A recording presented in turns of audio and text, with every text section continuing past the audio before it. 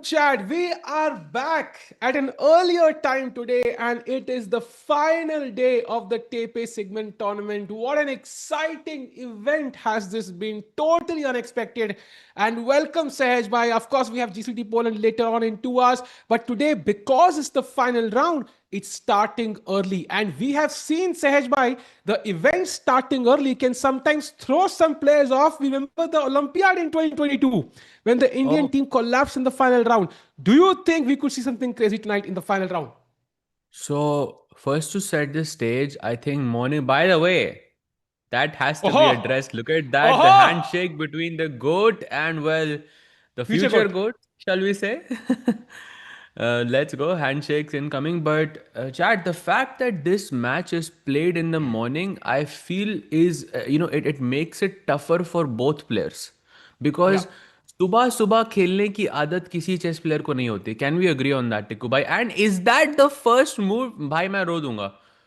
No that's not. I think that's the inaugural move being played out and that was knight C3. भाई Magnus ने night A3 खेला था उसके साथ. And मैं 2 मिनट 2 सेकंड के लिए मैं बहुत डर गया भाई. Chat, welcome to the stream. Do like the stream because this is an important day. First of all, let me highlight how many crazy possibilities we could see today either way. First of all, it could be a comeback victory for Magnus. Handshakes, by the way, we'll come to that soon. Up they say pawn to d4. Can we have the board quickly on screen? There it is, Sahaj bhai. Pawn to d4 is Magnus Carlsen's. Oh no, that's Arjun. Sorry, my bad. Arjun played d4. Sorry, Magnus has not played. He also played d4. Amazing. Magnus plays D4 as well, bhai. We have D4, D5, so queen pawn opening on the board. QGD, Slav, इसमें से कुछ possible. So relatively quite a solid approach from Yaz, and I think this is what he normally plays as well. But coming back to the how important the day is, I feel like आज का दिन could be very very important for, it could be the most important day for chess, for the next 5 years, for the next 10 years, because this is the day, this is the match that people will be talking about for years and years and years to come. We know that Yagiz is already top 20. He's hitting top 20 in the world. He's only 14 years old and he's playing the goat of chess at just 14 years old. And Just the Sahaj bhai, relevance is insane. doesn't Magnus look a bit younger today? I don't know why he look. Oh, what? Wait, what? Did he just play C5? भाई ये देख के 4-5 साल तो उम्र बड़ी होगी भाई.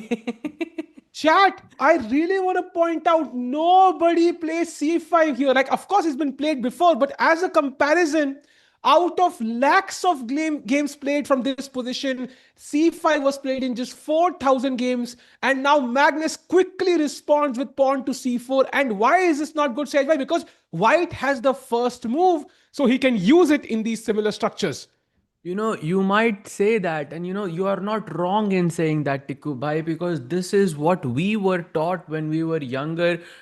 Try to develop your pieces. Don't attack the center when everything is in the, on their original squares. But would you believe me if I told you that Magnus Carlsen himself has played this with the black pieces? And chat, question for you: which extremely famous player did he beat with the black pieces here? You Hands. know this player, he was the star of World Cup. He was the star in, Ah, in, in a tournament played just before this.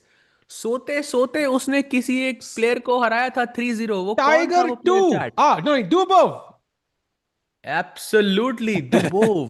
Magnus has defeated Dubov and Tikku Bhai. Even more importantly, Magnus has lost this with white before against Fedosiv. तो Oh.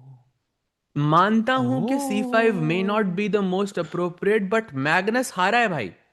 And I think Oof. when you prepare against someone, you look at all of their games and then you figure out, ठीक है, यहाँ पे maybe I have chances, यहाँ पे maybe I have chances. Of course, it's a surprise. वो normal opening में कहीं पे जाएगा तो Magnus is gonna find that small key idea जिससे सिर्फ Magnus can control the board. So changing things early on brings chess on the board, brings the fight on the board, and Magnus की थोड़ी खराब memories.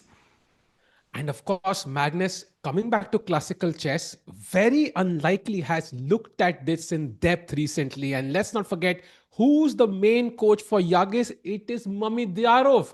a former 2800 player, if I'm not mistaken, at least one of the top players, came second in Why Tata Steel, right when 28-15 he was, twenty-eight wow. fifteen he was. And let me tell you, there was a time when a lot of chess players, including myself, used to think कि भाई Magnus को कोई टक्कर दे सकता है ना तो वो मामेडियारोव ही दे सकता है. Yeah, Because for a, let's say, Magnus की जो reign रही है, तो अभी भी चल ही रही है by the way, but like 15 years or so we can say that he's been number one in the world. Of course he is still number one, but in those 15 years, let's say 13 of those years we were thinking Fabi is like close, Fabi is close. But in those 2 years ना, जो बाकी के जो 2 साल थे, that was Mamedyarov and that was perhaps Aronian as well. But yeah, so Mamedyarov on at some point at least 28-20 was his rating. So that's as elite as you can get for a coach. Am I right, Tikubai? There is no one better than that as a coach. absolutely. And I think that the combination of the coach and student is perfect. Look at Magnus, by the way, his eyes slightly up. He's a bit surprised by the opening. And Sehaj, I think before we go deeper into the games, can we have the bird's eye view? We've not had it for the past 2 days because of the GCT tournament. We'd love to have a look at it because so many crazy storylines. I think TePe Sigeman has promised to be such a treat, chat. Let's just imagine, first of all, the GOAT of chess playing the future GOAT of chess at the bottom right, Sahaj Bhai. That in itself is insane. Then we have Arjun on the bottom left, who potentially could win his best tournament of his life. This could be a career-changing tournament for Arjun. He's leading by half a point, which we'll show you in the standings soon. He's playing Andy Woodward, who's not in perfect shape, maybe not in the best shape of his life. Arjun has the white pieces. If he wins, he's guaranteed first, ahead of Magnus Carlsen. Then, of course, we have Nodirbek fighting there, who only played the event because of Magnus. We have Zujiner, who's playing some crazy chess right now. Sehaj Bhai, I mean, this tournament has been an absolute treat. Regardless of who wins, it will be historic. By historic is an understatement here. I think it's just it's so important. And by the way, with Magnus's last move e4, this is now a proper Queen's Gambit accepted chat. It has happened from a transposition, but let me walk you through it. D4, D5, C4. Let's have the Black board. goes D takes C4 in this position, which is, of course, white gave the gambit, black accepted the gambit. So that's what we Sehaj Bhai, call a it. second now. We don't have the And board. in, We need the board oh, first. right. So, if I can we have the board, please, quickly. And If then, it's of course, possible yes, to now we have can the look at it. board, that Yes, would we be have the board. amazing. I'll go back from the position. So d4, so chat, this is the position that is on the board. You saw it. But after d4, d5, c4, this is the gambit. Black accepts the gambit. White plays e4, which is, by the way, the most aggressive move in this position. And now black plays c5. And here, knight f3 is not the best move for white. It's very, very important. I know this because I actually played in Tata Steel against a Grandmaster Danielian Elena in the first round, and I had this exact same situation as white, and I played knight f3 here as well. But then afterwards, I went back and checked d5 is the most critical try against black in this position. So you can kind of say that you got Queen's Gambit accepted, but not the most ideal version of it from Magnus's side. So let's jump to the games. Knight f3 तो second move पे commit किया था उसने. c5 c4 आता है. He takes the pawn. Magnus plays e4. So this is the transposition, and now we see a bunch of exchanges. Takes, queen captures, knight captures, and bishop comes out to d7. And Tikku bhai, um, I feel with the first six moves, Yagiz के जीतने के chances एकदम zero हो गए हैं. I have to agree. Chad, I think if you look at the game right now, in fact, the most likely result right now is a draw. The second most likely is, Magnus winning. And the third most likely is the game ending in an hour. So I kind of feel, okay, we can see both players moving quickly. Maybe this is not the most crazy variation that Yagiz wanted to see on the board. As you mentioned, maybe Magnus exchanged queens, went into an endgame now, which I think, of course, is a safer choice for him. He can play for two results. But of course, if Yagiz is well prepared, it might not be easy for Magnus to win this one. And Sehaj, from your understanding, what sort of odds would you give for white winning, for black winning, for a draw out of 100? If these two players played 100 games from here, what can you expect to be the result? I think two things I can expect. Number one, I don't think Yagiz has any chance to win this game against someone like Magnus. It is virtually impossible, I feel. And secondly, I don't think ये game एक घंटे में खत्म होगा भाई. I Hmm. feel Magnus is preparing for the most Magnus type of position, and it's gonna be a long fight in the end game because this is Magnus's core strength. He knows कि ये position इस तरह, when it looks symmetrical, हल्का सा advantage, everlasting pressure, of course on the board and off the board. He knows that उसकी presence से ही इतना pressure आएगा, to Yaz since he's 14 years old. It's the first time he's playing him in the classical format. So I feel Yagiz is in for a very, very long, difficult ride. But of course, Oh he is in savable territory. my God. Sahaj bhai, I know this is insane, of course, but look अरे at भाई, Arjun's game. Oh my, कोई बोलेगा साहिल भाई, please don't shout, but I'm sorry. What the freaking hell is happening here, Sahaj bhai? I thought we were supposed to castle. This looks like some 400 ELO game from White's perspective. There I is no am pawn on telling C4. you, I'm telling you, Indian players in general ना they feed off of each other. एक अच्छा करता है ना तो दूसरा वाला एकदम एकदम से जाग जाता है. आई फील कल गुकेश का जो परफॉर्मेंस था सिंडरॉफ के साथ, we saw the expression, we saw like the entire game, what a moment it was. And उसके बाद देखो भाई, लुक्स लाइक अर्जुन एकदम एकदम स्विच कर गया भाई. पेट्रॉफ खेल रहा था वो फर्स्ट राउंड में. Like he was playing so solid, being so safe, and then second round we didn't feel like Arjun, but this looks like Arjun because chat, what's going on? Black is a pawn up, but what is this?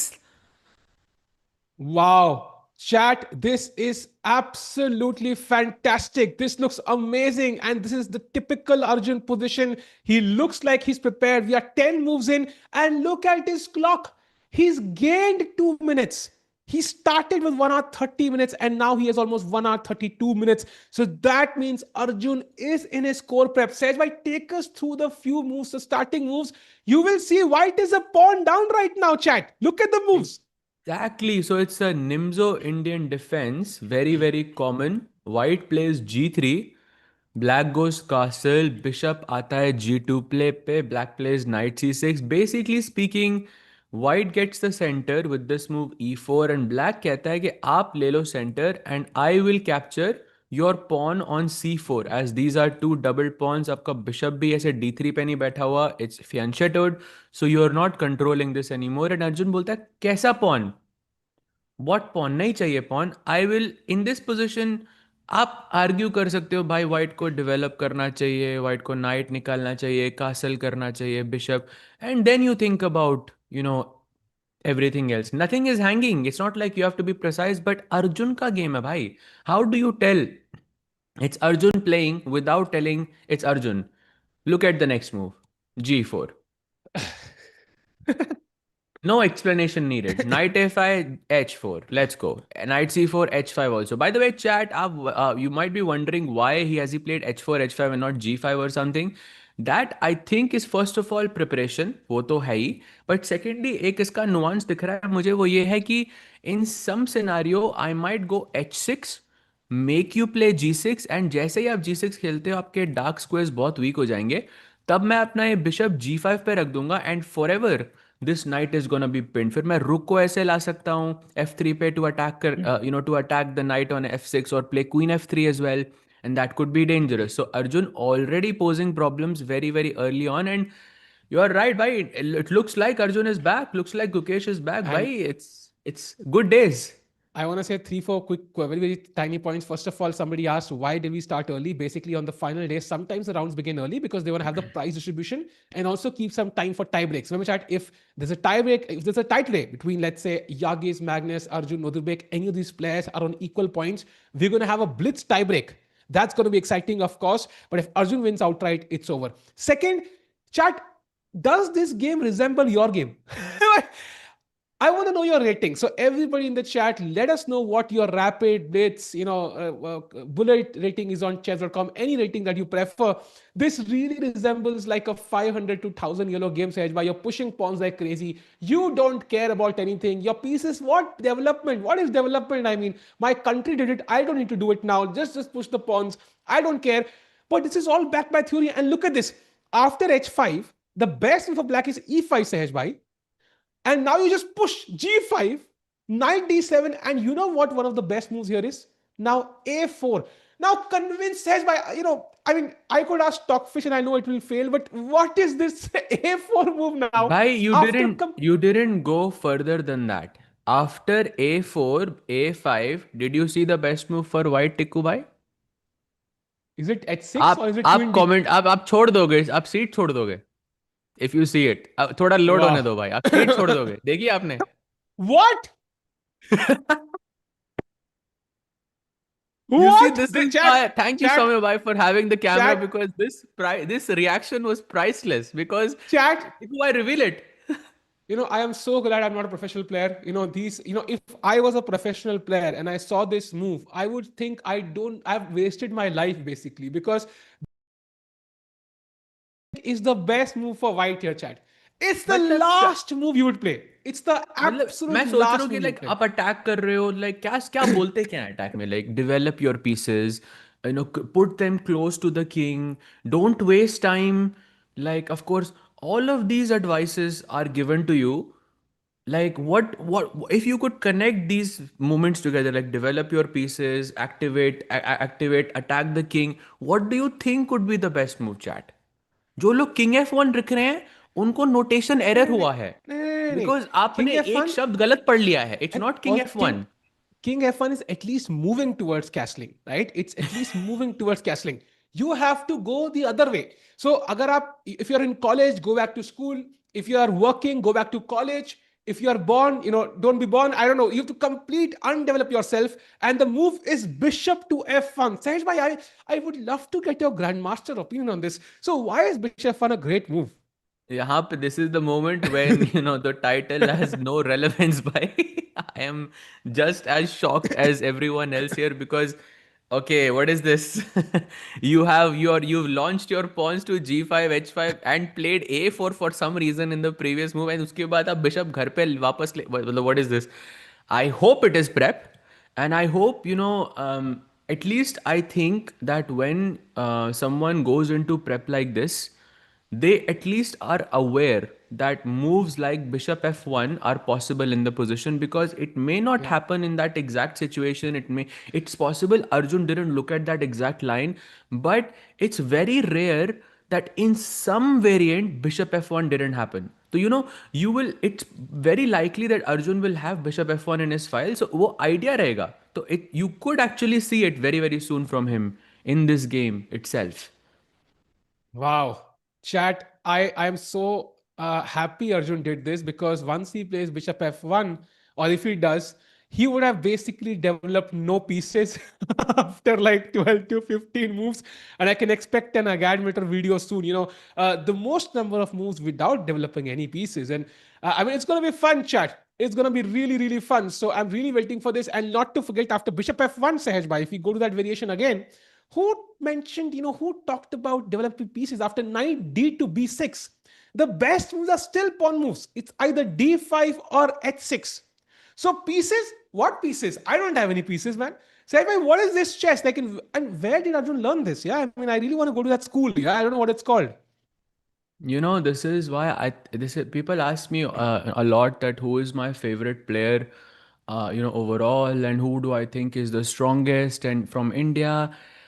And in chat, like I think the answer is of course like there is a very close. All of these players are super close, but I think when it comes to chess like this, there is only one player in the world who does this at the elite level to this day, and that guy is sitting in, I mean, he's not sitting right now, but that guy is the one playing with the white pieces right now. That's why with Arjun, the fact that you cannot understand is what makes it so exciting for me.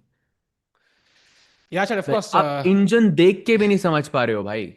That's how Yeah. that's how great the prep is. So let's go भाई, madman at its peak. I would predict भाई 25 चाल खत्म करो भाई.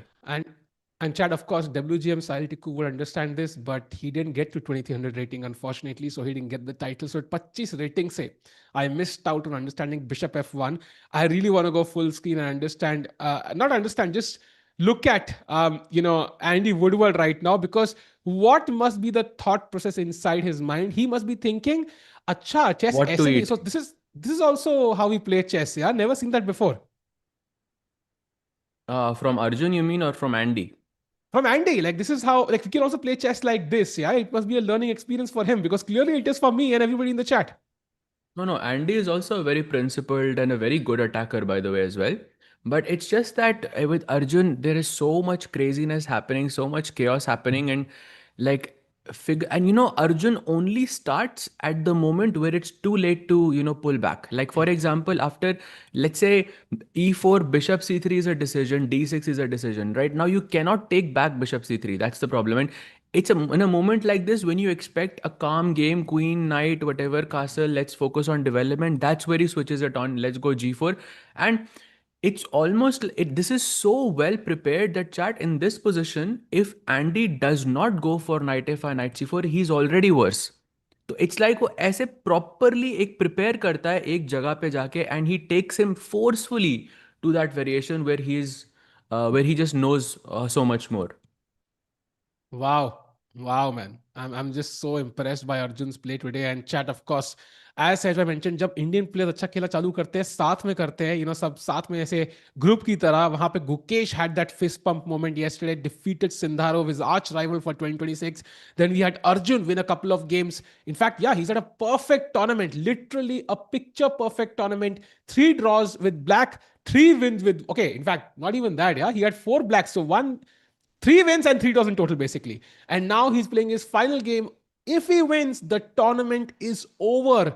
And he wins TePe Sigeman ahead of Magnus Carlsen, Nodirbek, and Yagiz. So, yeah, let's see what happens. By the way, how much time do you think Woodward takes here? I'm going to expect at least a 10-minute more thing, Sejai, because this is insane.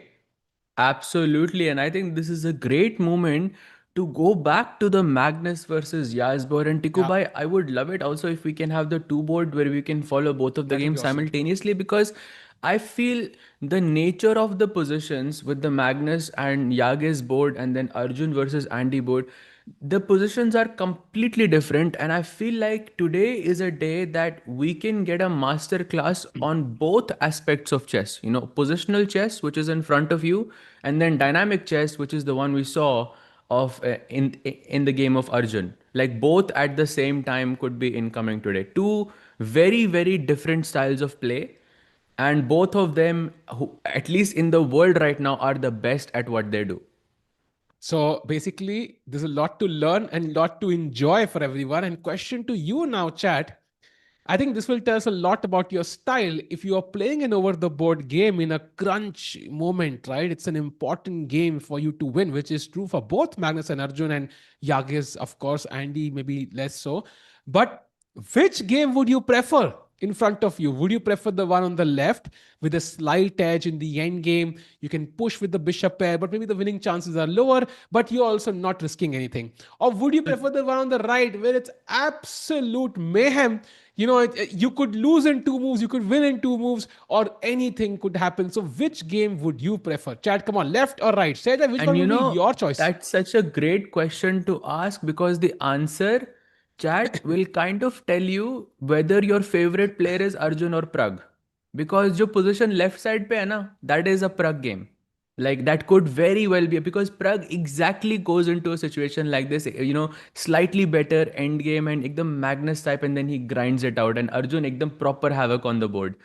And so yeah, your answer might actually tell you who your favorite player is here and what your favorite type of chess is. But it's not like chat कि एक type की chess better है और एक type की chess खराब है. Like हर एक के benefits हैं और disadvantages हैं, of course. And the most apparent one is that the one on the right side of the board, the one that is more dynamic, that requires you to be extremely precise, extremely sharp, and the one on the left does not is not as demanding. It's, of course, in the Hmm. beginning it's going to be very demanding when you're trying to train this, but this is something you can keep for a long time in a more consistent manner.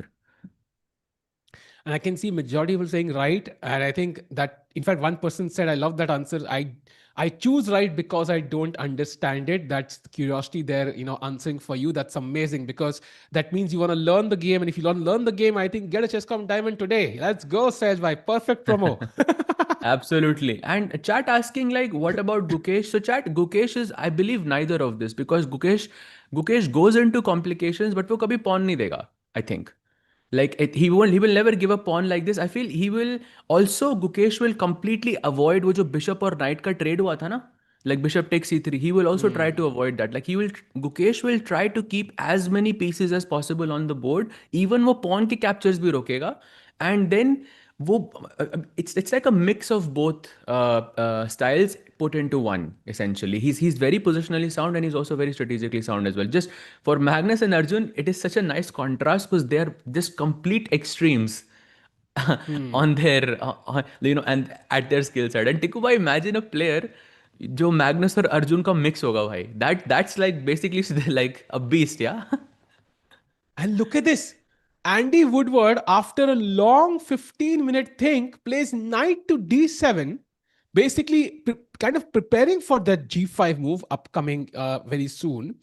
But that was not the best move. And now it's already at least equal. And the best move here is pawn to h6, as you pointed out, one of the best moves here, basically forcing g6 and weakening these dark squares because black does not have a dark square bishop and we do. And then we are supposed to play knight h3, Sahaj Bhai. I mean, again, this is such an absurd position here. Absolutely, because but I have reason to believe though that Arjun won't play h6 instantly and then maybe go knight h3 straight. But Arjun 2 second के लिए तो एकदम सोच रहा है. I'm guessing he's trying to remember something. Yeah. But if I had to choose Tiku Bhai between h6, g6 and then knight h3 or playing knight h3 straight away, now, chat, like, let's talk about match decisions, right? Let's say this is your match. You got preparation on the board. Should you choose h6, g6, knight h3, or should you choose knight h3? Now, this is not a chess related question, chat. It's a more, um, this is more of a general question. आपका opponent already सोच रहा है, what would be the best approach? What do you think? h6 or knight h3? What's gonna make them think more?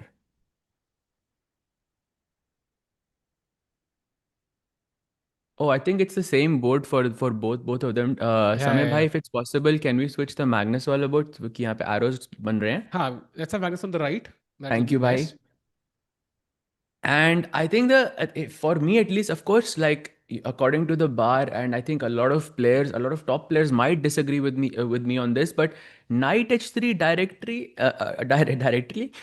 directly would be more challenging because it is not forcing. Knight h3 के बाद Andy definitely सोचेगा. h6 के बाद g6 forced है. Night h3 के बाद अब I think सोचना ज्यादा आसान हो गया बिकॉज आपने ऑलरेडी कमिट कर दिया है एक चीज.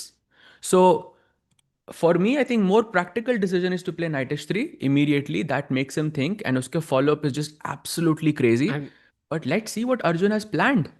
Sahaj Bhai, I want to show you a variation. ठीक है? I was playing around tab se. So let's say knight h3, whatever move order you choose. Let's say knight Yeah, h3, yeah. and he plays e5, which is the best move. I think that's the plan as well with knight d7. You play h6. Now g6 is pretty much forced, right? Now Arjun wants to castle. And after, regardless of what you do, now, first of all, let's say black plays a random move like king h8, right? That's something preempting, preparing avoiding any check on the diagonal d5 at g8, for example, or whatever, g5 attacks. Now, f4 and Arjun is already close to winning. Already close to winning. So you can't waste a single move. You have to play, for example, something like knight d to b6 instead of king h8. And now f4 anyways. And look at these pawns, man. c3, d4, e4, f4, g4, h6. What is this chess? It needs a new name, I feel.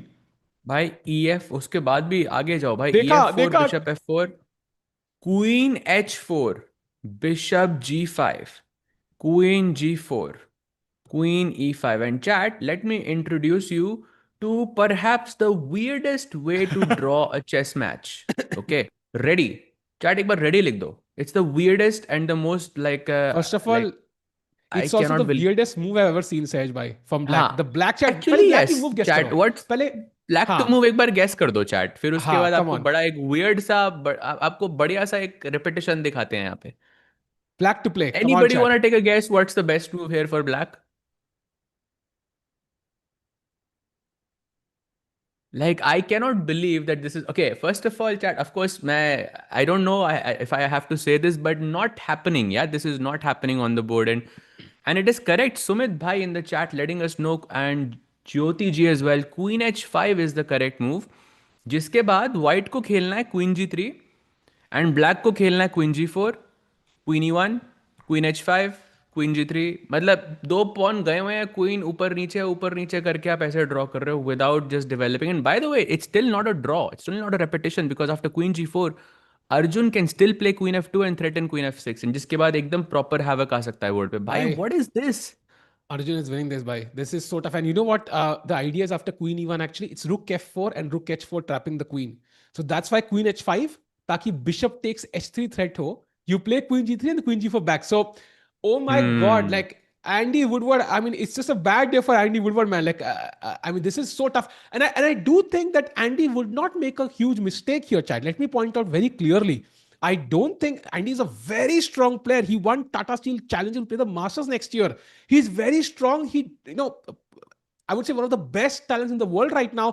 But the problem is he will use too much time figuring out these details. And what will happen at the end is he's going to have 20 minutes to play 20 moves. And that's where he might crumble. So Sahaj Bhai, as long as Arjun doesn't make a mistake, I think he has great chances here. Although he's still thinking. He's still thinking.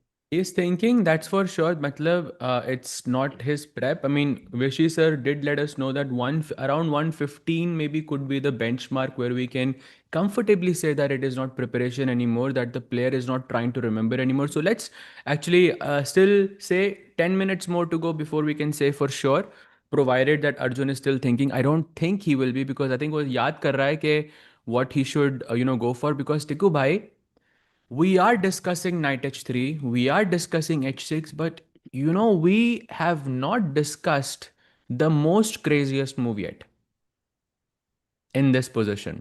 Will you believe me if I told you that, Tiku bhai? You have not discussed the most craziest move yet. What's the craziest move, Sahaj Bhai? Is it something The F4? craziest move here is F4. e5. Ooh, what? That's possible too. But what's the idea of E5 here? Point भाई, idea mate करनी है भाई सीधा। That's the idea, जो just throw everything, see what sticks. Pawn takes E5 and now H6 is very good as well. Okay, Wow. G6 and some queen E2, knight DB6, pawn takes E5, and you have some hold over the dark squares. The bishop could run to G5 at some point, maybe with knight F3, and so on and so on. And white also has a lot of compensation here as well. Wow. Wow. It's, yeah, I mean, wow, indeed. At a, feels like feels like not even sure what to say, but मजा आ रहा है भाई। अर्जुन को ऐसे खेलते हुए बहुत time हो गया, Agreed. And to have a game like this. I remember this one game of Arjun, this which kind of, I mean, maybe not the same thing, but Atiku bhai, maybe you can remind me what game it was, because you and I were so happy. It was this game where जहाँ पे it was a QGD where Arjun sacrificed the G pawn. कुछ तो Bishop G5 Bishop H4 करके उसने G4 खेला था, and Black world cup में था ये। उसने Bishop takes मारा था, फिर Rook G1 करके उसने G5 पे ऐसे मेट करी थी QGD में। Like Arjun did this in World Cup, और I think उसके बाद का कोई तो इवेंट है। I'm sorry, I'm very bad with names, chat, so I can't remember who he played against, but I'm sure that since then I feel this is the first time I'm seeing Arjun this much in full flow. Bhai, let's go. why confidence matters, right? When you're low on confidence, very hard to play these lines because you don't trust your calculation. Now, for example, like E5 was crazy. When you asked me the question, Sahaj bhai, I thought what could be a nice move to play. One of them I just tried out of spite. I played F4. That works apparently. Apparently, you can just play F4 here, and I mean, just I'm sorry, what? How is F4 legal? Usually you're told you're overextending if you're not developed. But apparently you can just play F4 here and it's okay for white. भाई F4 के बाद black's only move, okay, one of the only moves is B5 apparently, because of course your opponent is attacking you on the king side, and you should solidify your queen side. That makes sense, right? Of course. So white plays h6, इसके बाद black खेलता है g6, and then knight h3. I mean, the ideas are kind of maybe similar, Yeah. in at least in nature. e5 का भी plan है, the bishop can hit the a8 rook there. So lots of different crazy ideas. But Tiku bhai, I feel we have discussed h6, we've discussed e5, we've discussed f4, and we've discussed knight h3. And I think in all of the lines that we looked at, knight always goes to h3. Hmm. And it doesn't matter आप H six पहले खेलो, F four पहले खेलो, जो arrows पे दिख रहा है आपको, doesn't matter आप पहले क्या खेल रहे हो। तो मेरे हिसाब से नाइट एच थ्री पहले खेलो and keep all of your cards hidden. You are not telling them कहाँ पे मैं कौन सा पॉन मैं पहले फेंकने वाला हूँ, and let Andy think and use that time for your advantage. What do you think about that approach? I think I like that, especially for example, Knight H3 आपने खेला, and if okay, Andy would not do this, but you're offering also bait, right? Maybe like for example, if Black plays H6 after Knight H3, G5 is already winning, by the way, for Arjun. Just after Knight night H H3 three? H6, H6 to stop G5, it's winning, it's over, भाई hook resigns. तो मत दो। Exactly. So you give your opponent more chances to go wrong. So I kind of like your idea as well, just to keep your plans hidden. Let's see what black does. And chat, regardless of what happens, this game is gonna be exciting because, of course, while Arjun is the one creating these crazy chances, he sacked a pawn, so he's a pawn down. He's also now using time, so clearly not. It's not his clean prep. It's not his clear prep. So he will have to navigate the subtleties now from the lines he's looked at. He will have to try and understand the differences and still find the best moves, which might not be super easy in this absolutely absurd line. So will be quite a lot of fun. And we have a question for you, Sejbhai. Should Arjun take a draw basically? Because he will be guaranteed, something like a tie break, and very likely Magnus and Yagiz will take a draw. So should he take a draw and just play it safe, or should he just go for the win regardless and not give up the other game? I think it is like I'm hoping it's not. I don't know if it's a serious question or not in that sense, but I mean in the tournament standings, I do understand what you are saying, bhai, because he's half a point up, but I mean, like behind you is Magnus Carlsen, of course, and like if you want to be the best in the world, you have to take a page out of their book as well. Remember that Magnus himself has refused draws despite winning the tournament one round to spare. Many times it has happened. So at the end, I should he take the draw? Of course not. And if he wanted to take the draw, do you think he would have played this?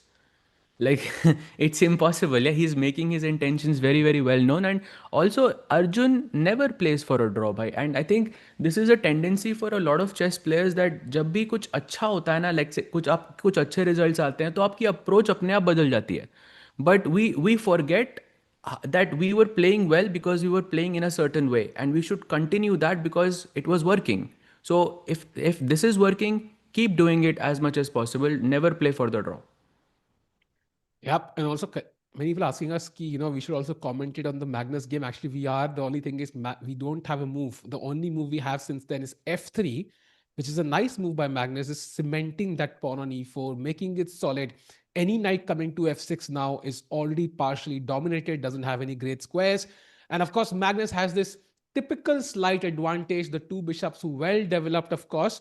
But of course, Yag is very well prepared, and if he plays good chess, he will hold this. He's unlikely to win, but he's very likely to hold a draw if he plays good chess. But Magnus will grind in the typical fashion he's known for.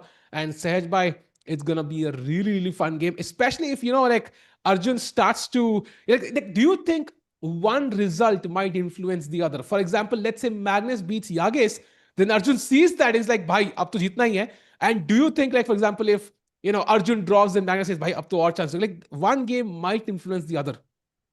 Yeah, for sure, for sure. But I mean, we know that Magnus is completely locked in, and I'm sure, you know, this is the position we see on the right side of the screen between Magnus and Yaz. I feel this is exactly the type of position where Magnus feels right at home, and he probably is gonna enjoy this game because he knows, okay, he knows, of course, the significance of it, and he knows that he got the position that he could have hoped for, and this is where he does the Magnus magic and tries to take someone down without any risks. So will be a very fun day incoming. भाई Arjun, Yep. But तब से सोच रहा है मेरा, just thought process was knight d7 missed, you think, in the prep, Tiku bhai, or do you think we're fine? Because we are approaching that 1 hour and 15-minute mark on the Arjun board.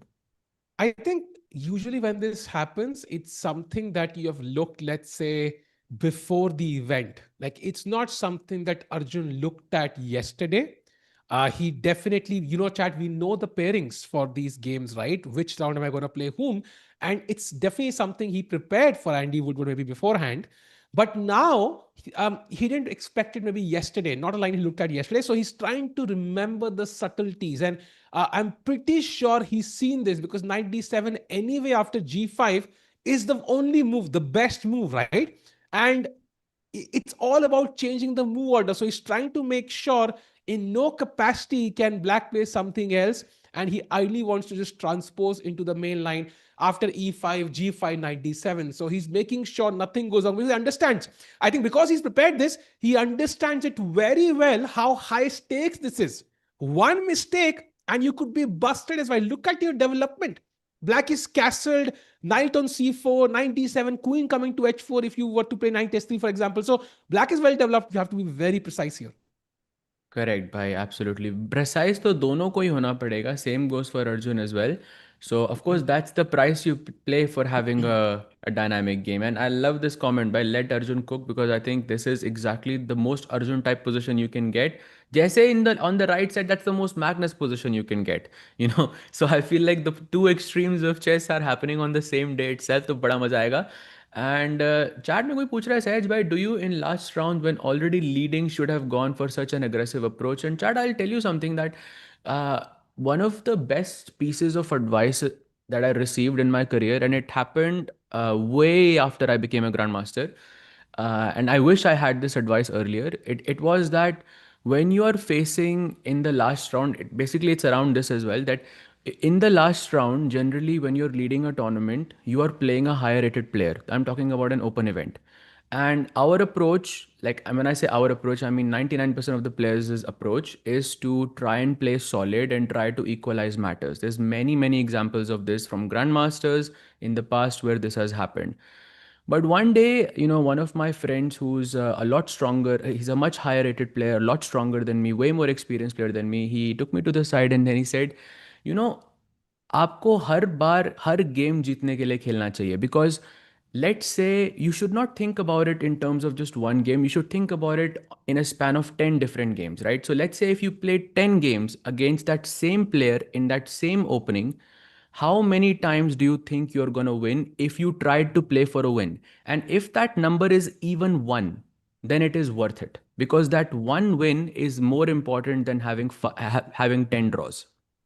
And that's what it is basically at the end of the day. You should always try to play for a win because आप एक बार एक strong player को हराते हो तो आपके दिमाग में एक वो सिस्टम बैठ जाता है कि ठीक है टॉप प्लेयर्स को आप इस तरह से हरा सकते हो बिकॉज एक बार ही वो सिस्टम बैठ जाता है then you can repeat it again and again and again and next time that number is not going to be 1, that number is going to be 2, it could be 3, it could be 4, and that's how you improve basically.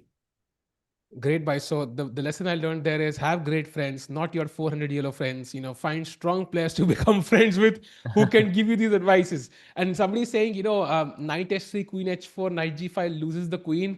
I meant after f4 in certain cases when it could be a check. Otherwise, queen h4 has no point, by the way. And meanwhile, I think Arjun, by the way, has slipped below Andy Woodward's clock now. So clearly, it's something maybe which he's not completely sure about still. That should give Andy a bit of confidence. Maybe I've confused my opponent, but also he might be worried, right? Because he might think, wait, Arjun is prepared. I've played something that forced him to think, maybe I made a mistake. Yeah, maybe I'm already slightly worse. Yeah, I mean, I don't know. Arjun is not thinking he's worse because until the move h5, he was playing very quickly. So, No, I think and Woodward, Andy might Andy think so, could be right? Because thinking, Andy could definitely be thinking that, bhai, for sure, because Arjun सोच के रहा. And the funny thing is, 97 was the best move. So, thoda psychological pressure on Andy already, I feel. yeah. And by the way, good question by chat. Wait, what if I play just rook to c8 in the Magnus game? If you move the bishop, I have rook c1 check ideas. Is that a real threat for Yagiz? For Yagiz, I think we should also do a deep dive on that end game because I feel Yagiz is thinking for for quite some time. By the way, if anyone can, they can let us know what is the correct pronunciation of his name. Is it Yaz? Is it Yagiz or is it Erdogmus? If someone can like spell it out for us, it would be amazing, chat. I I saw like a video of him on that channel that somebody recommended. I think Mr. Win or somebody recommended yesterday, and it's indeed, yeah, I think it's Yaz Domash or something like that. It is mush. It is not a dogmus. But I also saw the Fabi Erdogmus. video, so he does तो call him वो a लोग अगर dogmus. वो मतलब they are not in Turkish, you don't enunciate the letter G, yeah, or something. So I would be rover there or what? That's what I Rover. was thinking, क्योंकि मेरे को तो सब, Wow. भाई मैं टर्की कितनी बार गया हूँ टूर्नामेंट्स खेलने, मुझे तो सब ग्रोवर बुलाते हैं वहां पे। ये क्या है लेकिन? Maybe it's like if it's the first letter, they kind of say it out loud, हाँ, but if it's not, or maybe it's like a specific thing, yeah, like you have the G silent just for your name, but specifically, usually वो it's ji not के silent. ऊपर कोई accent होगा उसका for sure, I think. Hey, it's हाँ, there, it's तभी there, तभी it's वो there. प्रोनाउंस नहीं हो रहा। हाँ, then it makes sense. Yeah by the way, have you ever tried to learn Turkish, Tiku भाई? इट्स वेरी वेरी डिफिकल्ट भाई। I have actually tried, it's very very difficult. Thanks for letting me know, by so that I don't have to try then. भाई, it is such a hard language. But yes, coming back to the games of Magnus is and Yaz, of course, F3 ke baad Magnus is, I would say, more or less still in prep, and the follow-up for Magnus is very important to understand. So, firstly, chat question for you: is Magnus going to castle, yes or no? Now, this is again a very important strategic question that we should always think about in our own games. Should or not should, will Magnus castle, make a castle in this game? Yes or no? I see Chess24 की chat पे majority of the players saying no, but Chesscom पे Hmm. a lot of people are saying yes. So let me explain. In this scenario, castling would not be the most let's say active plan for White, because we are in an end game. And in an end game, the king doesn't need to be tucked away to safety. The king is an active piece itself, and this is why Magnus should go king f2, king e2, and keep himself closer to the center. So rule number one. Secondly, after let's say king e2, king f2, knight probably is gonna go to d2, rook is gonna go to c1, rook is gonna go to d1, and let's assume the king is here on e2 or f2. It is not very clear what is black's plan is on the other hand. In fact, Tiku bhai, I was checking the bar in this position just to understand and get a deeper grasp of the position. The best move here is h5 for black. Wow. I think to me, F6 maybe is That's the something best move. I can get behind. H5 is a bit weird because it does look logical, but I feel like I'm too behind in development to worry about H5. But also, I think I saw a comment in the chat about somebody said I'm like 3 days younger than Yagiz, and he's already like a professional player. So you have 3 days to reach 2700, Ashvi. Hopefully you will do that. But Mhm. I do love your idea of H5. But also, why not Rook C8? I think we had this question because after Rook C8, if I move the bishop somewhere, there might be this Rook C1 idea, which is rather weird. So maybe we can just play Knight to D2, yeah, to stop it. But maybe ideally, where do you want to put the Knight? So if there was no Rook C8, would you still put it on D2 or would you put it on C3? Or is Rook I C8 forcing a actually concession would from White? I would put it on D2 regardless, because I think in the near future I'm seeing situations, let's say from here onwards. Let's say that you have to get this rook out somehow, right? You cannot play this game without getting this rook out. That is for sure. चाहे आप अभी नहीं निकालोगे, कभी ना कभी तो रुक को निकालोगे, right? To get the rook out, you have to play a6, because otherwise bishop a7 will always be a threat. And the moment you play a6, I am seeing this square on b6 for my knight, and this is why knight d2, move the bishop away, let's say to e2, bring the knight to c4 and b6, and that's the Magnus pressure incoming in this position. That's why knight d2 is, I think, much more stronger than knight c3 here. Bhai, it's going to be fun. And I think all the four players are kind of taking a lot of time. Arjun's still not playing his move. I'm quite curious what he's thinking now, because it's been literally 25 minutes, right? He's been thinking for. He literally had more time than he started with. So tough moment, crucial moment. By the way, we see a move. He's about to move the knight, I think, Yagiz, and plays knight to e7. I think that's knight headed to c6. Yeah, to kick the bishop's view, either you look at g7 or you could look at a7, but slide, okay, not maybe the top of the top move, but still pretty much like pretty normal. Now something like knight d2, even castle is possible now. For example, because black is kind of wasting a couple of moves, not going knight f6 directly. So knight Hmm. c3 is possible, knight d2 is possible, king f2 is possible, like many different ideas. But now Magnus is gonna think, by okay, where can I pose the most problems? And chat, if you had to predict a result in this game, in the Magnus versus Yagiz board, मैं अर्जुन की बात नहीं कर रहा हूँ, not talking about Arjun, strictly Magnus versus Erdogmus, based on the information, based on the time, based on the position right now, what do you think is the most likely result here? No bias, chat, no bias.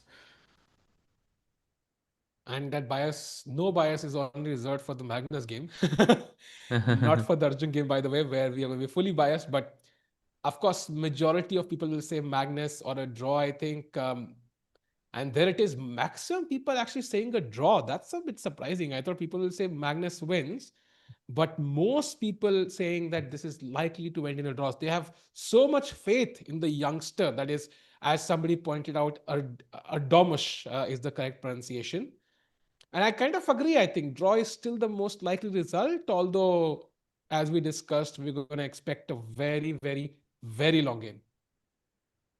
Yeah, absolutely, bhai. You can't have Magnus and a short game in the same sentence. It's gonna be a big battle. By the way, King F2 he plays, and Arjun has also made a move. So let's jump there. Queen D3 was played after a 26-minute think by the India number one, attacking the knight on c4. And chat, you might say this is not the best move. यहाँ पे थोड़ा खराब दिख रहा है मुझे. It's not top three choices, whatever, but this will change. You know that chess is very nuanced, ऊपर नीचे चलता रहता है. We are still in the middle game, lots of complications on the board, so these numbers matter very little. What matters right now is the knight is under attack and black has to defend via knight db6 or b5. Yeah, and Queen D3 was also a move in multiple other variations that was good for white. So Arjun clearly had a deep look at this position, was considering all his options, and he comes up with Queen to D3. And it's also a forcing move, right? Because he really wants to know what black is going to do about this knight on c4. For example, is he going to just put it back to b6? That's already a concession, because now you don't have a square for the knight on d7. And already after knight b6, if you put the c knight there, it's close to winning for Arjun. It's already plus Because 1.2. So that's already a big mistake. If you play b5, that's a commitment. I'm going to play b5. I know your plan exactly. And if you play knight db6, you won't have b5 later. So I think it's basically trying to understand what is my opponent's plan by changing the move order, even though it might mean taking slightly more risk than normal. that's a great way to summarize the position. Of course, now kind of makes sense why Arjun spent such a long time thinking about this. He is essentially provoking him to defend the knight, and then, of course, lots of tempos incoming, like you mentioned. देखो भाई, I still think Arjun has very, very good chances in this game, even though the time situation could have been a little bit more ideal considering that he got his entire prep on the board. Would you agree with that? Do you think he still has chances, or do you think ये यहाँ पे tie breaks हो सकते हैं? Because भाई अगर tie break हुए तो फिर जीसीटी और इसमें दोनों में स्विच करना पड़ेगा भाई, दोनों Blitz matches. Why? You know, rapid sorry वो तो है. when rapid starts, we have to kind of pause the classical, but when blitz starts, you have to pause the rapid. Yeah, I think, So of course, Tiku this is a bhai, huh. today might be the first day that you and I, as commentators, have commentated on a classical, rapid, and a blitz game. Agreed, agreed. I think it is. Very It, likely, especially with all these top players. So it's such a great day. And yes, somebody asked a question that tie breaks, if they were to happen, do happen today. And question for you, chat. So we have to agree. I think Yagiz winning is almost like impossible. So if Arjun were to let's assume Arjun draws. because if he wins, it's anyways over. And let's assume Magnus wins because that's the only scenario, right? Who do you think is a favorite in the Blitz 3+2? Arjun gave an interview yesterday and he was asked, um, so are you going to go for the win today or are you going to play it safe? And he kind of mentioned something like, I have two people behind me. One of them is Magnus. So I think my job is to just play good chess and try to win. Um, and he clearly is showing that with his opening. But if there was a tie break, what do you think? Who wins that 3+2 two-game match? Sehaj by 3+2, even though you expect Magnus, but Arjun did actually win the World Blitz. The first qualifying stage, he was first. And by a huge margin, actually. He lost in the knockout section later on. So it would not be absolutely clear that, Magnus is going to win for sure. Yeah, 100%. 100%. Definitely difficult. But Tikku bhai, do you think this is harder for Andy to hold, or do you think it is harder for Yagiz to hold? I think it's harder for Andy to hold. Yagiz maybe, but it's harder for Andy to hold, but it's also easier for him to win. So he has a higher ROI both ways. Yages is maybe easier to hold, but he's essentially playing to hold. He has no upside there of winning the game. So for in terms of ranking first in this event, unless Arjun loses, I don't see Yages having a chance. So yeah, I do think maybe that's the solution. What's your take, Sejbhai? Do you think it's the same? I think harder for Yagiz for sure because you're essentially Wow. fighting for. I mean, it's harder for Yagiz because I think for Yagiz he cannot. He's only playing for two results more or less. There is for Andy, this game is of course Arjun has a tremendous attack, but when the position is this dynamic, then all three results are possible, right? Yes. So I think that just that hope that I can win the match, I think makes it more entertaining, I think, for the player. But for Yagas, it's harder. He has to hold. And also interesting, it's pronounced Yaz. Chat is letting us know, but Yes. I kind of still understand how we got to Erdogmus from Erdogmus. But how did we get to Yaz from Yagiz? Like, I'm kind of curious about the भाई Turkish language now, actually. दोनों में वो जी वाला accent होगा ना तो याज and एर्दोमश we तो डोंट याइज जस्ट होगा डोंट ना फिर? प्रोनाउंस हाँ याइज होगा ना फिर? अभी येज आई पे होगा भी है क्या? येज आई डोंट ये क्या? नो ये साउंड फनी। नहीं, अभी No, I'm आई पे भी sure शायद वो there is होगा। an accent in the thing, and that's. I mean, I have a friend from Turkey from who's living in Budapest. I can ask just to clarify. But yeah, I feel Yaz is it has an accent. And chat, I think it happens a lot. Yeah, I mean, I think in Hindi, like we basically enunciate every single word, but काफी सारी languages में there are accents which you don't necessarily pronounce. Very interesting. Meanwhile, Chad, the GCT tournament starts in an hour from now. So that starts at 5:30. As of now, full focus on the classical section. If Arjun wins, the tournament is indeed over. Nothing else matters. And we can look at Andy Woodward right now, already down 6 more minutes on this move, making a crucial choice. And you know what? It looks like d5 should be a move as well to defend the knight, but somehow that's an error. That's a minor error D5. from black. Why is it a mistake? Can I not capture on d5 when bishop takes d5 Tikkubai, or am I being too? Or maybe e5 also looks very promising after d5. भाई आप छोड़ भी सकते हो pawn e4 को. That's also possible. So many moves actually are here. But yeah, d5 looks good, but I would not play d5 because there is e5 on the board, and this Hmm. kind of resembles a French type of a structure. Yes, white is a pawn down, but there's a lot of good things happening for that pawn. Of course, you have the pawn on h5, dark squares एकदम गए, black का bishop जो French bishop जो हमेशा खराब रहता है, that's still bad in this position. So lots of problems there, and e5.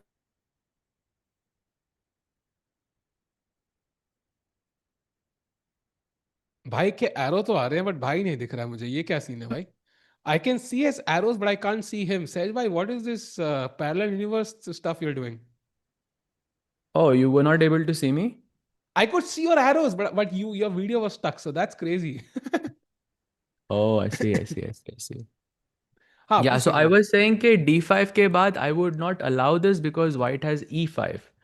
And e5, I think, the pawn structure is looking on the king side. You already have an attack built up. So I'm not sure if he goes for that, but I think knight db6 or b5 is more logical. I think b5 is maybe what I'm leaning towards because that looks like an aggressive. Knight b6 पे एकदम घटिया है, कोई कोई इसका role ही नहीं है इस पोजीशन में. By the way, I saw this question earlier as well. I think yesterday. Do you think it's sad for other Norway chess players, as most of the time they don't get much attention because of Magnus? I disagree. I think the reason why Norway gets so much attention is because of Magnus. Now, maybe most of it goes to Carlsen himself, but that also means it can trickle down, and any talent that does show up gets instant recognition. So I would argue the opposite actually. Without Magnus, maybe it will be less focused on Norway and less focused on any upcoming talent. What do you think about that, Sahaj bhai? Correct, bhai. Correct, of course. Let's just focus on the game, nothing else. That's what matters. Yeah. Arjun winning this will be, of course, the best. And by the way, maybe one look at the Nodirbek game, because technically on paper he's still in it. If Arjun loses and Magnus and Yagiz draw, a Nodirbek win can actually catch him up to the other players. But he has to win. That's the only way he has a chance. Do you see winning chances here? As of now, I like the rook on c5. The king can, of course, drop to e1 if needed. But I don't have the b1 square, and that kind of really limits my options, Sahaj. A typical Grunfeld position. Jordan is very famous for playing Grunfeld, a lot. So I think this is exactly the type of situation you get. Black has this A and B pawns, white has the D pawn. That's the imbalance in the position. And generally speaking, if you get rook B1 and you can provoke black to play B6, white is usually better because your knight हमेशा weak रहता है. And then once the knight moves, आपका knight E5 पे आ जाता है, and there's like more and more consequences.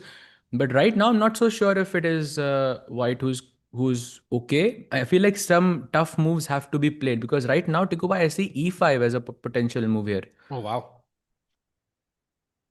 Like for That's example, a if white was to play something like a4, right? Black can I think go e5 here straight, and knight takes e5, knight takes d4.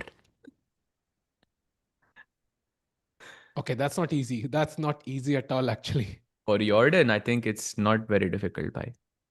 For Nodirbek If also you not very if you difficult by. take, because rook d4, the bishop is hanging, king e3. Can we go deeper and then just takes on e5? क्या situation है? Rook e4 check, king f3, and of course rook e8. I think because ये knight bishop bhi, is Oof. hanging as well. So basically, this is also pinned as well. So lots of problems happening all across. But this knight takes d4 is ridiculous. And by the way, he's threatening that right now. a4 was a Yeah. filler move. So इसके बाद e5 knight d4. So that is a threat. Yeah, and white should probably put the king back on e1 or find some other way of stopping that. Very important. And also, not necessarily we have to go to the Nils game, but I want to share one comment because it involved Nodirbek. When Nodirbek and Nils drew, Nils shared this. I read this somewhere on Twitter, I think. So Nodirbek shakes Nils' hand, after Nils gets his first point, right? He was 0 out of 4, draws the fifth round game, gets half a point on the scoreboard. Nodirbek shakes his hand and says, "Congratulations," I and mean, says, "Congratulations."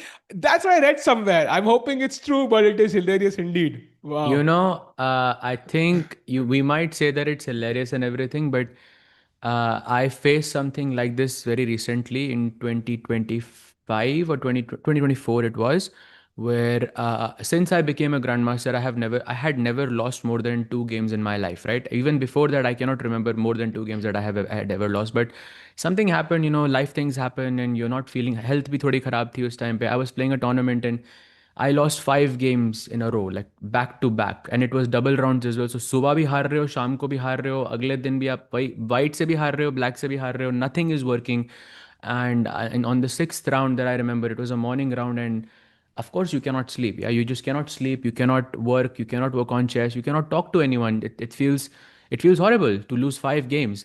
And then I sat down on the board with no preparation. I mean, no sleep. Couldn't even eat, properly as well. And sat there, played Spanish opening, move three, bishop b5. My opponent plays a6, bishop a4. He plays knight f6, and then he offers a draw literally on move 5. I accepted. Like I can tell you, it was the fastest, like thing that I have accepted in my life. I accepted, and the moment that it finished, I said thank you, and he said you're welcome, and then we just left it at that. Because I think players also realize कि भाई आप 4 losses के बाद 5 losses के बाद you are not playing like yourself. Hmm. So that can be very very difficult. So kind of relating to Nils to an extent. Of course, मेरे opponents इतने strong नहीं थे, but still some relevance is there. Crazy man, I think, and hoping Nils. By the way, Nils against Zul today, very interesting game, of course. We're gonna follow the result at the end. Meanwhile, Uh, jumping back to Magnus Sage, by we do oh, have a not couple of Arjun. moves. I No feel like moves we there, I should go think. to Arjun Tikku bhai कोई move because आई है of क्या? because of something, no? Is there something?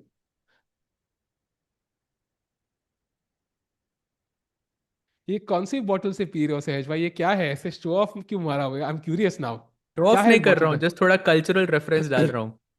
This is a Squid Game bottle, Tikku bhai, and Okay. there is a reason why I'm using it today. Okay, What is the reason? because the reason is that in Squid Game chat, if you have watched that series, you will know that the player who ends up winning is player 456. That's the main character, right? And that's exactly the amount of points that Arjun has in this tournament. 4.5 out of 6.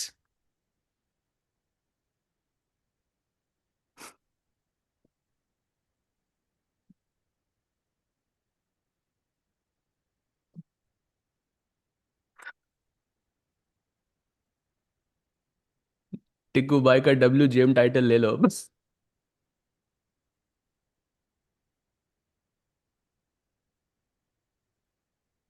Like,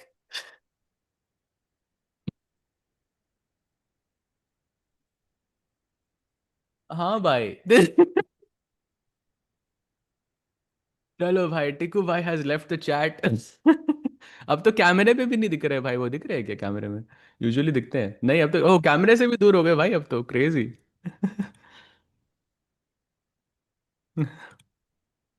कोई नहीं, उनको उनको थोड़ा time दो, समझने में भी थोड़ा लगता है ना भाई.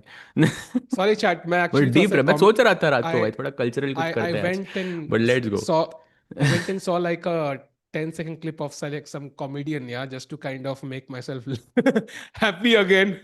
I got very sad there for 10 seconds. 4.5 out of 6 भाई. 4.5 out of 6, and that's the guy who won. And like Arjun. By that guy in the second part had something traumatic happen to him. I'm not sure he was. That's the correct second part भी देखा है ना आपने भाई? But bhai, I know, of course I know, like, but that's different, bhai. Chalo, nice. I appreciate the effort, Sahaj bhai. I do appreciate the effort. I think it was very deep. I Not know, good, but thank you, deep. bhai. It was deep for sure. Player भाई Uh, ऐसे AUM भाई ऐसे spoiler नहीं देना होता भाई. किसी कुछ लोगों ने ना देखा हो तो ऐसे थोड़ी ना होता. और वो just so you know chat, he didn't loose. Like, you know what I'm talking about. He never lost. wow. Yeah, Like, yeah. True, he true, never lost. Like, that's wrong info there. true. And meanwhile, Sahaj bhai, 4-5-6 तो पता नहीं, but 5-8-4, 58 minutes बचे हैं उनके पास, Andy Woodward के पास. So again another deep think. लग रहा है यहाँ पे इतना टाइम प्रेशर होने वाला है, इतना होने वाला है कि आज तक देखा ही नहीं होगा हमने इस टूर्नामेंट में. बिकॉज दोनों player are just thinking for 5, 10, 15, 20. देखो 17 minutes already for Andy Woodward. Yeah like this is such a complicated position. Very, very complicated. More complicated than my joke even, Tiku bhai, I feel. So, Tiku bhai, imagine you were playing a classical match. White goes queen d3. Do you go off of instinct? Do you play b5 or knight db6? And I'll tell you, my instinct would be b5 100%. What would be yours? So I see the bishop on g2, and that makes me tactically a bit scared. So I will consider b5 because obviously I want to defend the knight and I want to put the bishop on b7 if maybe on a good day. But then I have to calculate a lot. And knight d b6 feels safer for me. So unless I can justify it by calculation, I might just play knight db6 because it just feels somehow safer. I'm not really giving you a tactical idea. However, I also see a4, a5, then I have to also play a5. So It looks safer, but is it really safer? I'm not really sure. So, but still, I would choose knight db6, I think, by instinct. भाई इतना तो बोल सकते हैं ना कि nothing is safe here. Like Yeah, yeah, for agreed. black, nothing is safe here. There is no safety in this position. So you have to go into the mess, and the question is, how do you go into the mess? Do you go with b5 or do you go with knight b6? Because that's what he's thinking, but he's been thinking for quite some time. By 18 minutes, maybe let's take a quick look with Yagiz and Magnus, sorry, Yaz versus Magnus, to see how the game has progressed, because we did have an end game with this move king to f2. Remember that we discussed this earlier, chat, that Magnus will not castle in this game simply because it's an endgame. That's why he went for king f2, keeping the king close to the center, keeping it active, but while still connecting the rooks. Now, of course, do not try this when there are queens present. Never try this with the queens, always without the queens. Black goes knight c6 and white goes bishop e3, only move in the position to keep this bishop c5 check at bay. Black khelta hai rook c8, and now another very important decision, which Magnus has already done. Should the knight go to c3 or should it go to d2? And for the reasons that we mentioned earlier, that the knight on d2 has a much better future, because the bishop is going to move away. Doesn't matter where, whether it's b5, b3. वो Magnus बाद में Magnus is going to decide that later. But he knows in the distant future the knight is going to reach c4, and from this point he can either go to d6, or if black plays a6, he's going to go to b6. And in either case, this is huge pressure for the Turkish number one. And I think Magnus would have studied him. And one thing which is already obvious to us is his time management is not something to write home about. And he takes a lot of time in the middle game. Will always, like almost always, end up in time pressure at the top level games. And we can already see the contours for that. Look at the 17-minute, 18-minute time difference. I feel like Magnus का plan ही यही है to drag this game as long as possible, utilize all those concepts you mentioned, Sahaj, and then just kind of put pressure in the end game. And when Yagiz falls in time pressure, induce some mistakes. So it's a very simple plan, does involves no risk from Magnus' side. Magnus could literally play this position with 5 minutes on the clock without pressure, but black is still not developed, needs to find some resources. So Yagiz has two opportunities. He could play a bit quicker, but he's choosing to again go deep into this endgame, trying to figure out simple solutions to the problems. But if he doesn't equalize quickly, I think this might be risky, because again, time pressure is a real problem for Yagiz, which everybody can see. Yeah, and I think right now you can already see like blueprints of that. Yeah, 20-minute difference after move 13 itself.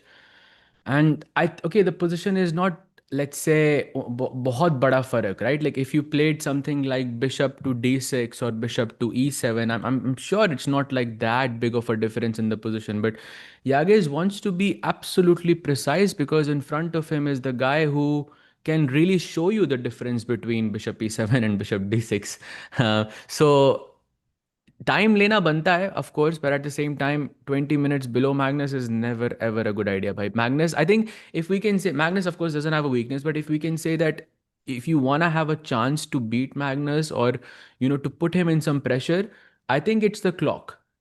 You try to put pressure on the clock, because Magnus generally वो longer formats खेल रहा है, right? Norway chess maybe it was a longer format in comparison to this one. This is just 90 plus 30 and 30 minutes of increment, जो ज़्यादातर 40 वो 30 minutes आपको extra मिलते भी नहीं, क्योंकि 40 साल में game खत्म हो जाता है. तो maybe that's what you can put pressure on, because remember, this is Yeah, how Magnus lost against Jordan. agreed. I think Magnus ko harana would be, of course, something to write about later on. But I think very, very tough moment for Yagiz. He's playing his idol, yeah, because Yagiz is 14 years old. When Yagiz was born, I think, like imagine what year was that? Yeah, 2000 and what? 12?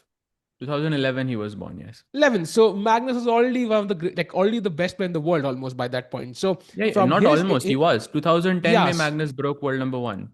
exactly. So in his entire lifespan, Magnus has been the best chess player on the planet. So to kind of end up playing him directly, face to face in his first match must be a lot of pressure on him as well. So will be a lot of fun to track this game. Maybe we can now jump back to the Arjun game, Sahaj Bhai, because still no moves from Andy Woodward. I think he's taking a lot of pressure, and I'm wondering if you're going to see a blunder incoming, because look at the clock, 23 minutes.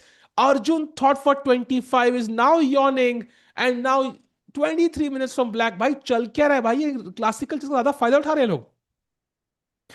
Of course, bhai. But we know that the position is so dynamic, so difficult that one mistake can be very, very lethal here. So, makes sense why he's thinking. But yeah, 20, I think he has to play fast. And also, let's not forget, bhai, Andy is also an insane calculator. Yeah? He's a world puzzle battle champion, chat. So that's a very, very, very big thing. So even in time crunch moments, he will be able to navigate, calculate, and find his way out. By the way, he goes for b5 after a 23-minute think. Wow, he chooses the most ambitious line. So Andy Woodward not backing down. Chat, by the way, wherever you're joining from, would love to. I see some people discussing, how to review examinations. Would love to know how old are you, Chad, and where are you joining us from? Sahaj bhai, I think you've been at different places in the world during different ages of your life. Would love to know, Chad, kitne saal ki hai? How old are you, Chad? Let us know, and would be interested to see what do you think will be the average age of the chat, Sahaj bhai? Average age overall. I think it's ranging. There can be a difference. This can be a big What's the difference. I range? think. What's the range, do you think? I think between like 15 to around like I'm pretty sure 35 to 40 years old, maybe even older. Like I think it's a pretty wide And range of people that I see. and you start with 15 because the 14-year-olds are actually playing the tournament itself. Huh, So, I mean, that's why, yeah. exactly. I see a range of 6 to 99. Wow. Problem is with me, I mean, for Beautiful. asking the question. 6 to 99. Wow. Crazy. Beautiful. And also, chat me a bit earlier before you asked this question, someone was asking me that whether I know the openings that are being played out here or whether I have analyzed them before in the past. Sometimes it happens. It used to. I'll be honest with you. It used to happen a lot more when I was actively on chess base working all the time. It used to happen a lot, especially in let's say about 6, 7 something like years ago or so. But since it does happen to this day even now, but it's rare. Because players, especially in modern chess, are trying out new things very very early on. Like Gukesh playing that e4 and d3, right? I mean, if I analyze that, or if I went to my coach and if I went to a camp and I asked my grandmaster coach that, hey, after e4 e5, what should I do after d3, he will laugh at me. He would have laughed me out of the room because they would say, oh, this is not chess. But of course, the image of chess and the meaning of chess has changed with the computers itself. So yeah, it still happens, but not as much. Very interesting. Somebody said I was just born 1 hour ago. Amazing. That's the kind of level of interest we can see in chess nowadays. People getting born and instantly picking up the game, Sahaj, by भाई with their वही करना tiny little पड़ेगा ना. hands. वही It's करना crazy, पड़ेगा man. ना and भाई. and that's how you become like a 12-year-old 2700 someday. Yeah, that's the only way. So meanwhile, chat, as we can see, can you the bird's eye view again? Would love to have a look at all the four boards and chat predictions from you on the number of results we'll see today, because it's the final day. So at least on three boards there is one guy who's really going for the kill. So says by chat, predictions on the number of results at the final round of TePe segment. So one, two, three. Three results today, bhai. Khatarnak din is what I'm predicting. Oof, What three about you, results, Tiku yeah. bhai? I'm going with two. I am guessing somebody will fail at achieving their goal. And you know what? If you And look at who Arjun's is that? last move, I think maybe Yagiz Magnus ends in a draw. I think Yagiz will hold that draw. I don't Wow, think Magnus. really, bhai, bhai, bhai, I bhai. look at that You move. are manifesting this, yeah, but I Look at that bishop think, c5 look, move, by the way. That's literally White's best piece, exchanging that bishop on e3. Of course, the king will come to the center, but it's too solid, man. It's just too solid, I think.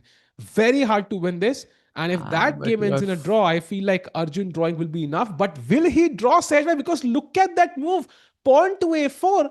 And that's maybe not the best move. In fact, I wouldn't call it a mistake, but it's definitely a step in the wrong direction because Black has a very nice move here. yeah, and that move is bishop to a6. And even though the bar is saying whatever the bar is saying, I don't believe this is worse for Arjun. I'm sure, bhai, if I put this position up in the cloud, it's gonna show as better for white, or it's gonna show as equal minimum.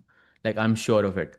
So I think it's just nuanced. Bishop a6, by the way, it's a very very difficult move to play itself because already अगर हम वो rectangle बनाते हैं right king side की तरफ black का king already इतना unsafe है दूसरा आप एक वो बिशप उसको दूसरे कोने में लेके जाते हो eliminating one more defender in the process just feels dangerous to me देखो भाई I just be right back in a minute या Yeah, true, agree. I think it does look difficult because at the end, the bishop on a6 is also loose, right? Long term, it can just be a hanging piece. Also, what is the bishop on a6 doing? One side, do move my queen away to the king side. So it's like a move which requires a lot of tactical analysis. Let's go back to the full screen of Arjun versus Andy. Because again, that a4 move, first Arjun plays on the king side, pushes his. Actually, I would even argue first he plays in the center, pushes the pawn to e4, d4. Then he plays on the king side, pushes his pawns to g4 and h5. And now he's pushing pawns on the queen side. So at this point, you have to wonder, like, how is he able to play on all three sides of the board and still not suffer for it somehow? Because we would usually do so. So crazy game today, chat. Black is objectively maybe better, but that's because black has an extra pawn. The reason why white's been able to do this is because he sacrificed a pawn and black spent time to grab that pawn. And in the meanwhile, white has managed to really push his pawns up the board. And guess where does white's king castle? Yeah, it has to be the king side now. Even that doesn't look particularly safe, but that's where he'll have to settle for. So, very crazy game as Andy's time goes below the 50-minute mark. By the way, Arjun took 26 minutes for his last move, Queen D3. Andy took 23 and a half minutes for his last move, B5. But Arjun took only 3.5 minutes for his move, Pawn to A4. So clearly, this is something he had prepared beforehand before he played Queen to D3. Now, what does Andy do? First of all, B5 pawn hanging. He finds Bishop A6. The best move in the position played by Andy Woodward. He's up for a challenge. And there is a discover attack potentially brewing up here, chat. Very, very interesting. This game's already after 12 moves. And if we go back a move and Sahaj is back, A4 now is being shown as a question mark by the engine. So the engine says A4 was a minor mistake and bishop to A6 on the board, Sahaj. The pressure is building up for both players. Yes, definitely pressure building up. I was listening to you saying that a4 was a mistake. I still will challenge the engine there for sure because I don't believe the position is worse for white here. I think it's very, very, very complicated and any side can make a mistake. Let's try to do some rough analysis to see how the game could progress here, Tikubai. So firstly, there are two moves in this position. There is knight f3 and knight h3. Both of them sort of, of course you're getting the knight out, maybe you're preparing for castling since now the queen side is a little bit opening up, आपका king थोड़ा unsafe हो सकता है, so you could plan for castling as well, but that doesn't stop your attack on the king side whatsoever. So let's go for the most logical approach. Let's play knight f3. So black to play, Tiku bhai, what do you do here? I mean, just optically black की चालें, what do you do? Or if you want, like, I can play as black and you can try to, play as the engine and see like what are the relevance here. Play Because as I the feel this is engine. very, very difficult, bhai. Play as the engine. Why? Thank God you realize the objectivity of it. Yeah, the playing this position is not easy. I mean, knight to wait. Do we have knight to f3? You played it, yeah? No, no, Okay, sorry, I this got to is say for. what I played, and I Ah, was okay, okay. asking you whether black's moves are here easier to play in this Got it. position. So maybe So I can take the black color and I can switch off the engine lines from my side. The done, bar is still done, visible. So my engine done. lines are off. So I'll play as black in this position. And okay, I'll be a little bit honest. I saw the first move for black, so I will play it, which is rook b8. And Tiku bhai, please take it away. You are white. What do you do? Okay, rook b8. So now I I kind of want to castle, but I'm also putting my rook on the same diagonal as the bishop, so I'm not going to do that. Um, Also, knight f3 say I've blocked my path to the king side. I cannot play queen g3 Do you anymore, want to go for knight example. h3 rather? I'm wondering actually. Maybe I would play Queen G3 first, actually. I just want to get my queen out, if that makes sense. And Queen now I will G3 play Knight here. F3 next. Yes. Okay, I'm much Queen more G3. comfortable with that. Okay, just putting it out there, my engine shows that there is a point 0.6 advantage here, but okay, of course, now I can't see, I don't have the bar. So I'll try to make like normal moves here. So my first instinct is let's go rook b8 anyway, because ये थोड़ा discover attack दिख रहा है मुझे यहाँ पे. Hmm. I'll go rook b8 anyway. Is that possible? Okay, low, rook b8 to already b8. equal. क्यों है भाई equal? I have no idea why. Well, now I will take on b5, of course, because now And there are is you no taking on threat. a7? No, I wouldn't really dare take on Okay, a7. I feel like I exactly. would develop the piece now. Now, whether I play to f3 or h3 is a good question. Let's go h3 because it worked earlier. Okay. Also, you keep the option of f4 alive. And TK, Yes. I don't want to play h6 or anything. I do want to play e5 though, because I don't like you playing e5. So let's go e5 maybe from black, or I'm thinking either a5 or e5 in this position. A7 पे Okay. क्योंकि pawn मर रहा है यार. I don't want to take the. Like, let's play a5. Let's play a5. But by the way, Okay. position is already equal by just two normal moves from me. Yeah, that's how I think the complex position already is. So But take it away. so a5. Now I'll castle. Now my plan is f4. I think. अब तो e5 खेलने से भी डर लग रहा है भाई f4 देख के. Okay, तो maybe you can go a4. Yeah. Keep pushing that a4 pawn ठीक है. out. Fine, let's keep going a4. Let's go f4. I want to play f4 now. f4 Go आता है. crazy. And oh, that's by the way a slight, that's a big inaccuracy, Tiku bhai. Wait, f4, it's what? But -1 but now. that makes sense, no? I mean, Okay, look at maybe my pawns. it's How is it worse? good question. Very good question. I don't want to play f5 Ah, obviously. maybe there is some knight a5, knight b3, and I will Oh lose the भाई, bishop. Yeah. okay. Oh, so that was the भाई a4 का plan ये नहीं था मेरा knight a5 knight b3. By the way, chat, if you're thinking knight a5 knight b3 is difficult to find, I mean the nuance is very clear, because white has a double bishop advantage in this position, specifically the bishop on c1 जो अभी घर से निकला नहीं है, but still it's a very very powerful piece, because you remember the moments when you play h6 g6 and all the dark squares become weak. So the bishop does have a lot of importance in this position, so we should definitely not allow black to take this bishop at any cost. So Tiku bhai, without f4, what other move is there?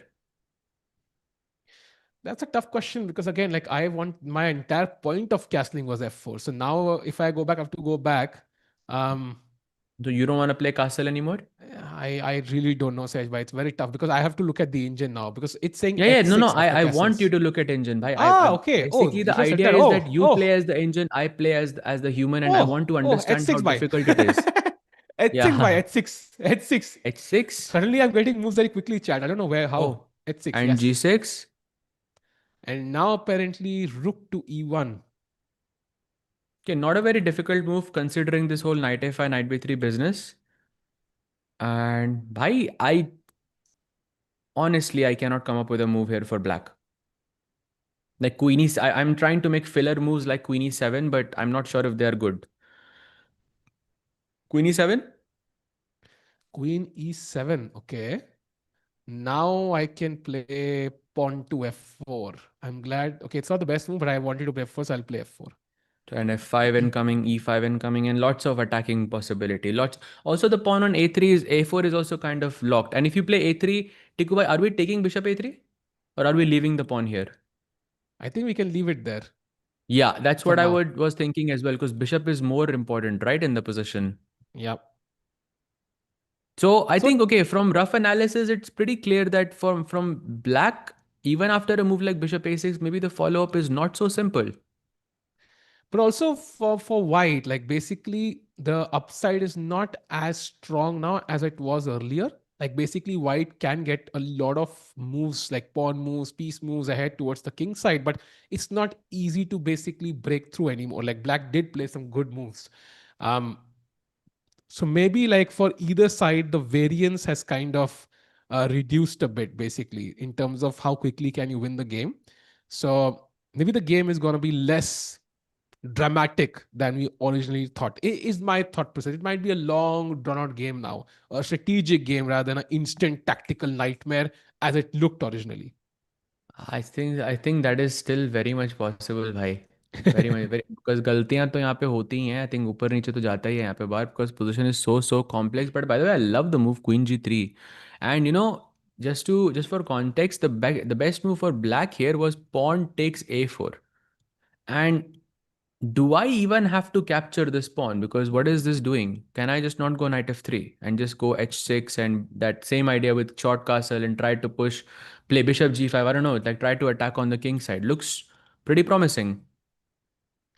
Agreed. And I think my logic is that I feel like they're going to think for a long time. As we can already see again, Andy Woodward now still thinking, sorry, Arjun now still thinking, even though he was the one playing this opening. And my prediction at the start of the game was we're going to see Andy Woodward in huge pressure. He's going to be way behind on the clock. And then maybe that's the advantage Arjun has. And it's not the real actual advantage that he sees on the board, but actually on the clock. But I don't see the advantage on the clock also now. So this game, I would say, is open for all three results, Sahaj bhai. I don't think Arjun is fully satisfied with what he has in front of him now. That knight d7, that huge thing, 25, 26 minute thought after knight d7 now makes me think that maybe Arjun is on his own, and I'm not even sure if he's fully happy with what he has in front of him. Early days, but yeah, I mean, the recent progress may not have been the best, but okay, still early days. Let's take a quick look of Magnus versus Yaz in the meantime, Hmm. as Arjun, takes his time to think. Wow, lots of exchanges have already happened since Bishop c5 was played. So takes on c5, Rook takes c5, Rook c1 aata hai, you take, and White captures back, and then Black can now play King e7, or Black can play Bishop c6 or Knight c6, and slight pressure, I would say, for Magnus. And this might be a bit weird to say because, of course, the position is so symmetrical, but that pressure is there because White has these two very important moves in this position. Chat, can you guess what those two important moves are? There is only one reason why Magnus could be better in a position like this, strategically speaking. What is that reason? You have the same rook, of course, slightly more active rook, same knight, same bishop. But what is that reason? What's the difference between Magnus and Yaz's position, which makes him a little bit better? Rook c7 would not be the idea. I think it's a temporary idea because basically I can defend with bishop c6, or I can defend with king e7 and rook b8, something along those lines. But it is an instant threat, but that's not a strategic threat in the position. The strategic threat is for white to try and gain space in this position. So let's assume black goes knight c6, by the way, just played. Now the only move for white is to play f4. Actually, you can even throw e5 Shit. straight here, Tikku bhai. What is this? You see this? Shit. e5 is possible. I see that, Sahaj bhai, but I see something even more dramatic. Do you wanna have a look? I agree with you. I think game looks interesting. By the way, we can quickly show why is it working for Magnus quickly, because then we might have to jump to the Arjun game because there is a big mistake by Arjun. Oh, bhai, let's take a quick look. But yeah, chat, just to summarize, the idea was e5, f4, and to take control of the d6 square. Magnus has more space. He has good chances to win. Let's switch to Arjun's board and understand what's happening. Oh, bhai, he is going guns blazing. g5 played. Okay, it's a mistake according to the engine, but bhai, how much are we trusting the engine is the question here, because I don't. I No, no, no. don't. I I think don't trust. even if it's the correct evaluation, doesn't mean that it's easy for Andy Woodward. Yeah, like he still has I to see. Can we flip the board for a second, Sage by? flip the board. Yep, there it is. Yes. Now you look at this position, you think, oh my god, g6 is incoming, h6 incoming, queen g3 incoming, bishop c1 pressuring h6, like knight coming to h3 or f3. Like you feel the pressure a lot more. It's not easy to sit tight when you see these ideas. Of course, the e5 tactic attacking a8. So there's a lot of pressure on Andy Woodward here, but objectively, if he is able to find the best moves, Arjun could be under a lot of pressure in the next 5 to 10 moves, Sahaj. 100%. He could, but okay, right now he is the one putting the pressure. And by the way, GM Magnus, ji jo chat में usually रहते हैं, who wants the cloud analysis. I'm not sure if he's watching this right now, but I'm genuinely curious if the cloud is gonna say anything different, because I feel like point 7 is a little too harsh on White's position. So I'm gonna get to the bottom of it. I'm gonna try to see what the truth is. In just a few seconds, I will let you know, Tipe chat bhai. India में truth सिर्फ दो ही लोग निकालते हैं, एक अर्नब गोस्वामी और एक सहज ग्रोवर भाई. The nation wants to know, Sahaj bhai, what is अरे the current भाई, exact evaluation of this position? Let's flip the board back, by the way, for white we all pieces. saw that भाई, we all saw that. वो जो हाँ special हाँ आया था भाई, मजा ही आया भाई, क्या क्रेजी था वो भाई. किसी ने देखा भाई तो वो स्पेशल कपिल हाँ. शर्मा वाला भाई, क्या क्रेजी था वो. So, are we ready for the truth भाई? I hope so, Sahaj bhai. Take us to the We truth. are Let's not go. ready for the truth भाई. Oof. So, basically, the position, the last move g5 is an inaccuracy. Before this, Arjun was completely fine. It was a bunch of 0 0 0s. But after g5, the eval is more or less -1. And actually, the top move is not even shown on our screens. It's actually pawn takes a4, which is the decider. Here, c5, which is shown as the best move, according to mine at least. वहाँ पे pawn takes, bishop takes, queen g3 is extremely sharp. But of course, like -1 still doesn't mean कि भाई complications नहीं है board पे. There is still a lot of venom left, a lot of attack left, and Andy would have to be super precise to navigate all of this. I mean, you might be worried, chat. You might be thinking, okay, Arjun is not, Arjun is already worse, but I'd like to remind you of that moment where Magnus played against Zhu Jinner, where Magnus specifically played that move f3 to try and complicate matters against Zhu Jinner. Now, for like a few moments, Magnus was worse. In fact, at some moments, it also looked like Magnus could be objectively lost. But such things are necessary to create practical pressure in a chess match.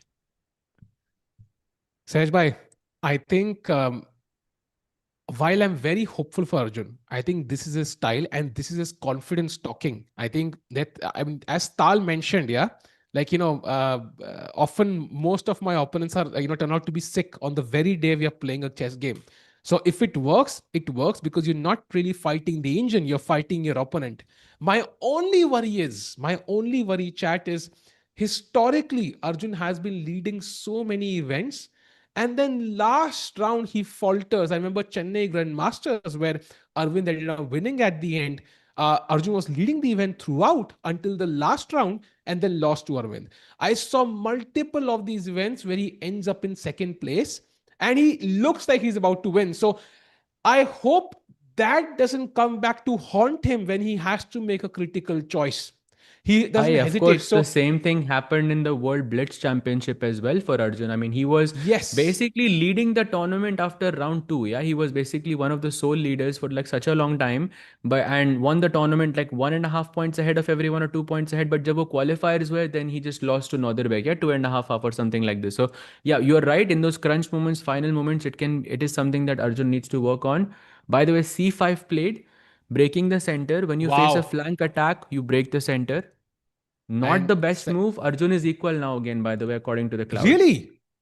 Oh wow! But Yes. like I think for me it shows that White has only two moves.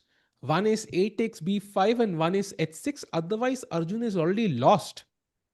So I'll show you. It's A takes Hmm. B5, Bishop takes B5, and then Queen G3. So you can play as Okay. black here. You Ah, can let's use go. Let's go. yours. Let's go. Knight A5 Okay. now as black. Knight A5, first of all, very hard. Let's address also that's a very hard move, yeah, because D6 pawn hanging and I mean, it's not a move Agreed. you will play. Agreed. Agreed. Agreed. So Knight Agreed. It's A5. tough. Yeah, Knight A5. By the way, point 4 पे तो आ ही गया Knight F3.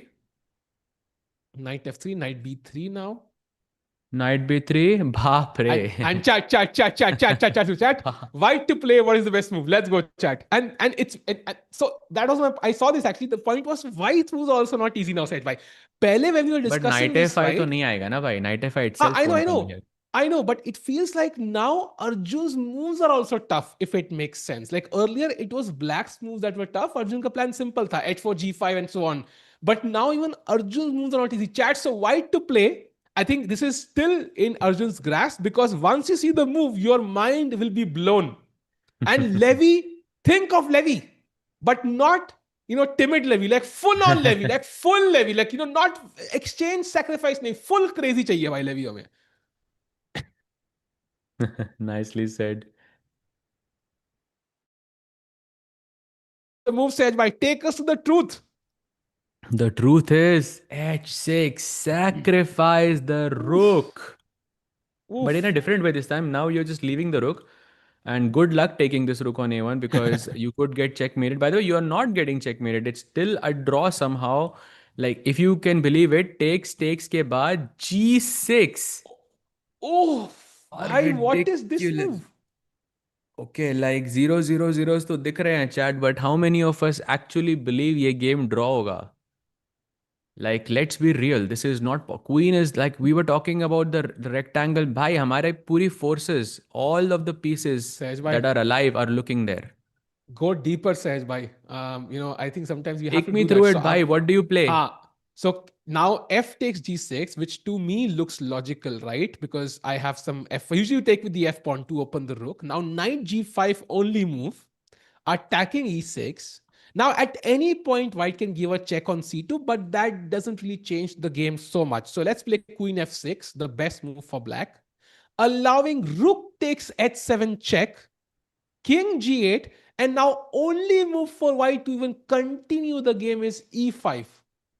And now black has to take with the knight. If you take with the pawn, knight e4, Arjun wins. Right? So this is Hilarious. what I mean, right? This is what I mean. So this is kind. Look, I know, chat. We are going sort of very, very deep into the lines, but of course, we are trying to understand how the game could progress. For who is it more difficult? Of course, we can try to calculate that ourselves, but we can never reach that level of understanding. While commentating, and the players are just fully focused on the game. So we do need to go deeper and try to understand what is easier, what is harder to play practically for each of the players. Of course, reading engine lines is very very easy. भाई क्या चल रहा है भाई chat में?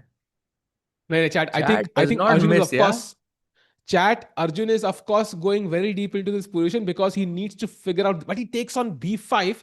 I think okay, kind of expected. But after bishop takes b5, what does he do? Is the crucial question. Very important moment, chat.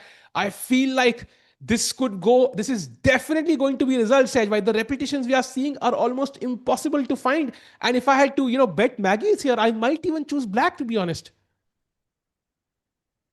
Bhai, I completely disagree with you. I'm choosing Arjun's position still. I see the Oof. H and G pawns. I look at the possibilities of the attack. Bhai, it is so hard for Andy to play this.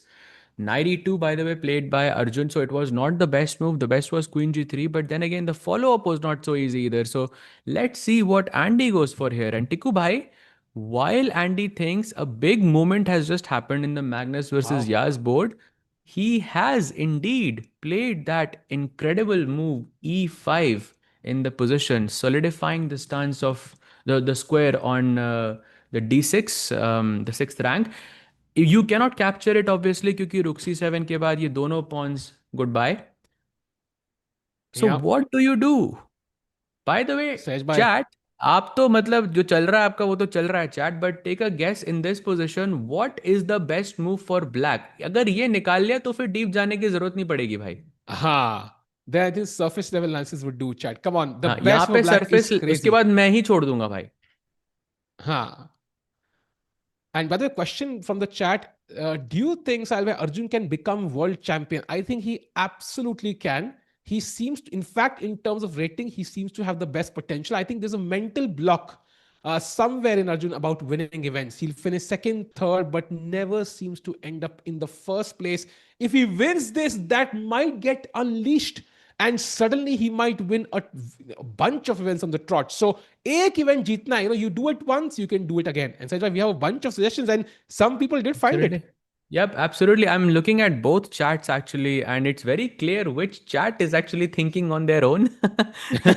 So, I'm so by the way, the best move here is actually very, very difficult to understand without context. Of course, we have to understand that this is an end game, and once again, in an end game, the king belongs in the center. So, to all of you who are saying king e7, guys, you're not wrong. This is, I would say, still one of the best moves in the position. Very, very good. But I'm just showing this because this not often we see this, that black can actually castle in this position and put the rook on f8 by default. But instead, black should play rook f8 anyways and still keep the king in the center. It's a perfect example to show why kings belong in the center when it comes to the And endgame. And it's a great chat. Basically, if you play king e7 as black, for example, right, instead of rook f8, white will play f4, and then black will break with f6, essentially. So he will try Yeah, to knight remove this c4 pawn pehle from. and then f4. Yeah, Ha, so king basically, you e7 want and to f4. remove this pawn from e5. But once you play rook f8 directly, after whenever black plays f6, he's going to take with the rook. That's the difference. So I think that's at least he wants that option. Now, I personally don't like taking with the rook because it does leave a weak pawn on e6, but that's essentially the idea here for the according to the engine side. By Yeah, for sure. And now Yagiz, भाई जितना Yagiz already सोचता है, जितना deep actually Yagiz सोचता है in general, like e5 के बाद तो भाई रुक एफ8 निकालने में तो लग जाएगा उसको आधा घंटा ऑलरेडी, और उसके पास आधा घंटा ही बचा है भाई to play Ag- 22 moves. Chat, yes or no? Will Yagiz be in time pressure in this game? Plays king e7. it's the easiest bet, Sahaj. By I mean, of course, yes, he's been in time pressure in every single game in this event almost. So I expect that to happen again. As Magnus does play f4 very quickly, by the way. Important game for both players. They need to win. Of course, Magnus will keep an eye on the Arjun game meanwhile. So can we jump back? Still no moves by Andy, and he's about to fall below the 40-minute mark. So Wow. even though we are saying, Arjun is worse and he objectively maybe is, how easy is it for Andy to figure out these details when when his time is kind of dripping down every second? Hi, very difficult. Very, very difficult. I think the moves for Andy are not easy whatsoever. I see, okay, a5, a4 is something, was maybe a filler move in the game, but you see all of this attacking possibilities and it's not easy. Basically, the attack is not clear, and that's the crazy part in this position. Hmm. Very, very interesting chat. Jesse, as a chess player, Chad, I think whenever you see 39 minutes, that's your first wake up call that time pressure is approaching. And the second real scary point is when you reach the 19-minute mark. Then you really know you're under hot waters. And then, of course, the single digit number just freaks you out. So Andy Woodward needs to keep an eye on the clock, but the position is so complicated. He knows one mistake and this could go south. And said, what is the best move for black? Because I'll tell you, the best move I see is very tough. I see queen b6 as the best move. And for me, like moving the queen away from the king feels extremely double edged, right? I mean, you're taking a huge risk by doing so, especially when it's not clear what the queen is really doing there. So, like rook b8, for example, again, the second best move, you're giving up the pawn on a7. Not easy to do without deep calculation. So, what does black really do? a5, however, the third most preferred move, that makes a lot of sense to me. Why, but Queen B6 also, yeah, like you mentioned, okay, of course, your the attack is on this side of the board. आप Queen को उधर लेके थोड़ी ना जाओगे.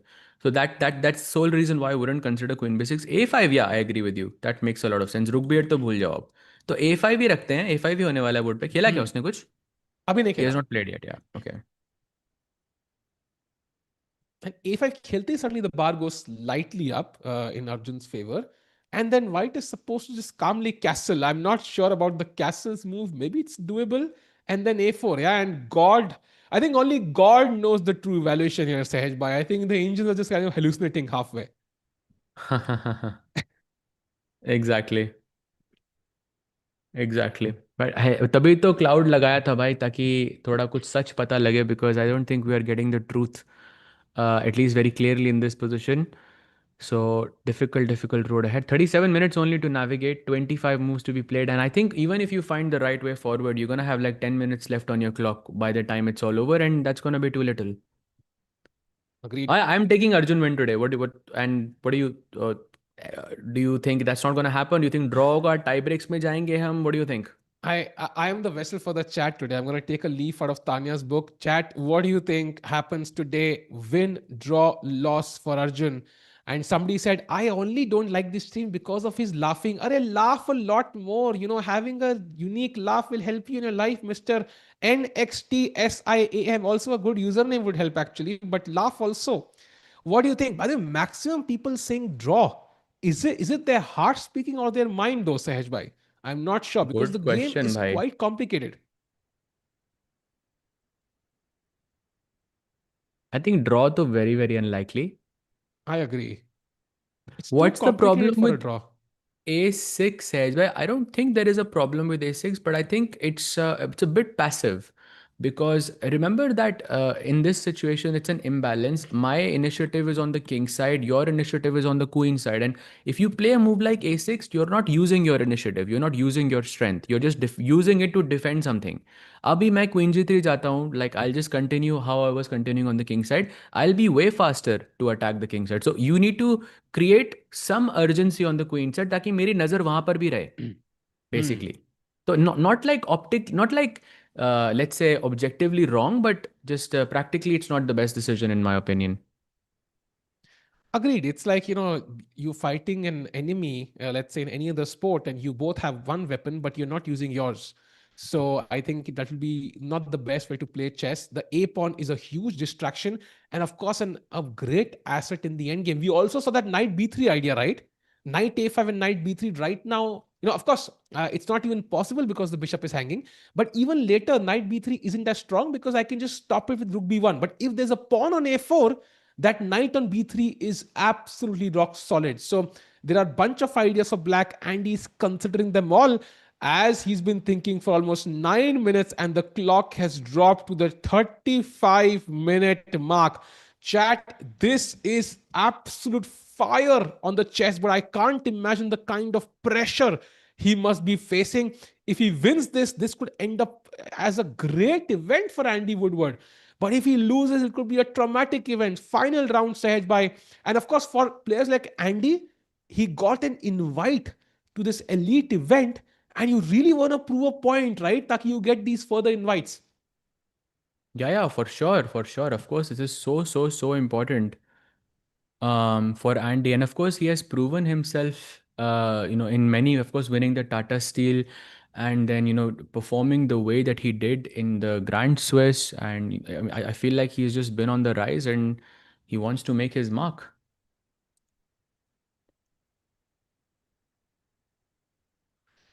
It's a draw, but Andy can blunder. I think anybody can blunder here. Sahaj Bhai, I think both the players really have to just go deeper, calculate for 10, 15 moves, every single move. And that means time pressure is not a question of if, but a question of when. Chat, time is coming for all of us, and a bit early for Arjun and I think Andy in this game at least. And Sahaj Bhai, I think I feel like today is an exciting day, but we also have GCT starting in just about 8 minutes. So I'm kind of, stuck. Yeah. Do I look at this game? Do I look at Gukesh's game? Do I look at Sindarov's game? Do I look at Magnus' game? Do I look at what do we look at, in 8 minutes from now? I think we'll just keep switching bhai from time to time, and keep of course it's going not going to be the easiest decision, but of course it's going to be fun. By the way, क्या हमारे 500 like हो गए हैं टिकू भाई? Not yet, by no, not yet. Not 500 likes just एक yet. मसालेदार question जिसमें मैं गूगल भी अलाउ कर दूंगा is incoming. So, chat, let's do one thing. Today, let's do a Chesscom Diamond membership challenge. We'll do one on both the channels. So, one separately on Chess24 Oof. India, on one separately Chesscom India. But whenever we reach 1,000 likes on that stream, so whenever we do so, let us know the chat on that channel, and we'll do a Diamond membership challenge. What do you think about that side, Mike? I love it, absolutely love it. So basically, we'll reach the likes on both channels and then we'll do it. Yeah, basically. No, whenever we do it on one, we do it there. I think that sounds Okay. cool. Done, And two done. questions. So one you can think of, one I'll think of. Andy about to play. He plays rook b8. One of the nicest moves in the position, defending the bishop and now moving the knight somewhere, maybe to b2, a3, whatever. Even e5 is a discover attack. Exactly. And so queen g3, getting away from the discover attack is vital in this position. Push h6. And of course, g6 is a much bigger threat because it's definitely going to open one file. And Tiku Hmm. bhai, after a move like queen g3, like optically speaking, up king side पे ऐसे attack कर रहे हो. Chat, Oh take a my guess. God! क्या हुआ? Sehaj bhai, is it? I think this must be an error, right? There's no way this is right. Wait, I see your I Nodirbek is completely winning. This must be an error. No, no, this is an error. I'll show you where the error is. Oh, Take, king thank God. e3, rook e4, king I f3, thought you. g5, bishop g5, rook takes e5, rook takes e5, bishop takes e5 is what's been played, and rook c1. This is the end game essentially. So Oh, Nodirbek thank God. not winning. It's a draw basically. Should be over very very soon, bhai. Wow. So Nodirbek is out of the equation, chat. Anybody who voted for him, I think 2% people, I think they're the ones who are definitely wrong now. Sorry for screaming the chat. I mean, you can imagine my uh, shock. Yeah. I mean, just a piece down for Jordan. Insane after beating Magnus. So that's going to be a draw, Sahaj bhai. So let's head back to Arjun maybe. Yeah, for sure. Let's go back to Arjun. Also, let's take a yeah. Let's stay with Arjun because Rook B8 खेल दिया गया है and it's crunch moments for the India number one. Let's see how he progresses. Oh, he doesn't play Queen G3. That was me. My bad on that. Somebody said WGM in action. What? What does that even mean? Anyway, yeah, continue, Sahaj bhai.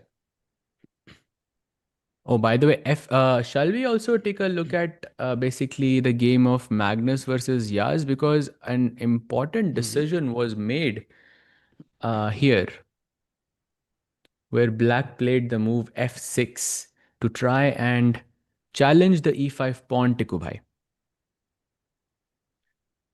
Oof, I think that move was coming regardless.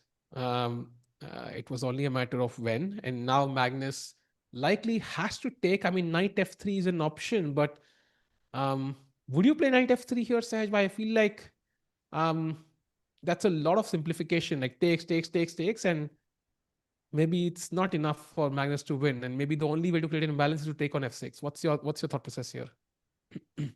Yeah, I think taking on f6 would definitely be one of the best approaches here because otherwise a pawn on e5 could be bad. Also, knight f3 doesn't seem that bad to me either because if you take the pawn, I capture back with my pawn, right? And then I'm completely fine. You want to take with the pawn. That makes a lot more sense, actually. Um, And then, of course, the question is, does Yagiz offer the rook trade, which he likely will? And does Magnus take the rook trade? Because he has to, right? I don't see a way Magnus can avoid the rook trade unless he can control the c2 square. So after a rook trade, if it happens, do you see Magnus still winning this? Because I Yes, I don't. do. Oh, you do, I yeah? do. I do. Oh, wow. And my question, to the chat was kind of similar, related to this because I'm still gonna wait for the likes. भाई likes हुए क्या 500? एक बार वो like हजारों ने shout out भाई दे दो. I'm just trying हजारों to ने pick up trying to get more data on this. Yes, you were saying? 1000 like होने भाई 500 नहीं 1000 पे बढ़िया भाई. Let's do हाँ it. हाँ बट क्वेश्चन ऐसे पूछ सकते हो भाई if you have a normal question दो It's not a normal question. Well, I mean, it's a normal very fun question, but okay, I'm just gonna go ahead and say it anyways. Chat. So not a membership question, but still a very, very interesting one. This a type of position where we had a rook, bishop, knight, and four pawns, right? Sorry, six pawns, two on this side, four on one, four on this side. Rook, knight, rook each. There was a world championship match, a very, very, some could argue the most famous world championship match of all time, where this end game was played in round one. ठीक है this type of end game जहाँ पे same pieces थे but उनमें एक difference था वो difference ये था कि ब्लैक का बिशप डार्क कलर का था और वाइट का बिशप भी डार्क कलर का था can you guess where and what world championship match it was? And I'll give you a hint, chat. It was the first round. And you could argue that it was the most famous first round of all time. um Any guesses, chat? was it the first round or the second round Sahil bhai First round, I believe it was, Tiku bhai. because first round में काश शायद कोई आया ना हो तो second round हो first round ही था भाई सेकेंड राउंड में नहीं आया था वो फर्स्ट राउंड लाइक में तो बिशप H2 भाई याद नहीं आपको वही वही फर्स्ट राउंड में था कि सेकंड राउंड में था? आई थिंक सेकंड में फर्स्ट था। राउंड में था भाई, वो फर्स्ट राउंड में था, सेकंड राउंड में वो आया नहीं था, but yes it is correct chat, Fischer versus Spassky was played, because I kept looking at the position and I kept thinking I know this position from somewhere, I know it from somewhere, but I couldn't remember. But I looked at this like many years back, and chat, you will remember this very controversial decision by Fisher, which was to take this pawn on h2 and basically just giving up a piece, yes, just trapping his own piece on g3. It actually happened from a very similar endgame like this. Rooks and knights were traded, and उसके बाद Fisher ने bishop h2 मारा था, and then he ended up losing that game. So basically what you saying कि भाई pawn h2 पे रखो, मतलब let's not push that pawn. You never know कौन सा बिशप या g2 पे रखो यार, you never know when Yagiz place bishop c6 and bishop g2, और Yeah, Magnus place bishop exactly. d3 bishop h7। Exactly. And on another note, Magnus, I was just because we are saying कि position equal है, blah blah blah, and and all of that, and draw हो जाएगा and everything, but just based on my research alone, दो अभी मैं 10 minute में commentary करते करते जो मुझे दिखा, Magnus has played a minimum of 10 games in this structure already in his life. And he has defeated Prague, by the way, with the white pieces in a very similar structure to this. Like same pawns, same piece, just dark color का bishop था. Same in the Prague board as well. It was in the FTX Crypto Cup. Very interesting. And of course, chat, I think learning these end games is very important because you can really put a lot of pressure by gathering little advantages, halka sa advantage yahan, halka sa advantage wahan, and pretty soon. And end games, when the problem is mistakes are very costly. You make one mistake that could be the end of the game. So learning end games is very important, as any good coach or trainer would tell you. Meanwhile, Yagiz, of course, stretching a bit. He doesn't look nervous, but we know how nervous he can get stretched by once we reach the final 10 minutes. So can expect, a lot of shaking. And oh, by the way, A3 played by Magnus, still keeping it solid, and F6. Yeah, these are the moves. Yeah, A3 and F6 हो चुका था board पे. But yes, and chat, like, don't wanna mention, my own game again as well. But I was looking at, all the games that Magnus has played in such structures, and one game actually popped up, which was my own. And basically, the same thing was there without the bishops. My pawn was on f7 and the black pawn was on g6, and I lost that as well. So Magnus is extremely dangerous in these endgames, Tiku bhai. By the way, Arjun just played a move, and that is a mistake. But Black has only one move to take advantage of it. He played Queen to H3. I think his plan is to play G6, which looks very logical because check now, I'm not only attacking on the H file. If you play G6 takes, then the H file can be used for attack, but also the E6 pawn, which can be a huge hole. But knight to A5, and it feels like Andy Woodward might have a really close to winning position. Said by how easy is knight A5? I've been saying by that knight a5 feels like a very unlikely move to me, because like from the sole reason, Tiku bhai, that after knight a5 I'll always think of rook a5.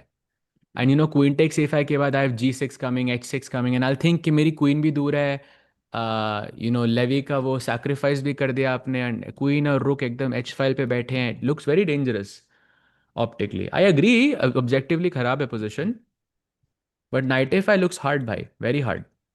By the way, somebody asked, why was Fisher playing chess? I mean, good question. Why was a Fisher? I don't know what that means, but Uh, maybe I will direct that question to you, Saj bhai. I would say joke was like 3 out of 10 bhai. Hmm. It was a good, like, good try, but knight a5 मत ही खेलो ना, manifest क्यों कर रहे हैं हम? So Oof, man, knight knight a5 is the f5. move, and by the way, it is 1.8 right now. But I'll let it run for a bit. Position is super complicated, but by the follow up is also not easy for either side. What do you play here? So knight a5 is what you're doing, right? Yep, yep. I think knight f5 is the move. So knight f5, after knight f5, what do I do? Because now there's a Knight fork f. coming to b3. I'll So go I knight want to f4. move. Knight f4 you'll play. I'm guessing that's why Okay. he played queen h3. मेरे Knight computer में तो नहीं b3. दिखा रहा है, ये तो already lost बता रहा है. Knight b3. I continue on my plan. Night B3। अब हम खेलते हैं H6। Okay, G6, I'll block. G6, knight takes E6, अरे बाप रे. Takes. queen takes, King हिलाया. टिकू भाई, ओ don't नाइट वहां है reveal नहीं है it, क्या? don't reveal मतलब it, don't reveal O. it. Do I know, I O. know you so well, टिकू भाई। Oh, I thought for a second it worked because Queen position B3 पड़ा था. समझने के साथ साथ टिकू को भी समझना पड़ता है भाई। ओ भाई साहब, chat. Queen to B3 के बाद, what is Black's move here? And maybe this is what Arjun missed. I don't know. But Queen भाई B3, you think Black to Andy play. Will find this? भाई कितना कितना करोगे भाई? And somebody in the chat said, can we? Is there an what do we press to change the commentators? The accent is tough. So if you go to settings, go to language and AI translate, we will automatically switch language. So for example, if you click to Hindi, suddenly हम हिंदी में बात करना चालू कर देंगे. पता नहीं क्या चल रहा है, गेम में समझ नहीं आ रहा है. अगर आप अब टर्किश लिख रहेंगे तो हम टर्की में बात करेंगे, Turkish Turkish Turkish. And then अगर आप I mean, maybe we reach a day ahead by very soon when AI translations can be in real time, yeah. Like maybe that happens soon, but you are on Chess 24 India or Chesscom India, so it will be an Indian accent, anyways. Yes, Ashbhai. I mean बेसेलक Mazharul.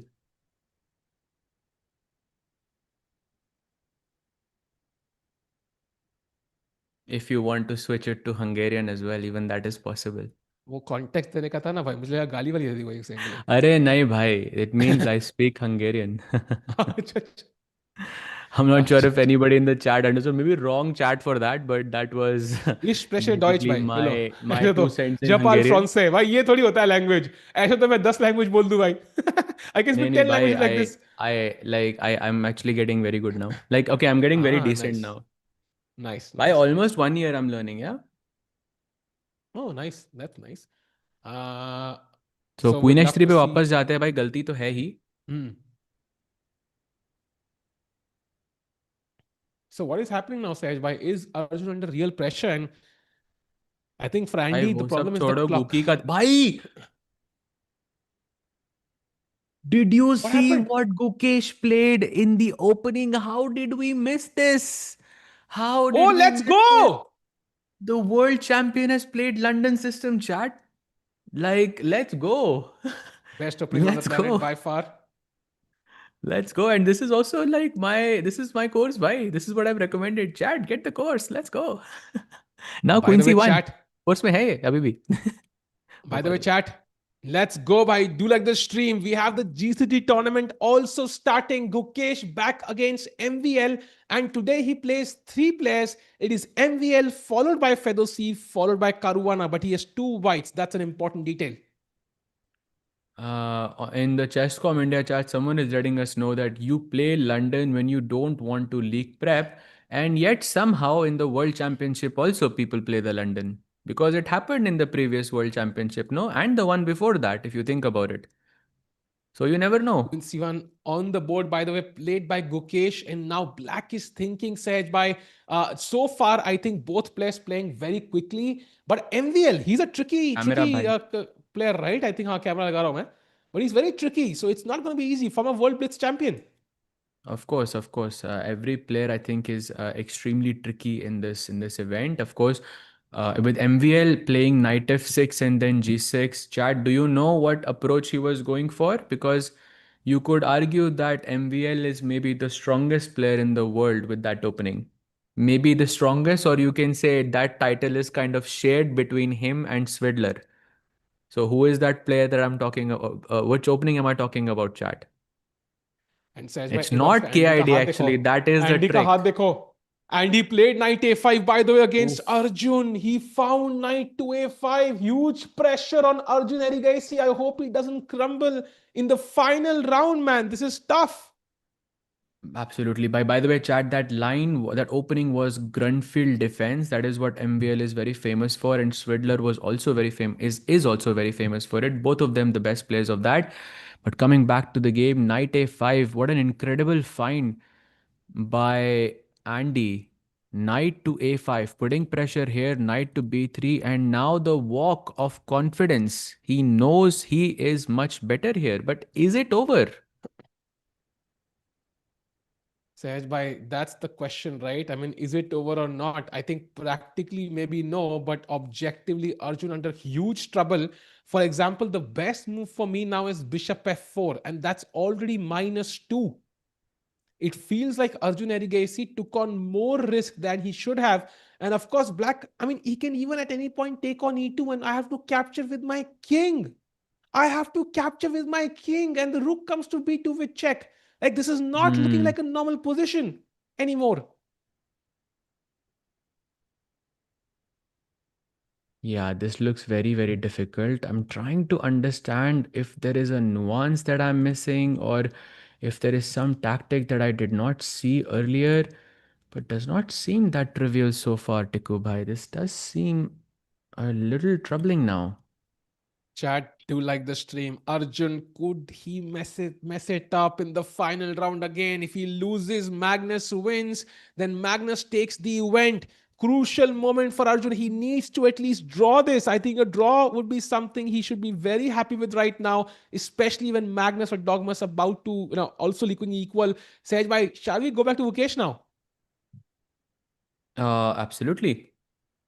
But, can we take one quick look at Magnus before we do that? Hmm, hmm, hmm, Just to understand the changes that happened. So after f6, Magnus did take on f6 like you suggested, and takes ke baad rook to c3, shifting the eye to the h3 square and attacking the h7 pawn. A lot of pressure, I think, for Yaz now. Definitely not as equal as it was just a few moves ago. So now let's switch to Gukesh, who's playing MVL with the black pieces. Typical London position. Bishop h2, short castle is the usual direction here. Gukesh looks a bit comfortable right now, Tikubai. I think good chances. Agreed. Knight c4 coming with tempo. You can always go a4 to stop b5. And of course, e5 is right now not even close for black. So I kind of like this version. Of course, the queen on c1 is a bit awkward because at some point, rook c8 and c takes d4 might be an issue. But I think still, knight c4 coming with tempo, Gukesh should be kind of happy. So quite interesting. And chat question to you and Sejbhai as well. What do you expect happens, Gukesh? If you had to take a guess for Gukesh, how many points out of 3 games is he going to score today? After that win against Sindarov, will we see a genuine shift in his form, or do you think like we're going to see something similar to what we've seen in the last 2 days? भाई एक तो आ रहा है आज. एक तो पक्का है क्योंकि एक लास्ट क्या राउंड पक्का है? फाबी से है. लास्ट राउंड फाबी से. And of course, I'm making a joke here because Gukesh has an incredible record against Fabi. Incredible record, I would say. So that's where it's coming from. But he's Chat, also playing him with the white pieces. But I think I'm like he's been having 50% overall, just needs to avoid that loss. Baki sab badhiya. I'm going to do a psychological experiment. So, chat, do you think Gukesh has a great record against Fabi? And Sej, I want to monitor both channels now. Just curious, just curious. You know what I'm doing. Do you think Mukesh has a great record against Fabi? Yes or no? Simple.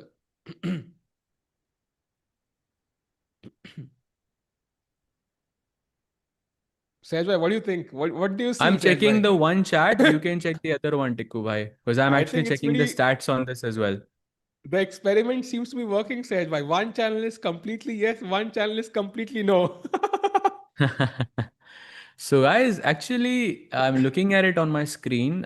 In total, Gukesh and Fabi have played around 39 games in their lifetime, including all formats.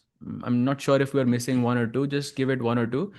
And it's basically 36% wins for Gukesh, 36% draws, and 28% wins for Fabi. So Gukesh is leading in their head-to-head matches. And if we consider the important events like the Olympiad, Gukesh is 2-0, I believe, against Fabi with both colors. So he has, I think, a very some kind of a psychological edge, I feel, against Fabi because he seems to be doing well against him each time. Yeah, I think it's also like a style of play thing. For example, Gukesh has not a great record against Nodirbek. Then Fabi has a good record against Nodirbek, but then Gukesh has a great record against Fabi. It's like a stylistic thing also sometimes. But I love that the opinions are completely different on both the channels. That's what I wanted to see. Meanwhile, chat, do like the stream. Sehaj bhai, I think because this rapid game also is going a bit slowly, maybe we have time to jump back to the Arjun game. Bishop e3 chosen by Arjun. Crucial moment now. And it feels like objectively it is minus 2.4 for me, the evaluation. Knight b3 is strong, queen c7 is strong, bishop c4 is strong.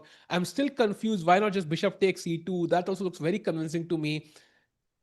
Tiku I भाई, mean, वो सब black तो is ठीक just है। आपने hmm, bishop सी four एक चाल बताई थी, right?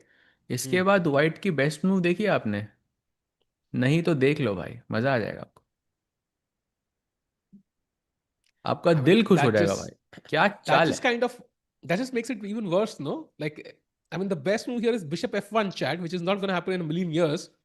And that just tells you it's very tough. I think Arjun might be going down today, Sahaj bhai. Yeah, I mean, okay, the position objectively looks very bad, but okay, still some venom on the board, and Andy does have a little bit less time on the clock. The game is not over until it's over.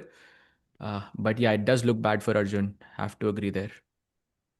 Wow. And okay, Sahaj bhai, I'm even considering just focusing on this tournament maybe for now. I don't know. We can go to the final GCT moments when we have 10 minutes chat. Does that make sense? Because I feel like this is the last day of this event. We have still 2 more days of GCT. So maybe we can have the. What do you think, Sahaj भाई bhai? जो Should we भी focus on this? Interesting लगता है वहां जा सकते हैं ना। Also true. 2 मिनट Also की तो true. बात है। Like we can just keep Also switching, true. It's fine, I don't mind. जैसे अभी आप सेंडर ऑफ का गेम उठा के देखो भाई, मजा आ जाएगा आपको। भाई लगाता हूँ मैं, लुक एट दिस। भाई कहाँ है नाइट? कहाँ गया है night? Wait, I've seen this before somewhere. I have 100% seen this before somewhere. Maybe in a Maksudlu game somewhere, I remember. हाँ, this has है ना? Maksudlu written all over it. Yes, है ना? I 100%। remember I, this. I I will remember I this. will 100% believe you, it is Maksudlu भाई, वही करता है ये। Yeah, I've seen this somewhere. I've seen this somewhere, I ये think just last year, I think. भाई क्यों नहीं हो रही कास्टलिंग? क्योंकि हमने नाइट ई फाइव मार दिया, and knight f bishop f seven, knight g six. भाई क्या कर रहा है? Pawn takes g three now, I mean, and still he is better yeah against Fedoseev. And also Tiku भाई, Sindarov and Fedoseev have the same coach. But is he working for Fedosi even now? I don't think so. Like I it was mean, in the like I think they were. It's like I think you when you work with someone for that long, you still have that relation. Yeah, but I mean, but okay, maybe you're not hmm. working as much anymore. But वो relationship रहता है, I think. Hmm. भाई क्या हो रहा Yeah. है इधर? It looks like he's gonna win though. So yeah, Tiku bhai, should we go back to Arjun's board and see how the game is progressing, Yeah, or let's do you go. I want to take think a Gukesh yeah also slightly better, I think. So it's still in the same similar structure. So I think let's go to Arjun because very important. Also, Magnus, I want to check out. Um, yeah Final round Magnus of also TePe we could segment. take a look. Shall we have the two board setup maybe with Yes, Magnus that and works. Arjun? That could be amazing, Samay bhai, if that's possible. Why do you guys show your name with prefix? I think everybody shows that way. I think it's not super crucial. It's just easier to remember, I think, and also highlight. And you can also expect similar opinions. Yeah, GM will share an opinion in a certain way, IM in a certain way, Super GM in a certain way, NM in a certain way, and of course, 400 yellow chatters in a certain way. It's very just helps you understand what to expect. Gives you some baseline expectations. And meanwhile, Sahaj, by knight coming to d4 from Yagiz, I love that move, offers the rook trade, and also prepares the exchange of the knight versus bishop. I mean, he's basically just saying, okay, let's shake hands and go home. Yeah, I wish it was that simple, bhai. I wish it was that simple because it's never that simple with Magnus, bhai. Rook h3 is looking interesting, but I'm guessing Yagiz has analyzed that. So rook h3, rook c2, attacking the knight on d2. Rook takes pawn check, king goes to d8, king e3, knight f5, king d3, rook b2 would just get the pawn back. So we don't want to play rook h3. The second move Hmm. can be to take on c8, play g4, king e3, h4, g5 like that, and slowly improve the position where you play risk free. Hmm. I am not so sure what is the right approach here, but I feel rook takes rook is what I would go towards. That feels easier. Yes. Yeah, I Is think that I correct, would Tiku not. bhai? No, it should be. There's no way allowing rook c2 in any shape or form, even potentially sounds like a good idea. I think just take the rook on c8, and if there is a way, if there's a will, there's a way, and Magnus has to find that way without the rooks. Unfortunately, by the way, we have a move from Andy Woodward, and it's one of the best moves. Knight to b3, attacking the rook. basically giving no time to Arjun to launch an attack. Although he does have h6 that he can play to sack the rook, but after g6 he will have to move the rook anyways. But why if I play rook a3?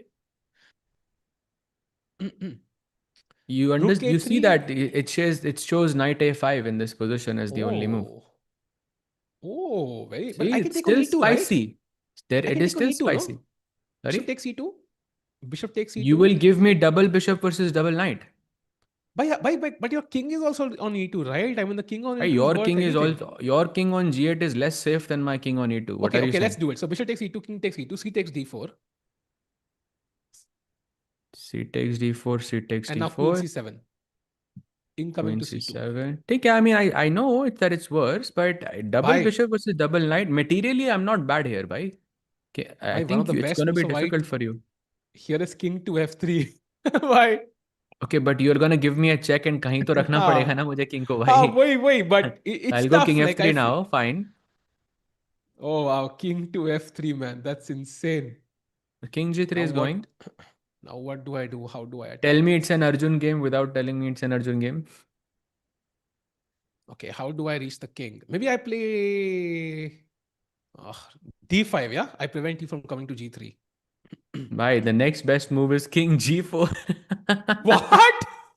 Yes, There is no indeed, it is way. king What? g4 is the best move here now for white, which is, I Okay, mean, chat. Hands down.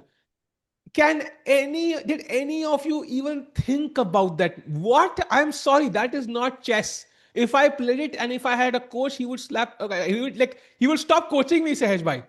King g4. but this is the best move actually. But By the way, Rook a3 yeah, played. crazy. Rook a3 played. We could see this. We could see this.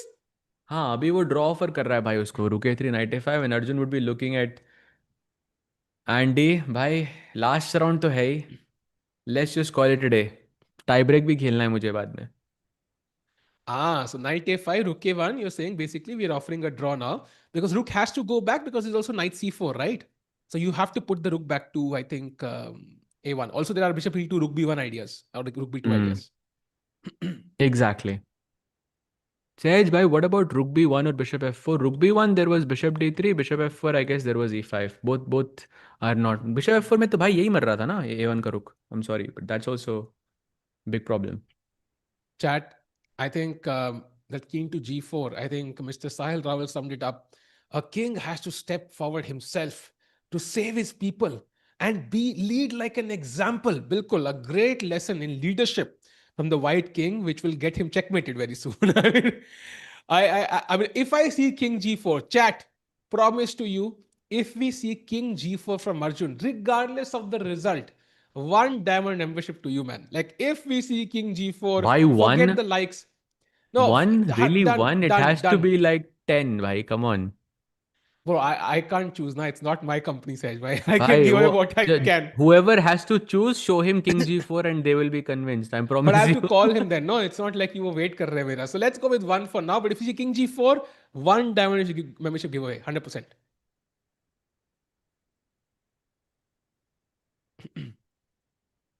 Wow, man. Let's see what happens, chat. Crazy position, by the way, on the left. Much, much calmer on the right. Andy Woodward has 19 minutes now to play 23 moves. Let me say that again. Andy Woodward, who's winning against Arjun, has to play 23 moves in 19 minutes. This is great practical chess by Arjun to basically offer him a repetition right now, Sahaj Bhai, because it must be tempting. 100%. And I think also Andy, oh, he does not repeat. He could have repeated once. At least time gain करने के लिए तो कर ही सकता था वो. But he doesn't do it. He takes this and now by king g4, that variation. It could Sahaj Bhai, it's happen now, coming. Tikku bhai. Why? भाई वो Chat, एक maybe it is. Membership life time कर दो या तो फिर हाँ, life time मेरी खुद की नहीं है भाई. लाइफ टाइम दे दो मतलब. But भाई that's मतलब crazy, कुछ no? किंग जी फोर के बाद कुछ तो क्रेजी करना चाहिए भाई I feel Not Diamond Bishop, Diamond Membership on chess.com, by the way. But Noku's diamond YouTube king है channel. भाई ये किंग है जी4 पे diamond That's true. By the way, chat, somebody said Magnus about to win as always, but Magnus will still have to win his game. If Magnus and Yagiz draw, which is likely, and Arjun loses, we're going to go to tiebreaks between three people. So we're going to see Blitz 3 plus 2 between Magnus Yagiz, Magnus Arjun, and Arjun Yagiz. That's going to be crazy. Yaz, sorry, not Yagiz.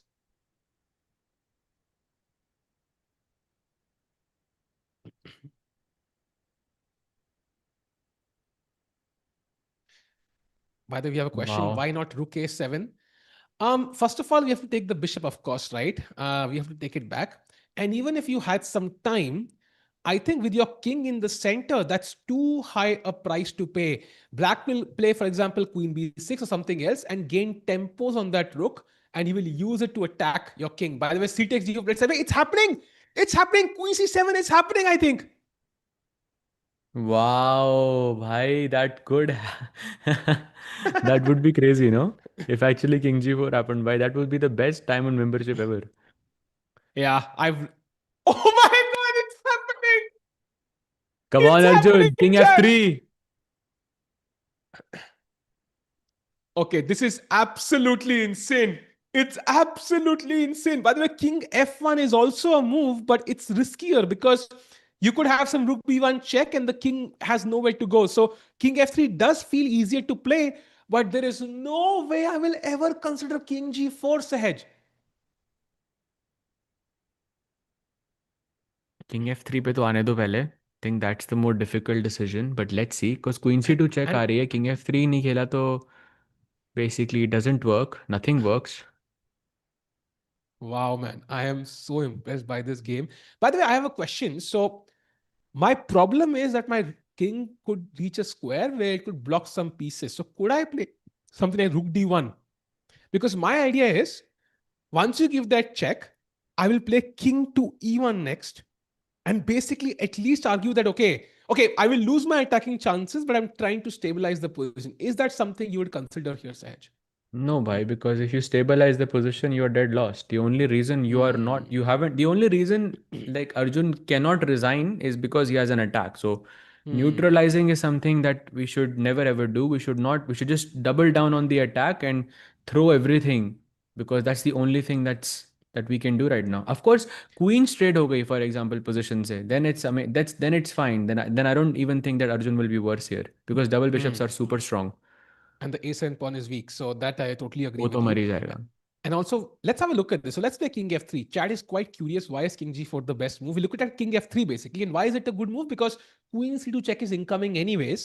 So White is basically preempting that move and avoiding that check.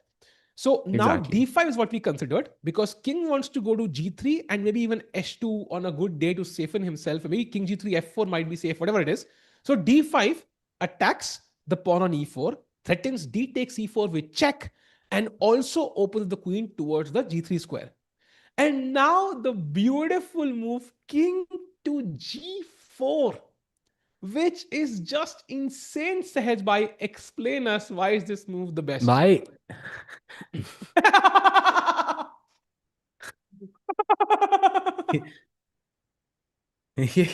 Explain us.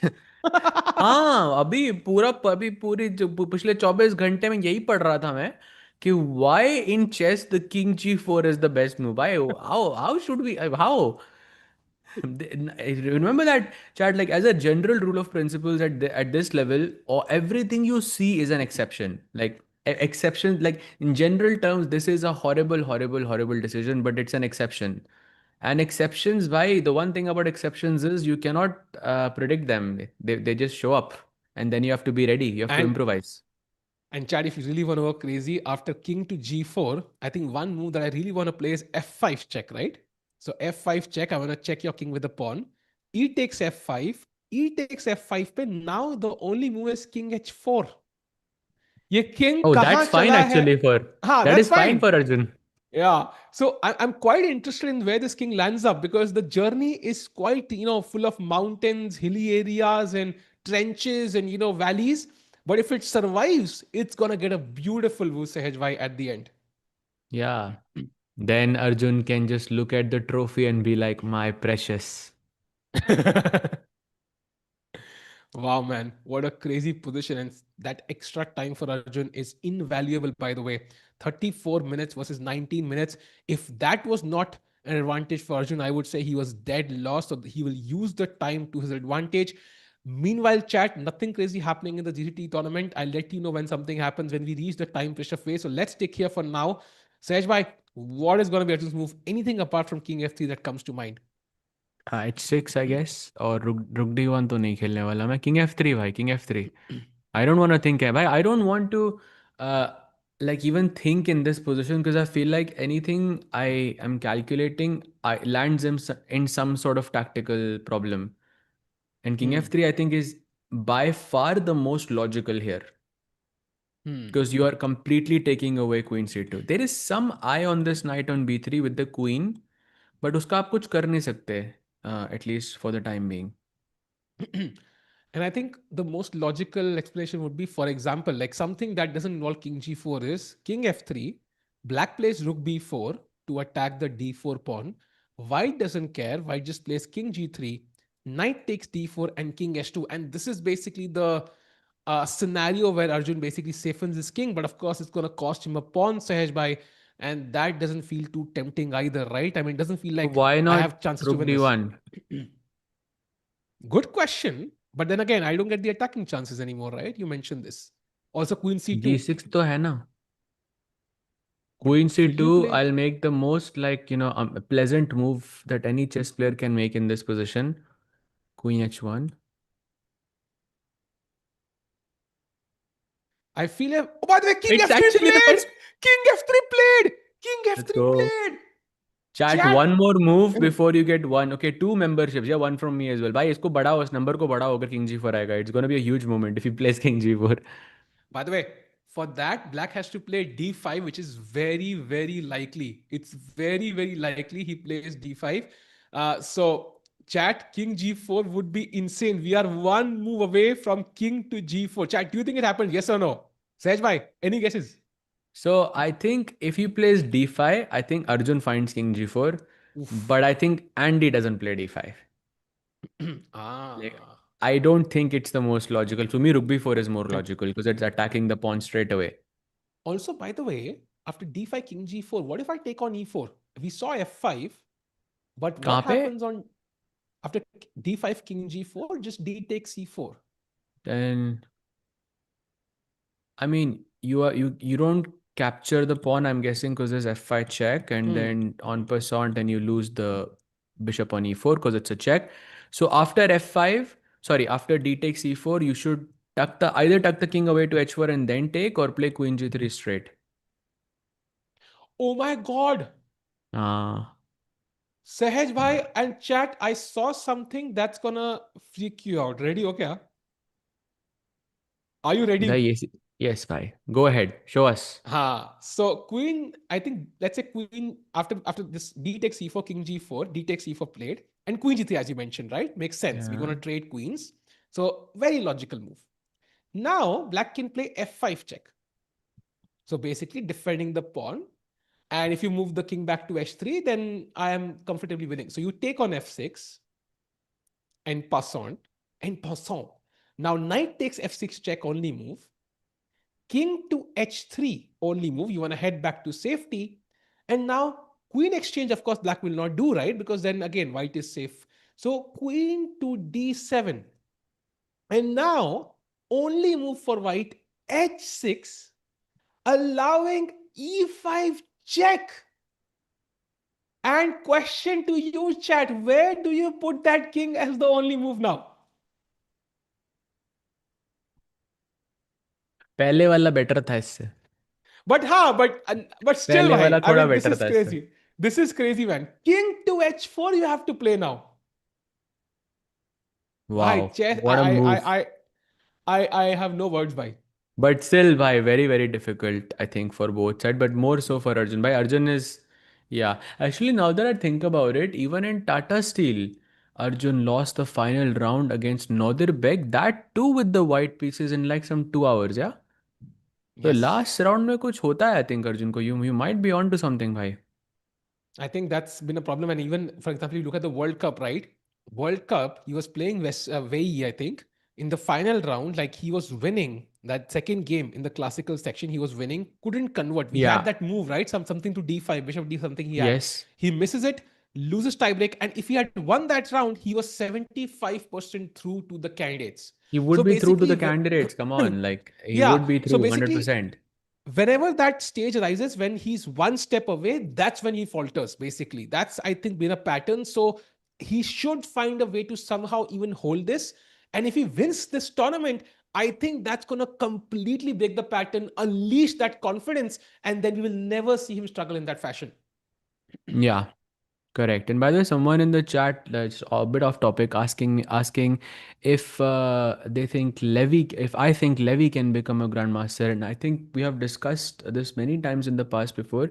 Now I think it's a lot harder than it was maybe 1 year ago, because he had that motivation, that drive. He was playing a lot of tournaments, but haven't seen him play classical chess in a very long time. And this drive you have to become a grandmaster, I think you don't get that very often, because it takes a lot of like emotional toll on you. So if you decide to not do it and do something else, then it's very hard to come back. So to answer your question, probably not by. And by the way, look at this F5 mistake. Ah, Arey yaar, he should have played d5. I really want to see king g4, but he physically stopped us from getting to g4.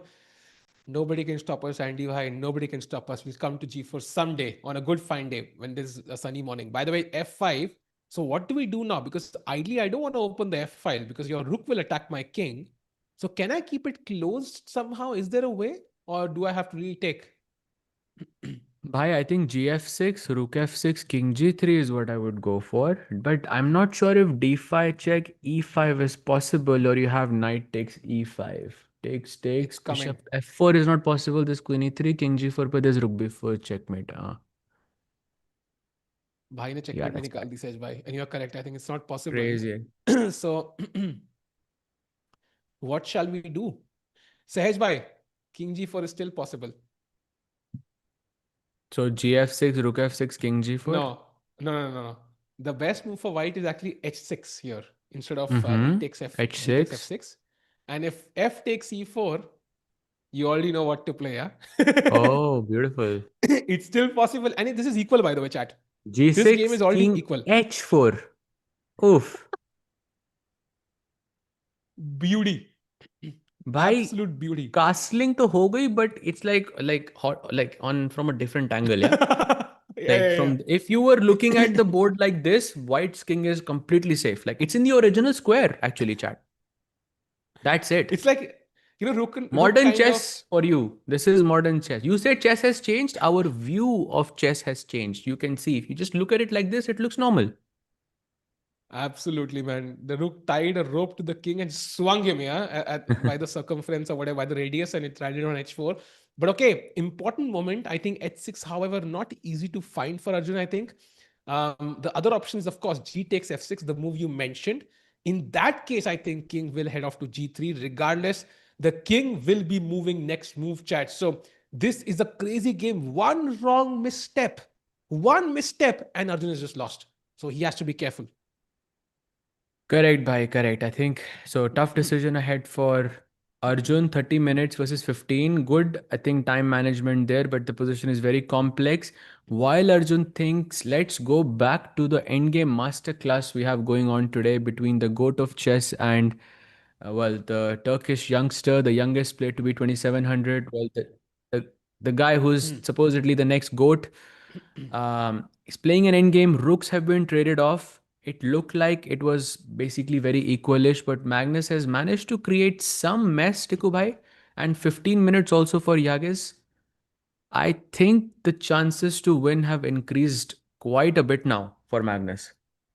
I think slightly yes as well. I remember some endgame Magnus won like this actually. I don't know, it was against Rapport or somebody else, but he did win an endgame like this. So feels like there's an imbalance chat. White has two pawn islands, black has three. White has the slightly better bishop for now, and there is potential to create pass pawn. So chat, I think very interesting. Magnus also putting pressure on the clock. So let's jump to Gukesh for now.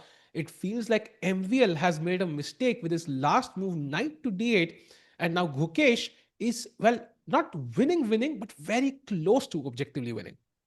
Yeah, it's a London sort of position with this bishop coming in clutch. It's very, very strong. Also, black's bishop usually is supposed to be on g7, but I'm guessing MVL took on e3, which I mean, strategically speaking, is not the best decision here because you give your opponent double bishops, dark squares भी पूरे एकदम white के control में. I think a nice game ahead. Also, Gukesh looking ahead on the clock as well. Bhai, it's good. That win, I think, really changed things for the world champion, I feel. Yeah, let's hope so he can continue the trend. That's very important. Momentum is very important, chat. You're driving a car, you're already at 40 miles an hour. You want to not go back to zero and then start again. It's much tougher. So let's see what happens. Queen a5 played, avoiding that queen trade. There is this weakness on e3 that's going to be a nuisance, but also gives me the open f file. So maybe what do I do as white here, Sahaj? Maybe bishop d3 comes to mind, e4, e5, or just rook f1 also looks very nice for me. रुक F1 played. आपने कहा और Oh Gukesh wow. ने चला भाई. Let's go. Okay, doesn't is not the best move though, which is No, no, but not it's ideal. logical, na? Best moves is not. By the way, chat is letting us know Arjun has made another supposed mistake. भाई Arjun is still thinking. Rahul भाई ऐसे मत करो यार. Ha, don't do this, bhai. Don't भाई scare us, bhai. don't do this like on crunch moment. भाई जब crunch moments नहीं होते भाई टूर्नामेंट जीत रहा है भाई ऐसे थोड़ा स्ट्रेस आ जाता है. ये लास्ट राउंड में मत किया करो भाई बीच में इज गुड. Hedge भाई आपकी डायरी भर गई भाई. आई थिंक ऑलमोस्ट या I am. So this is the diary. Like I think I'm done with basically like half of the pages. Yeah. You can see here Tiku's analogies, analogies, analogies, analogies. But भर रहा है अभी. We'll have more. Yeah, pen is mightier than the sword, भाई. And सहज भाई इसी से बाद में आके झापड़ मारेंगे इसी डायरी से. But meanwhile, F5 played in the Arjun games. We'll come back to it. Going to Gukesh now. Sahaj bhai, what is he thinking? Bishop 6 best move played by MVL. Putting pressure on G2. Of course, Queen G5, Queen G2 could be a mating threat. I love the bishop pair that Gukesh has. But how do we kind of put pressure now? The E4 square is controlled. I can't push that pawn. I think first guard the threat of Queen G5, which is attacking E3 and G2. And right now you can defend it via Rook F2. Also, it plans Rook F1 as well. So this is how you identify a good move. It stops your opponent's threats and it also does something on its own in this situation. So if you played Queen G5, you're no longer threatening mate in one. I can play Bishop F4. I can play C4 to defend the pawn. And I think Gukesh enjoys a very healthy advantage. Although Tiku Bhai, there is a trap in this position, and I think a lot of players, not strong players, but I think let's say people who have just started off chess, have started doing puzzle rush, can wonder why bishop takes d6, for example, is not just winning a pawn. So, chat question for you: visualization exercise. Bishop takes d6. What's the problem with it? Black to play. Yep. Intermediate moves are very, very important. It's not checkers. If you capture something, your opponent is not forced to capture back. It's very, very important. I think we have a suggestion Queen D5. There's something better hidden there. But the concept is quite similar. Exactly. The move is actually Queen G5 instead. Only move which not only attacks mate in one but also defends the knight on f6 as well. And that's how you characterize a good move. It does two things basically. And that's why bishop d6 is not possible. Yep. And meanwhile, chat, after bishop c6, I think there are rook f2 is the move that looks logical. Bishop f3 also comes to mind to counter that strong bishop on c6. Now also prepare e4 on a good day. But rook f2 I like because I can also bring the second rook into the game. That's why I love that move more. It's kind of harmonious with the other pieces that I have. But 8 minutes each now for Mukesh and MVL, both of these players right in the middle in terms of standings. If they want to win the event, they have to start going because Hans Niemann and Wesley So, the leaders, by the way, playing each other in this round. Very interesting. Yeah, exactly. By the way, he goes bishop f3, a slight error, but still keeping that advantage on the board. By the way, Arjun has made his move. Yeah. He has actually done on passant here, and rook takes f6 check के बाद king g4 पे नहीं आ रहा. It's going to be on g3. Just gonna read something. Sci-fi. Sindaro's true level is not even 2650. He is clearly using outside help if he performs significantly आराम से above भाई, that. ऐसे That's सवाल why. क्यों पढ़ते हो भाई, आप ऐसे सवाल नहीं क्यों नहीं, मैं पढ़ते हो पढ़ भाई? इसलिए रहा हूँ because I want to make a point that guys, you like, I've read similar things about Gukesh as well. I've read similar things about Arjun as well, and believe it or not, I've read similar things about Magnus as well.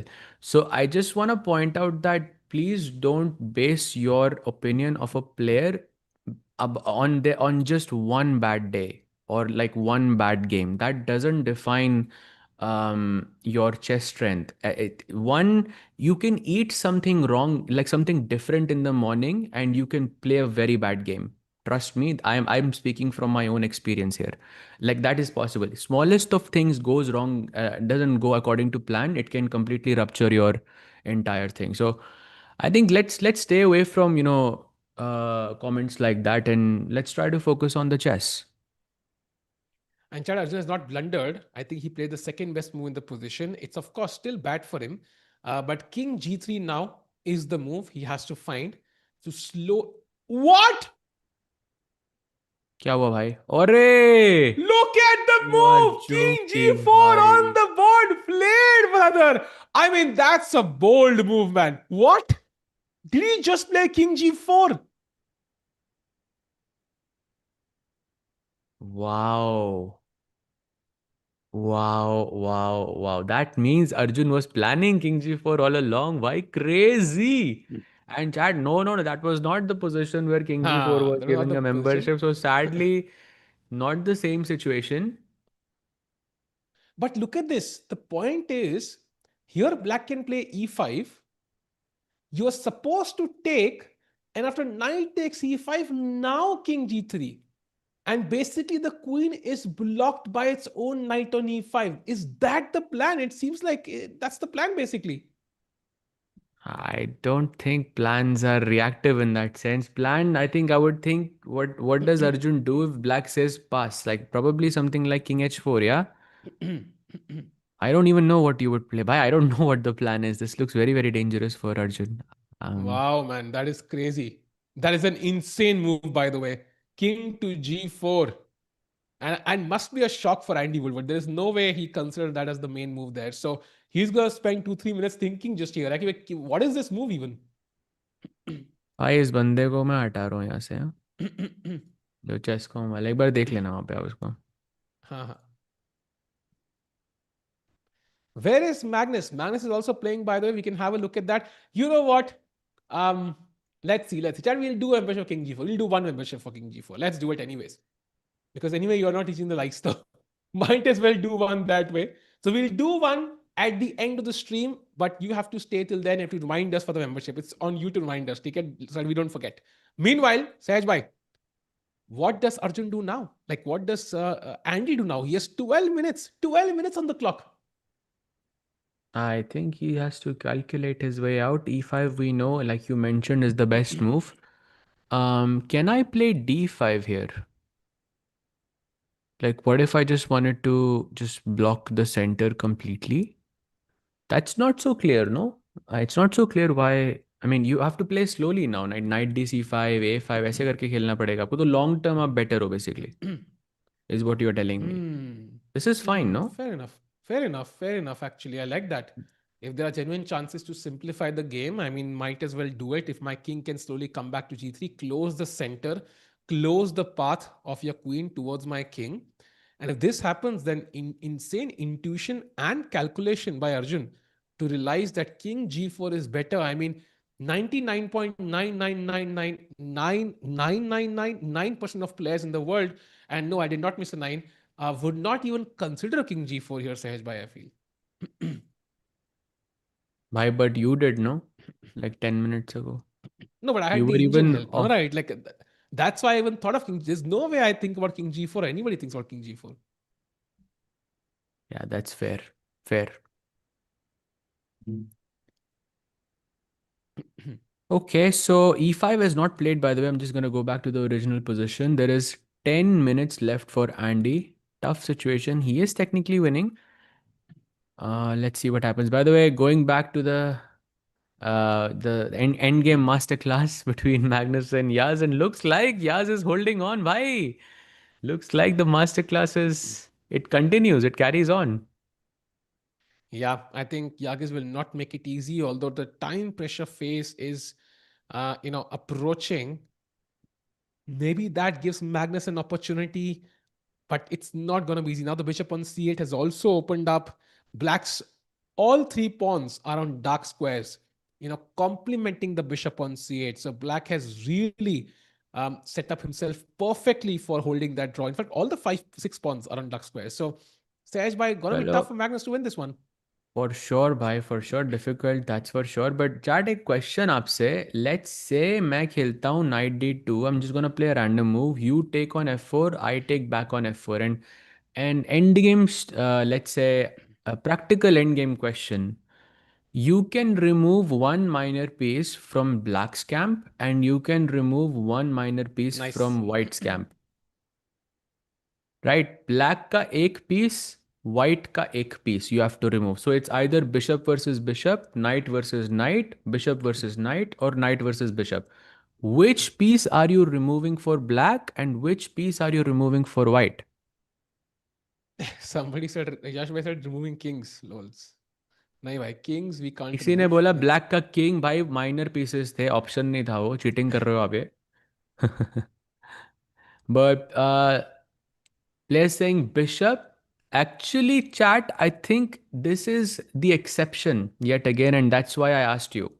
Because if it was bishop versus knight, the knight could sit on e7. Black के सारे pawns dark, not right now of course. Black के सारे pawn dark squares पे हैं. Knight e7 पे f5 का square control कर लेगा, and king के पास कोई entry point ही नहीं होगा. Black can just move the king up and down, and there will be no progress. In fact, it should be knight versus bishop. So if white can, white should go bishop e4, take the knight, and then try to target these two pawns. This is very, very, very important for Magnus to try and convert in this endgame. So just like how we talk about, rules, this is the exception. I feel like that also should be spoken about. And we have a super chat from Football Chess. Thank you so much for the super chat. By both, please name your top five all-time, all-format players. I can go classical if you want. Tiku Bhai is, I think, doing something. But in classical, I think Magnus is a very clear one. Vishy sir is actually Vishy sir is, I grew up learning about him. So Vishy is going to be there. Magnus is going to be there. Arjun is going to be there. And I would say besides that, there is Fisher. And I really, okay, it might sound thoda like maybe not a lot of players know who he is, but I really used to like the games of Voloketin. Andre, he was my kind of like my, like, let's say, my childhood hero. I used to watch a lot of games of his, so I would say him as well. Do you mean top five classical chess players? हाँ, आपने favorite पूछा था, top five नहीं you they asked Ah, favorite, favorite. not top five. Okay, Kasparov is there as well. Of course, you have to mention him too. By the way, 92 two played. major updates. Two major updates. 92 played by Magnus, and of course, E5 played by Andy. So crucial moment for Arjun. Willie played D5 and closed the center. And also, Gukesh is now worse. He made a couple of strategic mistakes. And Oof. now it seems like he's even worse, or at least equal or slightly worse against MVL. So we'll and he has 2.5 minutes, by the way. Somebody said Arjun 24 India. नहीं नहीं भाई, ऐसा कुछ नहीं है. We cover all games. It's just the final day of the TePe Sigeman tournament, so that's just more important, I feel, somehow. But we will look at Ukesh as well. I think he has 2.5 minutes now, Sahaj bhai. Yeah, absolutely. टिकू भाई, आपने अपने वो top five नहीं बताए, super chat miss हो गई. Top five favorite players, not the top five best players. Yeah, I think Yeah, Magnus, favorite. Kasparov, and Vishy, I think, are an automatic for sure. Then I would say Anish, I would put there in top five. Fifth one, I'm kind of thinking. I think I'll put Gukesh there as the fifth one. That's my take. I think top five for me. I think it's given us so many positive memories, no? Like Gukesh in the last few, like it's just kind of made chess like a sensation with his world Hey, championship I'm win. not So I even. would put My internet kind of broke down, so I couldn't hear you. एक पर TLDR version दे दो. TLDR is Kasparov, Magnus, Vishy, sir, Gokesh, and Anish would be my top five. Favorite players, Asian and not top five in the world of all time. Favorite players. Difference. There's a difference. nice, nice. That's a But good anyways, list. chat. Actually, I actually not mentioning Kasparov here is like a crime. Yeah, basically a crime. So yeah, I do agree with you there.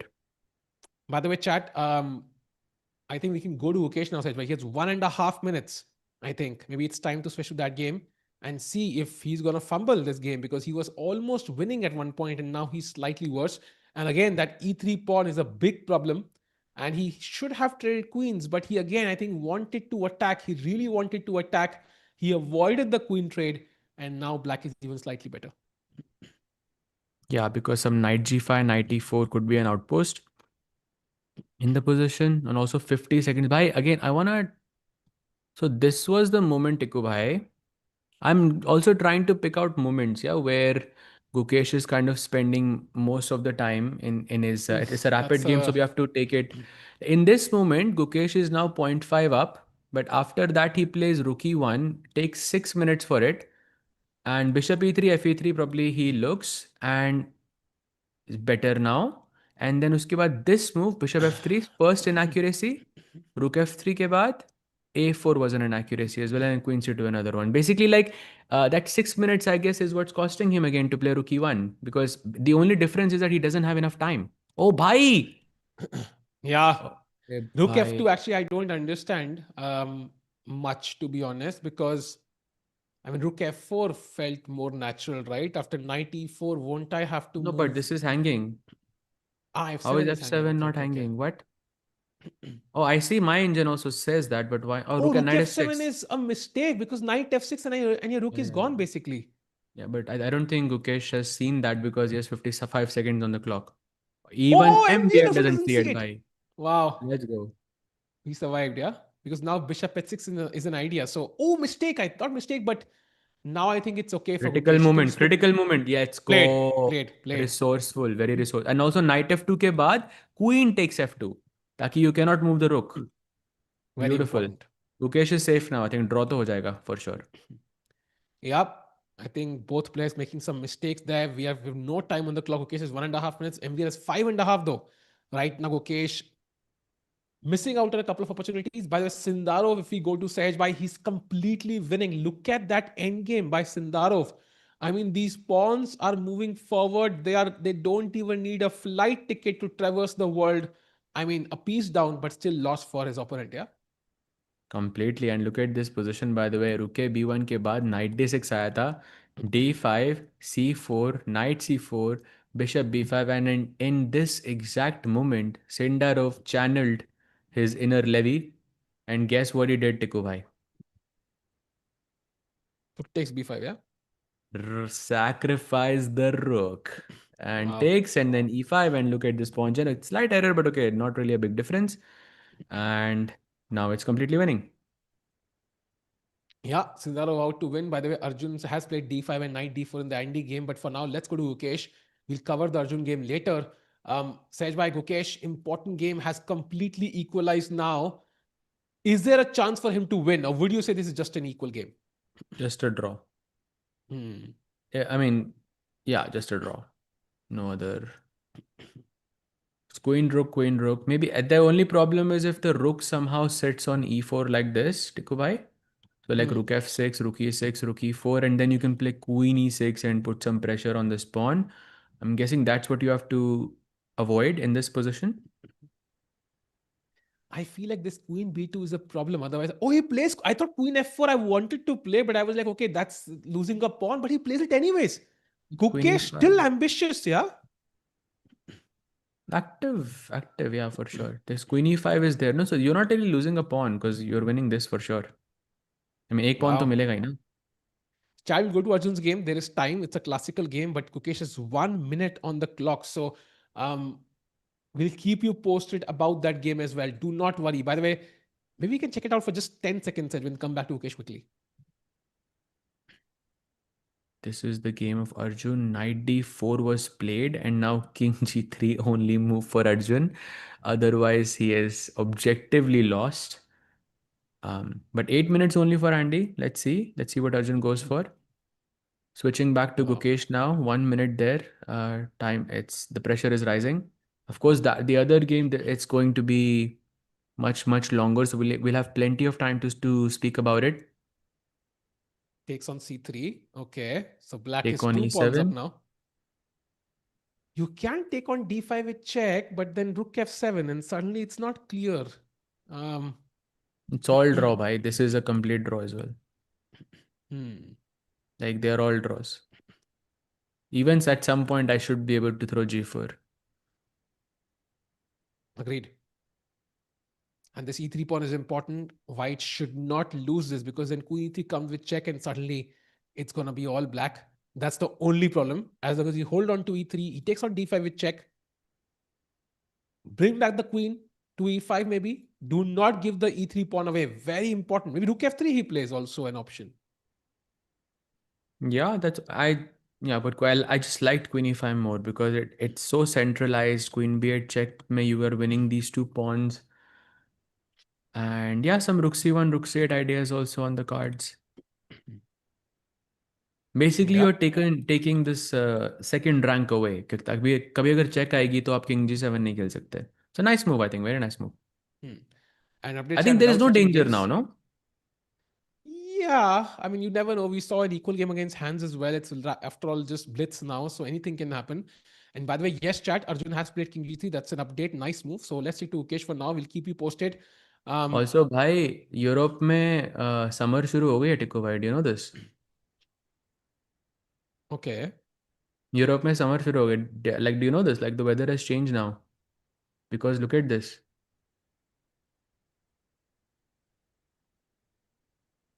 Impressive. कैसे हो यार आप? But I mean, impressive. But I mean, that's impressive. Very impressive, actually. Yeah. But beats it took फिर हो me जाए time यार. to get. It took me time to get that. But yeah. Hmm.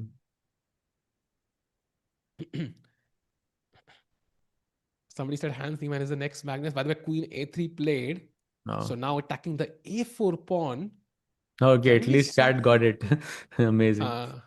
Can we sack that too? Do we have the capacity to do so? Or do we have to play A5 to save it maybe? Still looking tricky, Sahaj bhai. I don't think this is over, yeah? By g4 खेला तो fg4 queen d5 queen e6. Sorry, I can win this. It's possible. G4 here. Oh, he makes a mistake. He plays rook b1. I told you, Sahaj bhai. Anything can happen in this. Okay, it's still a draw. It's still a draw. Maybe A5 now. Is that rook endgame a draw, Sahaj bhai? I think it should be, right? Come on, No, bhai. A5. No, bhai. I don't think that's a draw. At least it's not a known draw. It's four. It's 5 versus 4. 5 versus 4 is supposed to be lost. 5 seconds. 3. He plays rook b5. Big mistake by Gokesh. No. I think he's planning for an attack, but I don't think it works. Queen a1 only move for black now. Gukesh being over ambitious, I feel like he's I very feel it was confident a right now. It might backfire. no, Tikubai. I think it was a good practical decision to have some winning chances alive. If he had played a5 instead, queen takes a5 ke baad, he would have to defend that endgame for the next like 20 minutes while having while playing on seconds. And 5 versus 4 rook pawn endgames I think are notoriously Hmm. difficult to save even when you have more time on the clock. And Wow. here So the plan is MVL, simple: bring the rook here, bring the rook there, and let's go. and somehow MVL has to first give the check and then take on a4 instead of taking directly, which is not easy. An easy call, yeah. But why? So, Rook d5, queen e8, कुछ कहीं पे जाके queen b8 check आ रही होगी, I'm guessing. Which hmm. okay, it's very hard to see for MVL with such little time. But let's see, let's see. Oof, this is so tough. What does MVL do? Crucial moment. He needs to give that check. Maybe a good practical weapon by Gokesh in time pressure. Rook b5.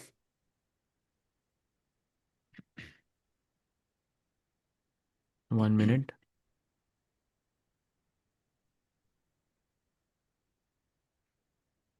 Somebody said, don't choke MVL. Somebody said, don't choke Ukesh. I'm not even sure who's choking here. Let's see, chat. The game is just complicated right now. There's queen c1 check as well, and then there's queen d6 as well. Queen d6 is what I'm thinking about the most. That should be a draw, right? Takes के बाद, because ये pawn आपका बहुत खराब है d6 पे. Hmm. I just really don't like the 13 seconds that Gukesh has. Besides that, I think nice. It's okay. It's fine.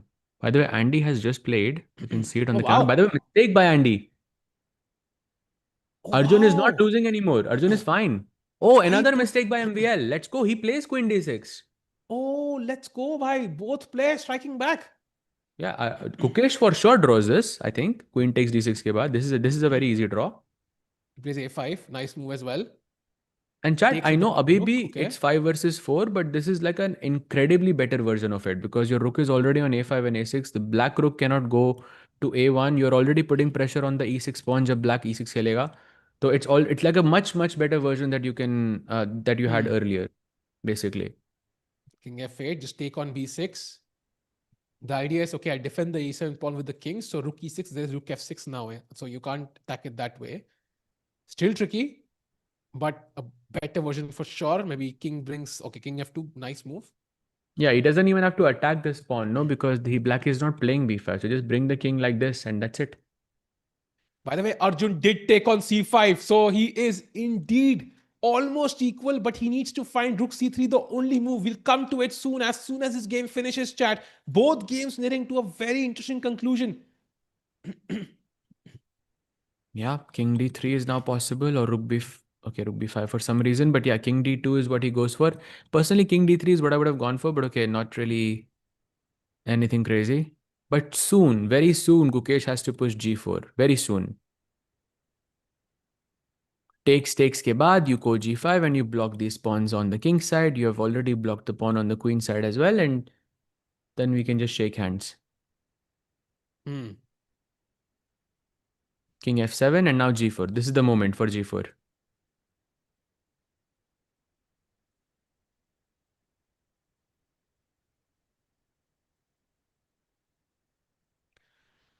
Wow, g4 I think would be a nice move to play. It's still tricky, chat. Black does have an outside pass pawn. So rook b5 played, okay. King f6. Let's go g4 now, maybe. If black takes, the king cannot move forward. That's very important. G4, let's go. Or yeah, g4 is, oh, he goes e4, still fine, no problem. fe4, king e3, king e4 is basically the same thing.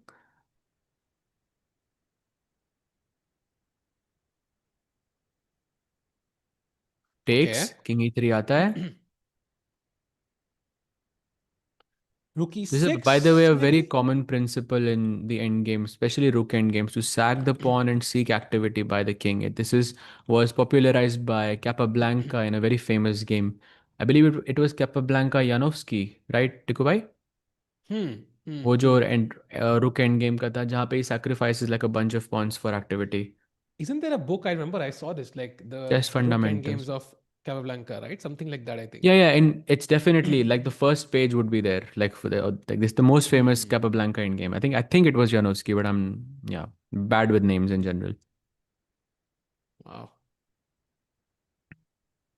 46 seconds for MVL.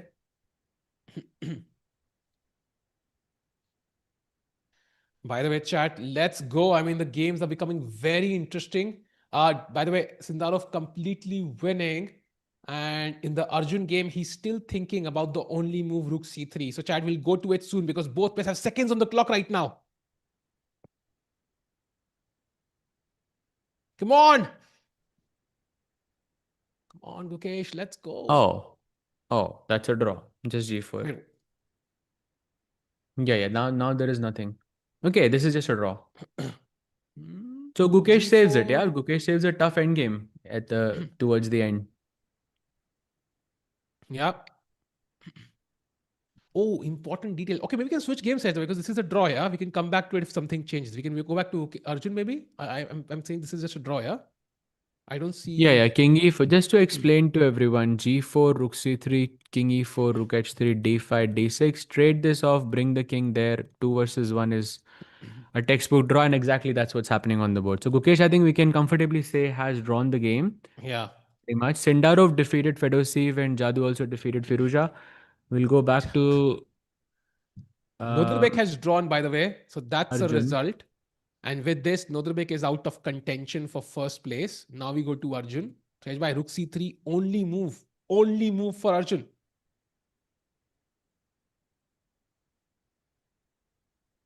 Rook c3 and then knight d4. Rook c1 and rook b5. Bhai, rook b5 के बाद you see the move? That's the hardest. By the way, rook c3 was played. Oh, wow, Rook nice. c3 was played. And in this entire continuation, rook takes f2 is hanging. I'm just wanna golden pawn is being sacrificed here. Wow. And Chada, correct me if I'm wrong. I feel like this is a three result position right now. Like if some, for example, rook takes f2, there is rook hc1. And I'm going to take on c5 very likely. And then rook c8 check, queen e6 ideas. This could be a three result position. I mean, there's the knight on d4. Yeah, that kind of spoils my plan. But still, like, it's very No, interesting. no, It's you're not right. just You're right. Good point. Good point. Also, 12 moves, and Andy has to play in 5 minutes. And if the position becomes tactical, like you're showing, for sure. For sure. I think the position has been a three result position throughout. And I don't think, even though the simplifications have happened, I still think there is a three result possibility here for sure. great defense by I think Arjun so far. I think to keep fighting that king g4 move was so crucial. Yeah, made Andy think and close the center, and that exactly is what gave Arjun that protected pass pawn on d5. Might be very valuable later on. By the way, chat mate, a lot of people are just saying the result of this game. And let me tell you, chat, this is live. There is no delay. Hmm. There is no 10-minute, 15-minute delay in this match. What you are seeing is what's happening on the board right now. So whatever the info is, it has to be wrong, bhai, unless you are A texting time from the traveler. tournament hall itself. No, unless you're a time traveler, that's the only possibility. So if you're a time traveler, do let us know what stocks to invest in. By the way, rook takes f2 played. It's on the board. And rook Okay, and h1 now rook only c1 move. maybe.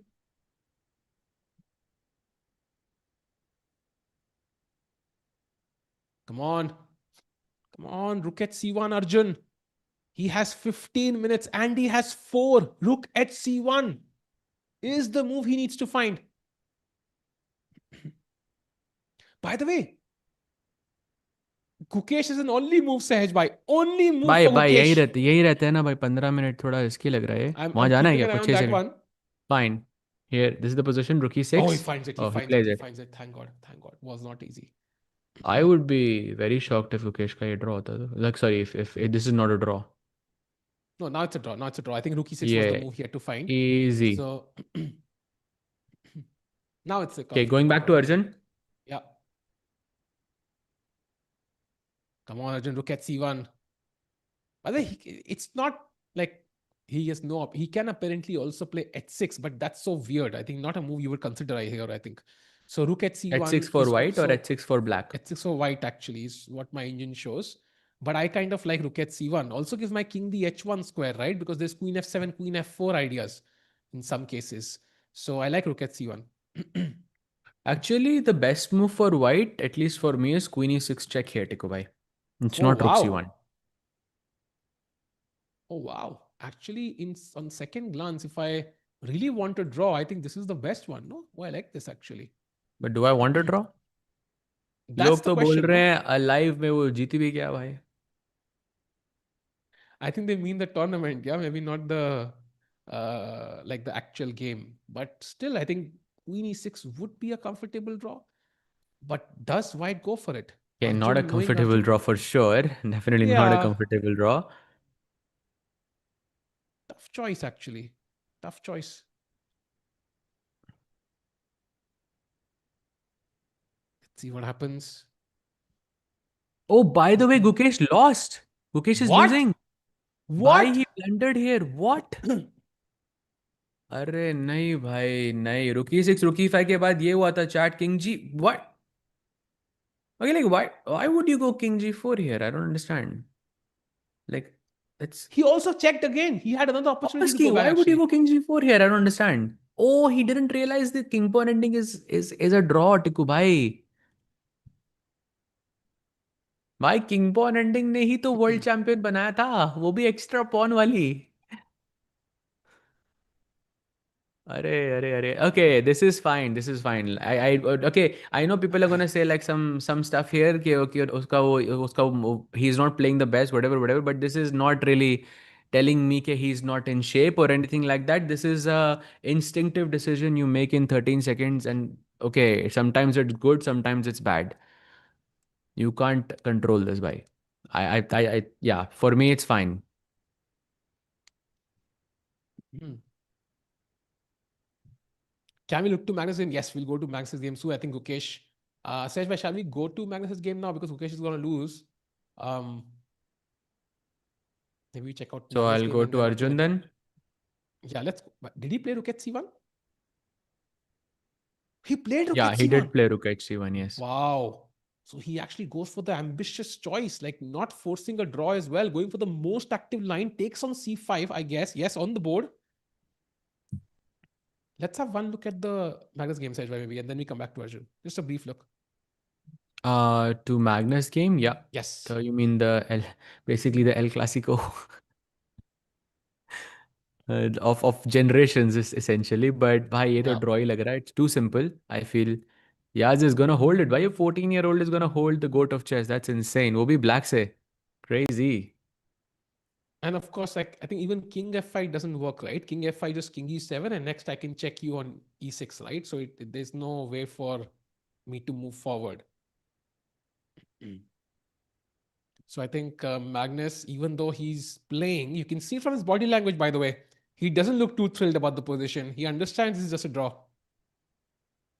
Yeah. Okay, going back, I think Kukesh, but by the way, chat, sad, no? Pawns एक side Yeah, और होते तो F and H pawns होता. yeah, agreed. But this That's is sad. a loss basically because H pawn is what's needed. You can go from this side, and that's the problem. So this is a loss now for Gukesh completely. Let's switch to Arjun, who is now fighting back. He's basically completely equal to Kubai. If Black plays Queen D6 in this position, H6 is 0-0-0. Hmm.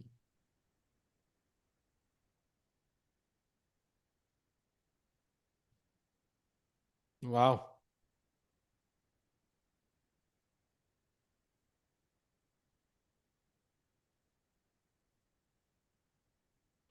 But let's see. After Queen D6, H6 now only move for white.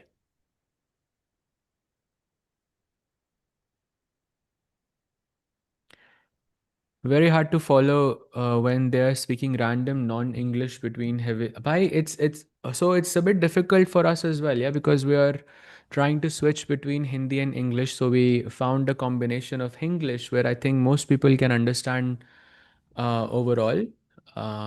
But yeah, we have to kind of switch between both of them, yeah, because this is a Chesscom India page and Chess24 India page. So we have to speak one of the languages there and switch between Hindi and English. Rook c8 check on the board chat. So basically, the rooks will be traded off. The black king also has to be a bit careful. Of course, it's the only advantage I see for black is the difference between the knight on d4 and the bishop on g2. And of course, I don't really have any pawn cover for my king, even though the black pieces, the queen at least can't find a way to get to it. Sahaj bhai, whose king is weaker? Even though it looks like the white king, I feel like this decision is a bit more nuanced somehow. Yeah, the rook takes c8. And it's not a good move according to the engine though, Tiku bhai. But after rook takes Hmm. c8, rook c8, if black plays rook f8, Hmm. I am not so sure if rook f8 is a good practical decision because queen and knight, first of all. Secondly, the knight on d4 is an outpost, and you have an outside pawn here, which can be a bit dangerous. By the way, this is happening. Rook takes c8 played. Oof. Ooh, that's very interesting. And queen takes c8 is already losing, so he has to take with the rook. I think there's some Wait, transmission error what? there, of course. Transmission error, by transmission error, by transmission error, by. Oh, You pulled off a WGM Tikku, Sahaj bhai. What is this? Nani bhai, I mean, I realized, but I was just trying to, play your Ah, part here. अच्छा लगता है भाई nice. जब next time something happened, I'll be like, wait, what? And then you What? say, no, no, Wait, no, what? no, no. And I will say, there is no way. And then you'd be like, no, no, no, it's normal, it's normal. You be calm, okay? I'll be the one saying it Done. next time. ठीक है? Done. Meanwhile, chat. Tamil भाई, तमिल हमको आती नहीं है भाई, sorry. Rakesh भाई को आती है, ही कैन स्पीक। रुक से रुक Oh, फिट लेट। blunder. Wait, what? भाई No, no no, no, no, no, that's no. Me, remember that's me. Ah, yeah. Wait, like sorry. I am the one who supposed to do this. By the way, it's not. I agree with you. It's not so clear how does white equalize completely. I think the passed pawn on d5 is really the main resource for white somehow. Although if I get the bishop to h3, maybe there is some potential for an attack, like queen attack c3, like how? like queen queen C three? c3 now, and then bishop या but h3 queen next. भाई, queen अकेले थोड़ी ना attack करेगी, कुछ you need something, king F7। या तो checks ही दोगे ना। भाई Bishop this bishop is h3. So bad भाई। Yeah, bishop टिकू भाई, h3. ये बिशप आपको किसकी याद दिला रहा है? Is this reminding you of the वो वेकअप सेट में जो फर्स्ट हाफ वाला सेट था, या फिर थ्री इडियट्स में जो वो था, um, जो The मतलब कोई bishop भी on था, मतलब किसकी g2. याद दिला रहा है आपको? The bishop on g2 is like me at the candidates. It doesn't belong. I mean, I feel like it needs to be somewhere else. Or me at any strong tournament. But I think bishop h3 at least gives me some hope that I can create something. But even then, I'm not convinced. The knight on d4, I mean, it's coming to f3 with check. Once the black queen comes in, like it could just be game over. And that a7 pawn is such a nuisance for white, right? I mean, it just exists, and it's not even that you can push it. It's just, but then it just that is stronger than the execution. Just having it on a7 constantly keeps white occupied enough that it's impossible to create any chances. And of course, the h5 pawn, is it a strength or a weakness? I'm still not convinced. Yeah, I think neither. I mean, same for me as well. Looks very. If I had to choose Tiku Bhai, I would choose to bring the rook back to c1 and just keep it. But I think I will see. We'll see how the game progresses in this sense. But yeah, I'm not even sure if that helps edge, why? Because after all, like rook, my king is also quite weak, right? So maybe exchanging the rooks is something I would be happy with, to be honest. But I'm also fighting for two results essentially after that. That I agree with you. I'm hoping with 8 moves to go, maybe Andy makes a mistake. That's my dream scenario and gives me a chance somehow to equalize comfortably. Rukesh has lost chat. That game is over. So can we have Magnus and Arjun on left, Arjun right, Magnus? Because both the games super important. Yagiz has 4 minutes and Andy has 3 minutes. Sahaj by the conclusion of the TePe Sigeman tournament right now, if things ended like this and Arjun holds, he wins the event because Nodirbek drew. Can we have the standings once just for like 10 seconds? And we come back to this exact scene because Nodirbek is out of the equation. He drew his game. He did not win. And if Yagiz and Magnus draw, they go to 4.5, tied with Arjun.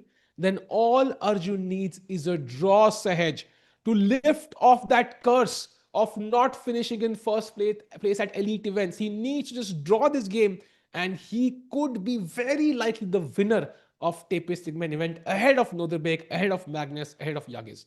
Let's go back to the Exactly, scene. why? But I think it's easier said than done, because I feel here winning for Arjun, I think, is next to impossible Hmm.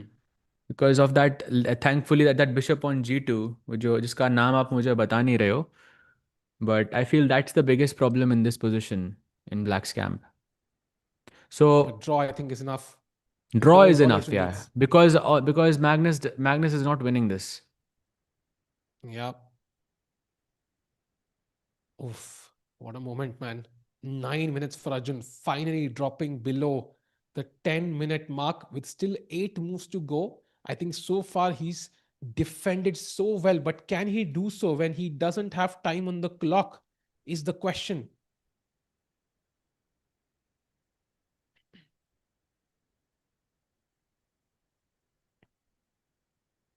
Come on. Let's see. Come time तो actually Andy के पास है in comparison, for sure.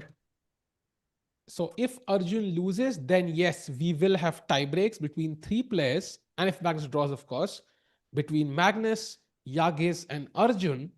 And it's going to be 3+2 round robin, single round robin event. So it's going to be exciting, of course, to see 3+2. And that's what Yagiz and Magnus would want. But from Arjun's perspective, he needs a draw. And that is the end of the event and a huge win for the India number one. Let's see what happens.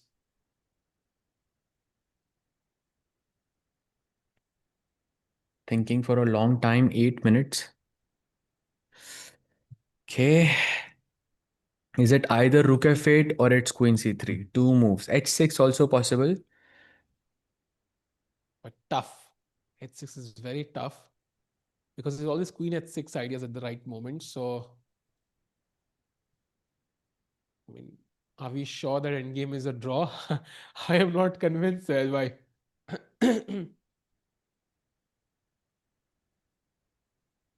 He plays queen c3, the best move. Arjun is fighting. He's still fighting. Tit for tat.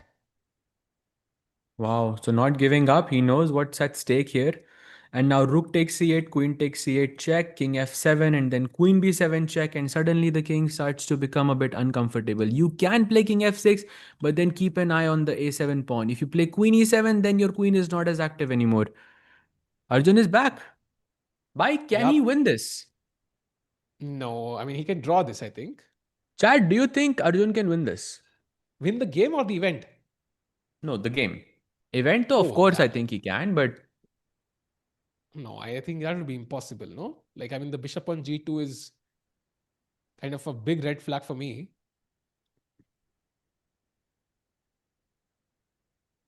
No, no tiebreak for number two, only for number one.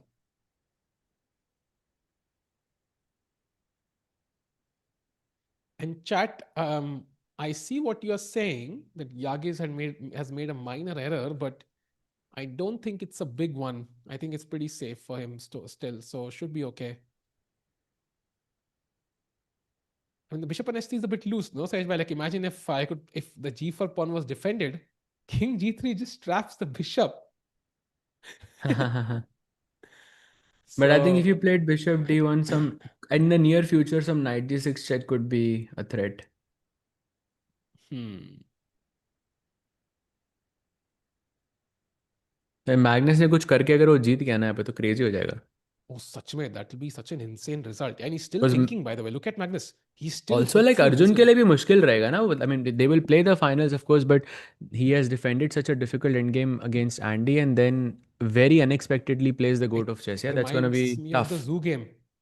The zoo game yesterday, Sahaj Bhai. Exactly. She defended so well, and last moment pe she faltered. So I'm hoping Arjun doesn't repeat the same. By the way, 1 minute for Andy. We somehow lost track. 1 minute for Andy and 1 minute for Yagiz. Yeah. Tough, tough, tough. And by the way, for Andy, it's move 33 only. I'm just for a second, I'm gonna switch the games. For Yaz, it's only four moves he has to play, essentially. So not really a big problem for Yaz, but yeah, sure. Hmm. Ah, yes, we can see the last move number 33, 36. By the way, Queen f6 played. Okay, Queen f4 is a threat. I think we should trade the rooks now. Tikku भाई 2 second के लिए तो इतना डर गए थे. I could tell. 2 second के टिक्कू भाई like I can't believe this. ये तो Bhai, मूव it's मैंने like, देखी ही नहीं थी भाई. मतलब कुछ तो होगा. bhai, I'm trained with the bar. Yeah, it's like an algorithm. So Pavlov's theory, thina, like you smell food, you become like you start salivating. Vesi, like I see the bar move, I'm like already charged up. But okay, Queen takes f8. Now is Queen c7 the only move? Yeah, but But it's a logical, natural no? one, no? Yeah, Yeah, very because you don't natural want the actually. queen to go to d6. He Yeah. is the end game goat, but it's so equal. Exactly, that's the problem. I mean, no one's denying that he's the best end game player in the world, but I think maybe more is needed in the end game to continue onwards. I feel for Magnus, it seems very difficult to convert this. Queen f4 check played. But the Queen c7 played by Arjun, only move, found under Queen time pressure. f4. Queen f4 check played, best move as well. King h1, only move for Arjun now. King g1, 92 is made. Oh! No! No, that's a blunder by Bhai, Arjun. One step away. that was One my step away. cue. That was my cue, bhai. I was preparing. I was like, अरे my no, क्यों I पर was not. क्यों खेला अर्जुन ने? Bhai, Why not king h1? you might think that why I'm so chilled, it's because I don't think Andy is gonna find g5. Because I think after g5, hg6, you have to see queen h6 check, which not so easy. Or unless if he finds it, then he shows why he's puzzle battle champion. Yeah. Also after g5, there's like 1,000,000,000 checks I can give to the king. How are you calculating all of this that you're escaping? See exactly. That's why I wasn't chill. That's why I wasn't Oh, he doesn't find it. worried. But okay, he's repeating, Sahaj bhai. He's repeating, so he'll get another chance to do this. Queen F4 check again. King Come h1 on, now, Arjun. Arjun. Do not King give another H1, chance. Let's not play king please. h3 again. Or slightly more worried, just a little bit more worried now because there is more time. And G5 is the only move, by the way. H6 is also slightly better, but that allows D6 from white. So that's where Arjun could start winning as well. So G5 is the only move. But does Andy want to go for the win? Because it's also like Why g5 ke baad? I just don't understand. Check. King g7 check. King here check. King. I mean, it's hard to see king h5 and to understand there is no check on e8 because that's what you're thinking about, I think. But yeah, let's see I if he do finds agree. g5, it's over though. Oof. Okay, Andy has. I think he gained some time with that repetition. Yeah, that is very important. I think he's going to play G5. Chat, do you think he plays G5? Come on. Does Andy play G5 or will he repeat? He has a draw in hand. Wait, Tiku bhai, if Magnus draw or g5 Played. played. He plays G5. Arjun under huge pressure now. We could have a tie-breaking coming, Sahaj Bhai, between Magnus, Arjun, and Erdogmus. Yeah, that's what I was talking about. That I feel these three players are gonna. It's a three-way tie now. I Okay, love the fact how? that Arjun is there. Actually, I love it because I think this is like such a big historic moment, and I mean the fact that Arjun is there is I think beautiful, and Arjun is could technically beat both of them. Bhai, na tu jitega na tu. It's me. Let's go. And Queen H4 is mate in one, by the way, so he has to take on G6. If anything else, it's over. He can resign. I really want Arjun to win directly, Sej Bhai, though. Like somehow, I don't know if he wins the tiebreaks, great, but I want him to win because that will lift off that curse that he always messes up in the last round or the last step. Yeah, I want him to win this event because that will But it doesn't really always elevate. happen though. He defeated Vishy sir in the Jerusalem Masters. Yes, It but doesn't that was happen not every like time. a that wasn't like a it wasn't classical, I think, and it was also not like the elite event, right? Like where Magnus or any Caruana or Caruana, did I say Caruana? Caruana and all these players are playing. By the way, Taken and Queen H6 now only move for Andy. So you mean just in classical events, yeah? And top level elite events, where let's say the average is more than 2725, for example, 2700 plus, for example. By the way, Queen 6 check played, King G3 only move. Oh, Now this is Queen takes tough, man. C6 probably.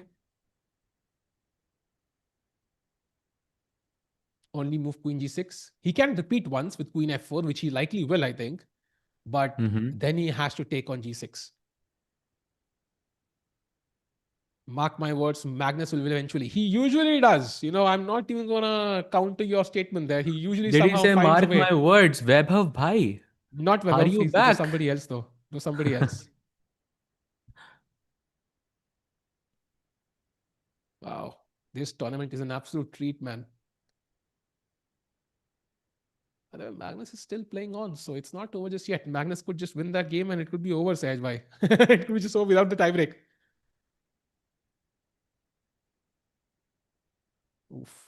Okay, can we look at the variation sets? Let's say I play King Queen G6 and King to H2. How is Black actually winning this?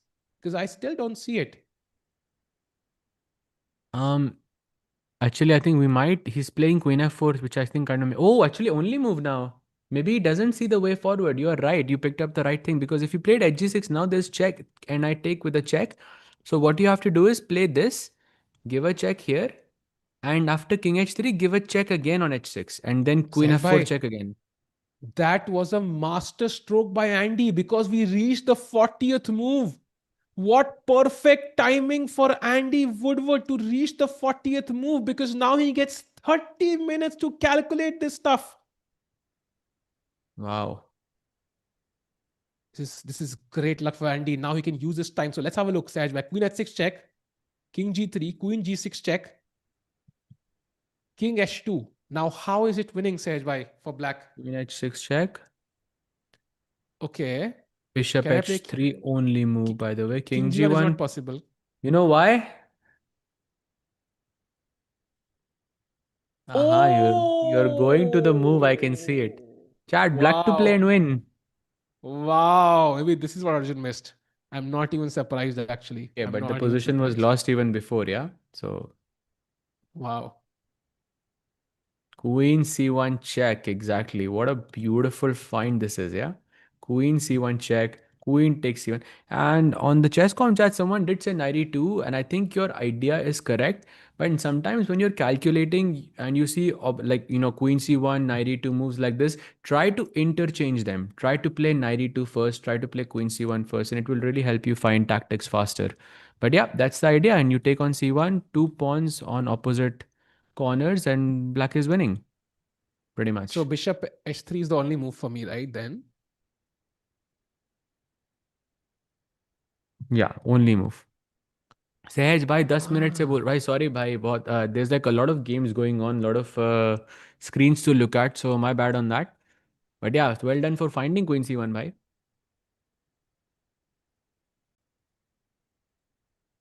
Wow. Sehaj, it seems like black is winning by force, actually. And just by one move. Like, it literally by one move he's winning. Otherwise, white would win hmm. in certain cases because of the deep pawn. Wow. Okay black को draw करना हो तो भाई अभी repetition हो सकता है ना. But I think he's winning. He's objectively winning and he understands this. And he's going to just find these moves. So queen h6, king g3, queen g6 check. If he can have it on the board, I think this is queen h6, king g3, queen g6. king h2 only move. Because if king h3, then there is queen h6 check and queen g7 check. And you trade queens. So king h2 only Check, move. check, and the queens are traded. So So queen after h6 queen check g6, you'll again. go king. Queen h6 check. Bishop h3 is where we left at. And And now now remember queen chat, d2 king check. g3 pe queen g7, king g1 pe Yeah. queen c1 is there. Yeah. Bishop So bishop h3. h3 only move. And now queen d2 check only move. Yes. And if king g1, then we know what to do. If king King g3, g1, there there is is knight f3 check or knight e2 check. Both of them should be winning. Oh, even queen. queen Actually, c1 no, no, check. sorry. Queen c1 check Yeah. is just simpler, yeah. Got So confused there. चलिए so बार queen बंद d2 करो check. भाई मैं ही confuse हो रहा हूँ. क्या king Bishop bishop g2, g2 वापस. knight f3 check. Now king g3, queen King f4 h1 पे check. this is there. King g3, Yeah. okay. Queen f4 check. King f2, knight h4 check. It's all forced, but it's also not that difficult. King g1, and now simply knight takes g2. If you take on g2, I take on e4 with check and then pick up everything. And you can give a few checks, but the king escapes. And if d6, knight h4, d7, it's just mate in 4. You miss it by one move.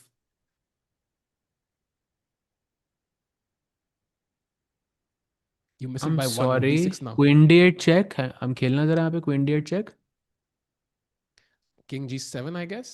King takes g2. Low Oh, अभी draw sorry. हो गई है तो. Queen f8. Queen f8 only move. Queen भाई f8 अभी only draw move. हो गई है तो. Queen f8 only move. Sorry, not king g7. तो queen f8 and if queen g5 check, Queen g7. queen d8 check, Now king f7 he has to find. queen d7 check, King g6 only move. queen Hi, this f5 is check, king h6. queen f5, king h6, queen h3 पे knight h4 check है आपके पास. Just pointing it out. Yes. Queen e6 check. Queen g6. This is tough. Queen what? No, no, I'm not playing queen f5. I'm playing queen e6 straight. Directly. Okay. King h5. Hi. Queen f5 check. Queen g5, queen h7. So king h6. Yeah. Yeah, I But this is understand. tough to see, though. This is tough to Bhai, see, especially tough. the. This is I think impossible to see. But he will go for it. No, like he always has the repetition. The problem is along this entire path, he has the draw in hand. So he can actually play on. He can just think for 15 minutes and he can just play on and just keep kind of calculating as he goes. That's the problem. So, Chad, do you think he plays queen h6 check? Do you think he goes for the kill or do you think he takes the repetition, which he does have right now? That's I why he think got queen that. h6 check. ये super chat आई है भाई, इस super chat के लिए thank you तो नहीं बोलूंगा भाई, क्योंकि क्या आंटियों वाली सुपर चैट करी है आपने भाई। लाइक सीरियसली भाई, ले तो ऐसे ऐसे तो लिटरली वो बेसिकली जब आप आपका एक नेशनल चैंपियनशिप में ना अंडर 7 के बाद जब आपका एक खराब मैच होता था ना, आपकी मॉम आपको आपको बोलती थी कि और मत करते यारी चेस की, और मत करते, that's what it felt like भाई। वाओ, दैट फेल्ट पर्सनल सहज भाई. भाई it was this felt very personal भाई, मेरे को मम्मी की याद आ गई। those national youth days भाई, those were brutal. By the way, we have an update in the Carlsen game. So we have a minor piece exchange. After bishop h3, bishop f5 was played, bishop g2, and then knight e4 khela Carlsen ne, and Yagiz ne exchange kar diya. And then, of course, he finds knight to f7 only move, bishop d5, knight d6 only move, by the way. So Magnus, Hmm. on paper, is still pushing. I think it's a draw, of course, but the game is not just over yet. Do you भाई think it's over, knight d Sahaj bhai? Six and I just play ए5 and I just say pass पास पास पास पास, आपके पास अच्छा no हाँ, ये तो access वो आ spots गया ना भाई, भाई. There is no access spot भाई, देर इज Uh, जस्ट डी5 square you have, that's it, you just have, और उसको आने के लिए E3 D4 D5 लाना पड़ेगा आपको। I think you are actually right. I forgot वो टिपिकल वो किताबें याद आ रही है मुझे भाई. Yeah you are actually right.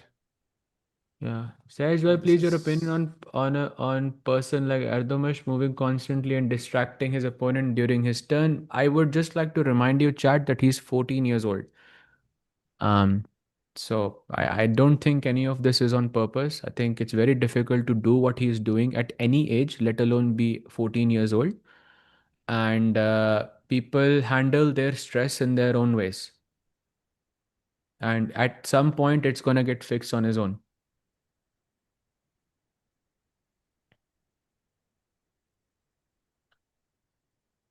Chad, it's very interesting to me, this game. Both Magnus, Yagiz, and Arjun, Andy, like we had such contrast in the actual starting of the game, and now they look exactly the same. Sahaj bhai, दोनों board पे एक ही position है. Oh, I'll just switch it now then. Should I go to Gukesh or yeah, Gukesh is playing Fedo, so we can check that out. The game has begun. Or do you want to stay with Arjun? I would stick with Arjun actually. I think that game Yeah. we can check later, maybe, is my guess, because this game is like tournament deciding, right? I think, and he plays Queen h6 just now. Wow. I think Arjun's moves are kind of forced. Not many choices there. So King G3 forced as well. Queen G6 check तो आ ही रहा है. I hope he doesn't go to g4 now. No, I just hope because he's, Arjun he just repeats twice. Yeah, that's it. King G3 played. if Andy plays Queen g7, then Queen c8 check wins, by the way. Just kidding. Queen g6 played. Now King h2 only move. King f2, there is Queen f7. And that's a trade of queens. With the a pawn, black just wins. Arjun looks Yeah. confident, Vardhan is saying. I mean, does he look confident to you, Sahaj? Do you feel he has the confidence that this is holding? Because it's literally impossible to see everything that we saw, but by intuition, does he think this is a draw? No, Hmm. I don't think so. Very unlikely. Okay, let's have both the But I boards think he ready. probably thinks that it was a lot worse before. Hmm. It's very much possible that he saw King H2, King G1, that line we were talking about with King G1, and just now he's seeing Queen C1 check. It's possible. By the Hmm. way, played King H2. And Chad, in terms of the Magnus game, I think it's just a draw now. Somebody like Yagiz, especially now they've just reached the 40th move. I don't see any universe where Yagiz messes this up. I think this is just a draw. I think this is a well-known theoretical pattern. Basically, the pawns control the dark squares. So e5, g5, c5, a5. And the knights control the lights. So knight on d6 controlling b5 and f5. So there is literally no square than the white king can enter. D5 is the only one. But whenever you bring the king there, I can always just play king e6 to block you there. So there's literally no way Magnus Carlsen can win What? this. So He played King G1. Arjun played What? King G1. I told you he What? missed Queen C1 check. Bhai, What? I told you. No, Arjun, no! Can we go full screen? No, White, he completely missed. I think we're gonna see an expression when Queen C1 lands on the board. It's gonna be heartbreak. And look at Andy, he cannot believe it. He cannot believe it. He's in shock, I feel. He's like, wait, what? I can tell you he has the same words in his mind, Sahaj Bhai. Wait, what? Tiebreaks incoming chat. It's gonna be Magnus Carlsen, Arjun Erigaisi, and Yagiz Kaan Erdogmus in a three-way tiebreak with 3+2 time control. Wow. Yeah, absolutely. Maza aega bhai in that match. Will be a lot of fun. But yeah, this is sad for Arjun overall. Queen C1 check is completely winning. Also, he played really quickly here. That's the maybe the problem. He had 40 minutes on the clock. Just आधा घंटा add हुआ. I get that he wants to put pressure on the on the clock there, but like he was before. But this was a bit careless, I think. But very hard to play accurately also. Bishop h3 con by self pinning is always difficult. I agree. It was a bit careless. He had time. Like, there was no harm in just calculating a bit more. And of course, if you miss tactically, it's just a tactical mistake, right? I mean, there was no hurry because this is the 44th move. You have 39 and a half minutes on the clock right now. So Yeah. missing a tactical resource, like there's no excuse for it. And it's hard luck for Arjun. It always happens somehow, Sahaj Bhai. Always on the final round. Maybe Andy doesn't find it. The only reason Andy went for Queen h6 instead of taking the draw is because he saw Queen c1. I mean, He I'm trying to saw look this at move. how I don't really know how many classical events we're talking about in general, but okay, like maybe Nodirbek he lost to in the last round. What else are we talking about? So I think it's not, for World Cup, example, he never lost in classical. He lost in no, in but in it's not rapid. about classical. For example, like any major event, right? Any elite event which would give him a lot of success.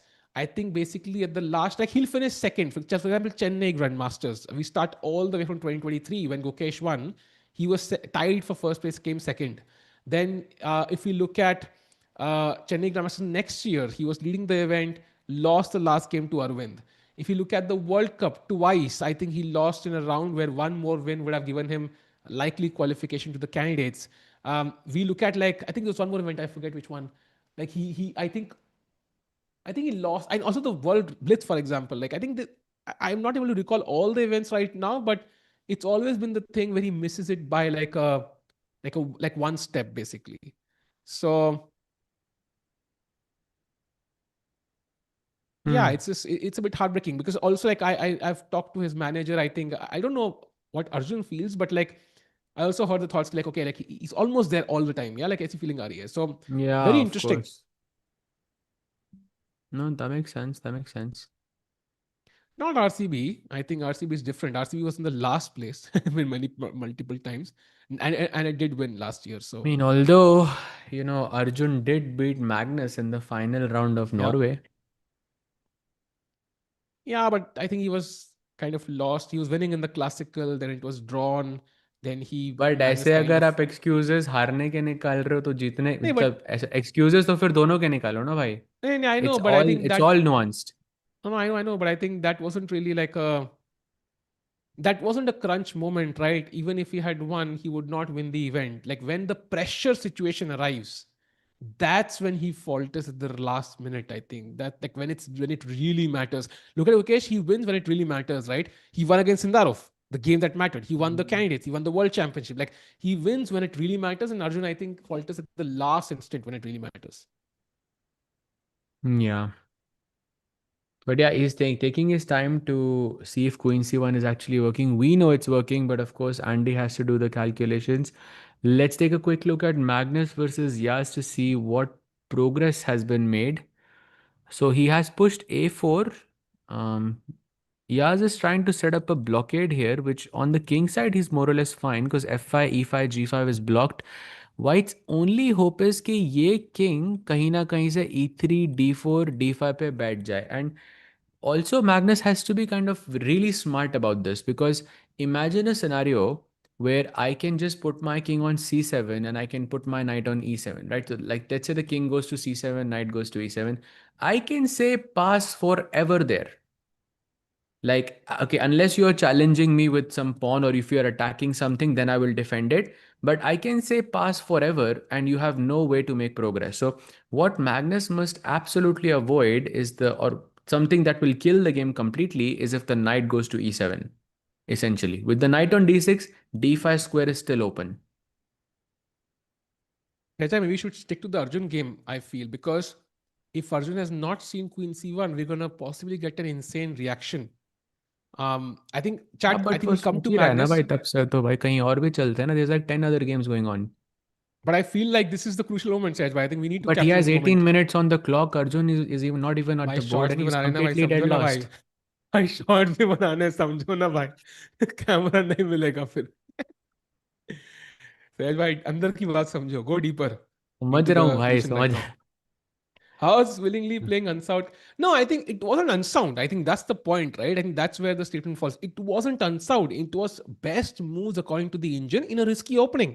He just Yeah, couldn't justify it for essentially. the next few moves. So I don't think it was unsound at all. It was risky, but not unsound.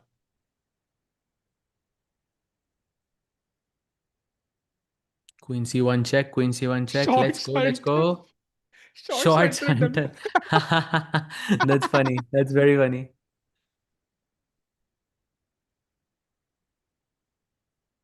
Okay, Iku a bishop lot, 100% d5 was honesty. played. Thanks, bye. But wait, why is he Andy thinking? Is he trying to evaluate the final endgame properly? Maybe he's like, okay, Arjun has gone for this. Is that even winning for me? Maybe that's the thought process here.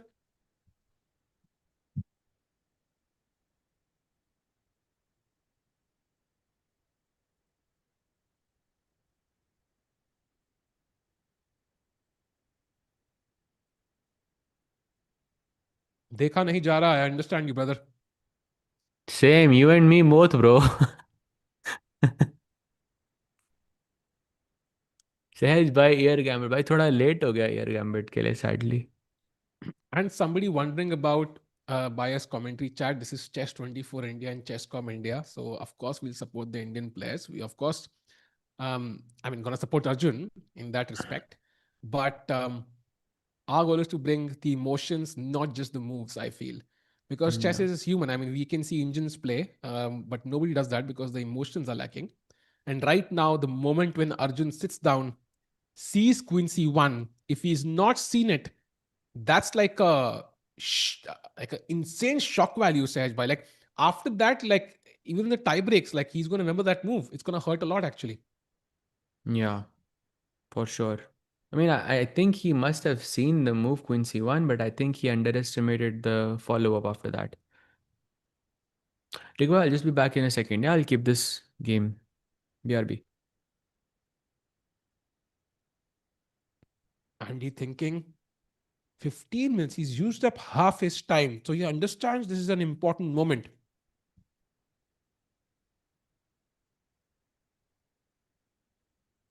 Arjun not at the seat. Sometimes, Chad, when you play an over the board game, you play a move, you realize you made a blunder or a big mistake.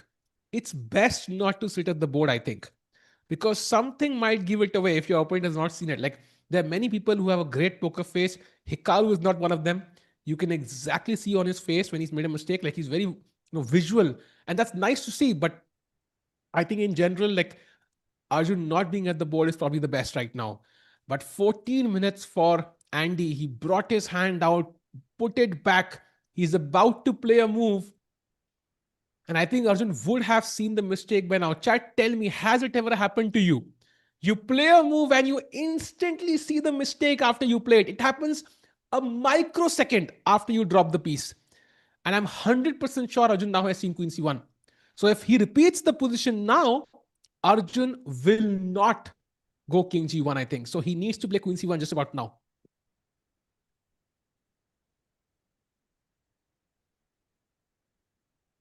A and H pawn, exactly. They are very strong. Two pass pawns, and the bishop cannot stop them, especially when the bishop is blocked by its own pawn on E4. Crucial moment, chat. Magnus, nothing has changed. By the way, in the Magnus game, completely dead equal. They will draw their game. So tiebreaks incoming, chat. In the final round of TePe Sigeman, it's just been an exciting tournament to watch overall. And just 7 rounds, by the way. Most classical events are at least 9 rounds. Tata Steel was 14 rounds, in fact. So I think it's just insane tournament overall. And what an opportunity for Andy Woodward, a youngster, to beat one of the strongest players in the world. World number 7. He's about to play. He's about to touch the queen, I think. भाई मैं Will he play वापस to आ गया. C1? Yeah, there it Played! is. Wow. A brilliancy, by the way. A queen sacrifice. Arjun doesn't usually show expressions, Sahaj Bhai, but will we see some expressions from him right now? I would be shocked if Arjun has not seen this move. I think he would have. Especially after Andy took so much time to think about this move. I think for sure we will see this, but he immediately takes queen c1. Yeah, he saw it. But then why did he allow it is the question. He Why it takes was quickly. difficult. It was very difficult to defend this position for him. And I think maybe he still thinks he has a chance. I mean, we see -4, but maybe there is still a chance. White can, like, the knight cannot. I mean, after you go king f2 and knight takes c1, the knight is not going back to d6 instantly. That's where the knight needs to be. So before that happens, I can play d6, d7, put the bishop on h3. Maybe, just to defend this pawn over here. This king can somehow run to this side. I don't know. It seems Sahaj Bhai, delusional, like to an extent, no, but no, it's look at the possible. expression right now. Look at the expression right now. It's the expression of how did I miss Queen C1? I think he noticed it afterwards, after playing it, but I think he missed Queen C1. He would have played King F2 in a second if he had faith in this endgame. At least that's my understanding of the position. Maybe possible. Oh man, then of course without the A pawn, this would be so much better. Yeah, that A7 pawn is an absolute beast. Doesn't Without the even a need pawn, I think it's a draw. and the A pawn doesn't even need to move, I think. it's just perfect there as a distraction far away from the king. Yeah, like it's and chat. This means the tiebreak is very, very likely now between these players. Let's have Arjun on the left and Magnus on the right. Sahaj bhai, if Magnus somehow converts that, he is the winner. He doesn't really need to predict tiebreaks. But the both games, I think the end games are pretty simplified. I don't see Erdogmus uh, messing this up. Simply put, for Magnus to have any play in this position, he has to move his king because he cannot play king f5. He cannot push the king forward to f5. So the moment he plays king e3 to reroute to the center of the board to the d4 square, Black's gonna reroute the knight from knight to d6 to c8 and then to e7 and then it's a draw. It's a complete fortress. पहले तो king भी e7 पे था भाई, तो night e7 पे नहीं आ सकता था, बट अब वो भी चेंज कर दिया उसने. Yeah. And yeah, the good question, by the way. What are the regulations of tie breaks? So basically, tie breaks will only happen for first place. And if we have a three-way tie, it's going to be a single round robin event of blitz 3+2. So everybody plays everybody. And I think the people who end up with the person who ends up with the maximum points wins. So we'll have Arjun versus Magnus, Magnus versus Yagiz, and Yagiz versus Arjun. So three-way match. And the person with the most points wins. And we had this similar tiebreak during Uz Chess also last year, but that lasted really long actually. They kept tying, by the way. So let's see how long this one's going to go. But of course, Magnus should be the clear favorite. But I'm wondering who's the second most favorite chat in Sahaj, because I saw this interview by Yagiz today itself where he mentioned he likes classical chess the most because he plays his most favorite openings. He avoids playing the critical openings in rapid chess, so he doesn't like it too much, but he prefers classical. Who do you think is the second most favorite? I think it's Arjun, right? Should be a clear favorite, Arjun, I think, because Jagi's already has Who time is pressure issues. number one is Magnus, Number two, Arjun, right? but why is Magnus number one? I mean, it has to be Magnus, right? I mean, even in the World Blitz, he won at the end, Yeah, and but he's done it. Arjun won the open section, no? 2 points ahead. He also defeated Magnus in Blitz. I agree, but in terms of like overall results, I would say Magnus maybe still the favorite. No, like marginally, but maybe still the favorite. I don't. I feel like there is no maybe like out of the three players, I think Yaz has the maybe the least chance to win the tournament because simply because classical also he gets into a lot of time pressure issues. So blitz will be difficult in general. But I think Arjun and Magnus is okay. Yeah, Magnus slight favorite, but yeah, I think it's not that big of a difference to be honest. Mm, I mean, rating wise, it's 100 points as by almost. Oh, of course, So, yes. but I think it depends. I think the main thing is maybe depends on how Arjun takes this loss as well. Because if Queen C1 was missed, then for me, Magnus becomes a clear favorite as by. If Queen C1 was missed by Arjun, I think Then Magnus he becomes a wins clear favorite. already. Then there is no tiebreak if Queen C1 was missed. No, I mean if like Arjun, if he missed Queen C1 and he loses this now, then I think basically the shock value of seeing Queen C1 on the board might be very hard to come back from that way. So then I think Arjun Mm. kind of like it's very hard to suddenly play Blitz at your peak level when you are emotionally affected by Queen C1, such a blunder, right? So um, let's see what Yeah, happens. that's Will be also tough. true. That's also true. So, It does affect but you. and I think I don't see any hope for either player. I think don't see Magnus winning this one. He's played B4, but Yagiz could just ignore that pawn. I think there's no need to react in any way. He could play A5, Yeah. but maybe that gives me the C5 square. Yeah, the white king. Maybe I will just sit tight and do nothing. Yeah, for sure. King can go to C. I think this D6, D7 is the key to try and save this game, but we'll see. And by the way, in the chat, like I'm seeing a lot of people saying bias towards Arjun, but I think when you play a blitz match, one on one, it's blitz. Like I don't think anyone is a very outright favorite in a blitz match in a finals anywhere. That's how I feel. And I mean, of course, Magnus is the number one player. No one's denying that. He's a world blitz champion, by of course, no one's denying that. But at the same time, in a finals match, I think no one is a favorite, in my opinion. But we'll see. Somebody said, no way, mangoes is drawing. Wait, what? Bro, I know it's a season of mangoes, but still. But the King D2 played. Um, Knight B3 check, of course, the only move, but an obvious one here because Knight A2, there is Bishop F1. And apparently that's a draw already.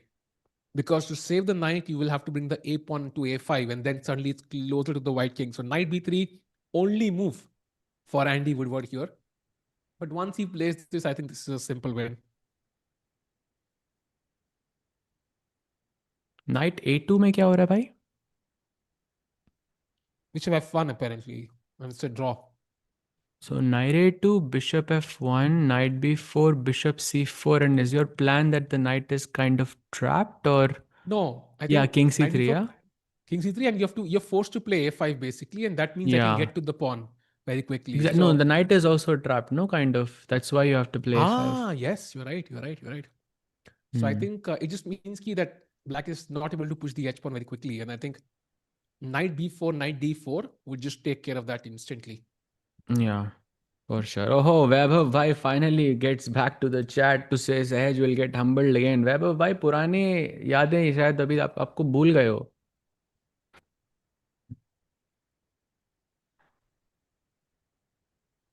Somebody said Arjun third, Yagiz second, Magnus first. I mean, Yagiz himself said he doesn't like rapid. I mean, I saw that interview today. So I'm not sure. Now, he might play his best openings today, but I am basing this on what I've seen. I've seen Yagiz really panic in time pressure. I have never seen him play Mhm. Blitz, by the way, ever. So, will he be Yeah. shaking for the entire Blitz match? Like, will he be able to control his nerves? I don't know. I think we'll get to know in real time. But Arjun is a very strong player in Blitz. In fact, he mentioned in an interview yesterday that that's his That's favorite format. So I have to I back Arjun, I think, first. that's also where my thought process comes from. By the way, still not easy. Knight D4 only move for Andy to play the game. I mean, it's possible still that we might not see the tie break. Yeah, it's still possible. Like for example, Knight C5 is what I was thinking because I wanted to go Knight B7 and Knight D6. Knights belong on outposts, and I think that it's very logical. But it's a mistake to play Knight C5 here. Knight D4 only move. So maybe the position is not as simple as we thought earlier. Never mind. Plays knight d4. No mistakes. Wow. And again, that a pawn is so far away, man. The farther away it is, the more time it takes for the king to approach, and then black can start pushing the h pawn. And what a game by Andy Woodward today, under pressure to deliver with the black pieces is insane. And exactly what Magnus Carlsen and Yagiz were hoping for, because after that draw, the tournament could have been over. But no, they keep playing now. They get to play the tiebreaks. And by the way, let's not change the game, but Gukesh is apparently slightly better against Fedosiev. We'll check that game later once we reach the critical stage. But crucial moment. Any hope for Arjun chat? Do you think any hope or is it just done? Sej bhai, what do you think? I think no, when knight d4 looks difficult to hold. I think he's planning you will waste a couple of moves, king b4, a5, a6, a7 to take this pawn. So that's four moves, and that gives black enough time to set up the position correctly. And I'm guessing the way is you put the king like this, then you try to push this pawn, and somehow you use the knight and the pawn to promote. Basically, the bishop cannot defend alone. So it's simple enough, I feel, to win this. Yeah. This should be over, yeah. So we are getting a tie break, that's for sure. Man, it's going to be exciting. Magnus versus Arjun in tie breaks. I am all for it. I'm already ready with popcorn, by the way. The only heartbreak is, of course, Arjun missing out on a clean Why? win, You and wanna it's know a gonna. crazy fact? Uh, Erdogmus actually defeated Arjun in World Rapid 2025. Did you know this? भाई ऐसी बातें why are you telling me this? No, Not I'm the just right putting it timing out to there tell me that this. I mean Arjun did finish third in the Hmm. event, but he lost his third last round to Erdogmus. Got it. And yeah, so Got it. that's so yeah, some relevance there. But after beating Arjun, Erdomas lost to Magnus and then Dominguez back to back. And after losing to Erdomas, Arjun won two games back to back as well. So that's how he was able to pull off the win. But yeah, so some history there, especially in rapid between these players. Yeah, understood. But I think it's gonna be interesting match. Just like I think Erdogmus defeated Arjun at Tata Steel. I think Arjun took him a lot more seriously the second time. Sometimes you can underestimate youngsters. They can be quite underrated. And you might think, okay, I'm going to win this. I can take more risk against these guys, but actually they punish you for that risk. Just like Andy Woodward is doing now, by the way. So next time Arjun plays against Andy Woodward, you know what? The risk tolerance will be much lower for Arjun. So um, yeah, youngsters, you can never really estimate their true strength. They're always, always up for battle against anybody in the world. Sahaj bhai, overall, great entertainment for everybody. Yeah, it's gonna be Magnus, Arjun, Adomish in a tiebreak. I mean, and that too Blitz. Oh my god, that's insane. Blitz specifically will be a lot of fun. But it reminds me of the Tata Steel final we had last year between Gukesh and Prag, I believe it was, where both of them tied for, in the classical section, both of them tied for the first place and then ended up playing a Blitz match, which was absolutely crazy.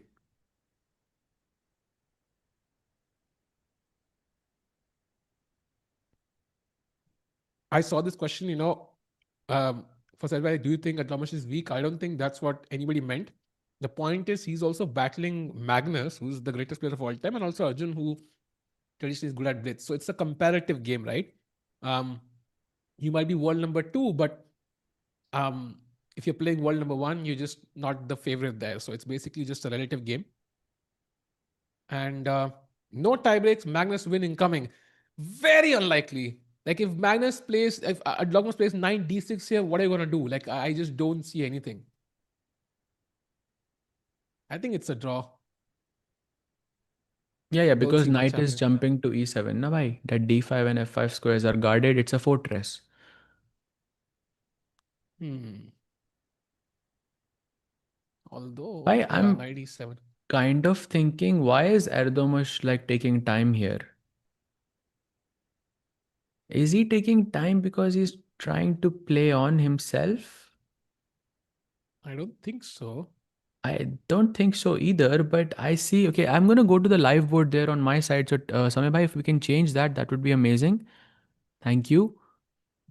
So Oh this my is was the god. position. He's thinking here, knight e7, king d4, knight g6 के बाद Okay. This is the nuance. There is you don't play h4 because if you played h5, yeah, I'm not so sure if this is a good setup for you, but Magnus has a nice plan here, Tikubai. It's bishop e4.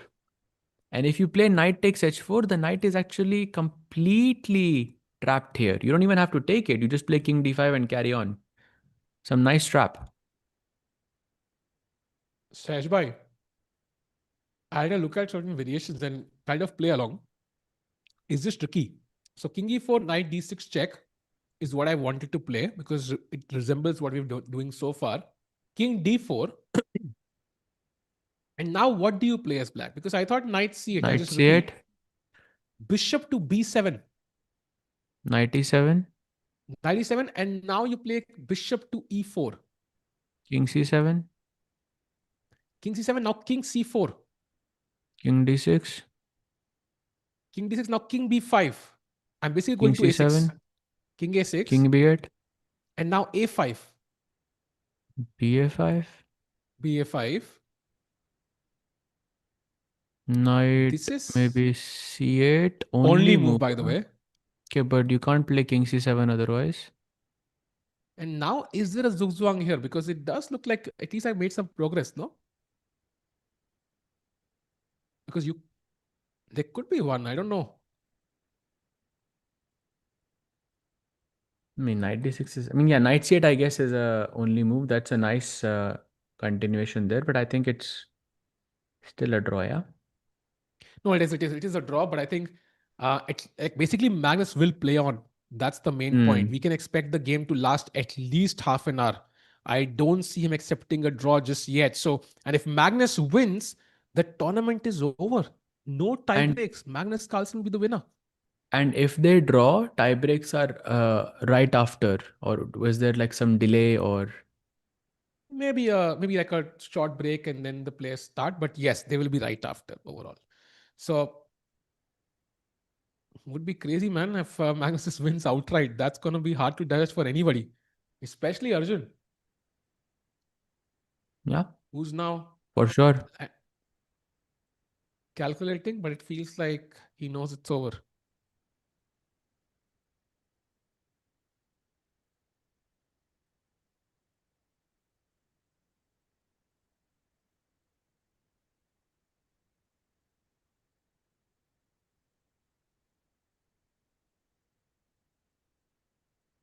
People are acting like Erdogmus beating Arjun is some anomaly, when in reality the kid's blitz trajectory has been absurdly strong for months now. Um, yes, of course, agreed. But I think in classical we can agree, no, that there is some at least some time management issues, and that kind of I think spreads to your rapid and blitz formats as well because you have less time on the clock and there is more to manage. So that's why I think Erdomash is probably not the favorite for me. But I think in an event like this, no one is a favorite. But yeah, that's just my opinion. But we'll see. पहले Magnus को draw तो करने दो भाई. Who knows, he might even win this. And Sessi is just gonna say draw in any endgame positions like this. Sessi is just gonna say a draw. Yeah, objectively, the game is indeed a draw. By the way, some people asking why not go to Ukesh's game? We will. That game is still kind of, you know, not in the final phases. I think this game probably more important. It's the final round of this event. As soon as we see time pressure for Ukesh, we will jump quickly. Right now, he seems to be very comfortable. Actually, has 12 minutes and his opponent has 2.5. By the way, Gangnus, look at him getting coffee or something. Yeah, he knows it's gonna be a long struggle. Yeah, it's he's Yeah, not ready to just. Also, it's like a psychological thing. Okay, I get coffee. अभी तो game शुरुआत हुई है भाई सिर्फ. It's a long game, but yeah. Also, Yagiz, I mean, Yaz would be tired, no, after this match. I mean, defending for so long must be exhausting. So why if he they're playing shakes a so much blitz match that right itself would be after this, tiring. it's tough, why? Yeah, and he's shaking so much that itself would make me tired if I was shaking so much. Yeah, like I mean, it's I would rather conserve my energy.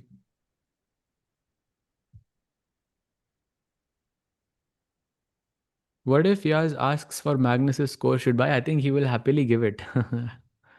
It would be such a huge cultural moment there.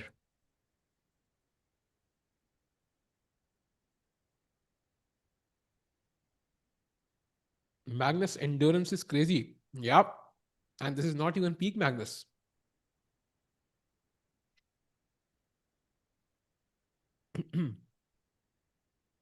Oof, very interesting. Yagiz starting to panic. We are slowly approaching the second time pressure zone, but from Arjun's perspective, it's kind of useless because he's in a dead loss position. Not much he can do to save himself here. Both the players in similar colored suits and similar poses, by the way. Both Arjun and Andy right now. By the way, Gukesh slightly better against Fedoshev in the GCT. Hmm. By the way, just wanna do a very quick look at Gukesh versus Fedoshev there because I wanna highlight something important. Look at the time difference between Fedoshev and Gukesh. Yeah. I'm not sure if we can see it on the screen. Yeah, there it is. You can see the time difference, chat. 12 minutes for Gukesh and 33 seconds for Fedoshev. So clearly, Gukesh has, I think, worked on that. You know, the moments where he was taking a couple of minutes and getting into time pressure. It looks way better now, no? I'm not sure if it's correct because the time just jumped from 40 seconds to 20 seconds for me in a second. So I'm not sure if that's actually the Ah, time. I see. But he just And white played a just played move. knight Okay, c4. maybe. So why is white's clock Maybe. running? Hmm. So there might be an error there. But regardless, Mukesh does look comfortable. I'd seen zero issues of Mukesh there.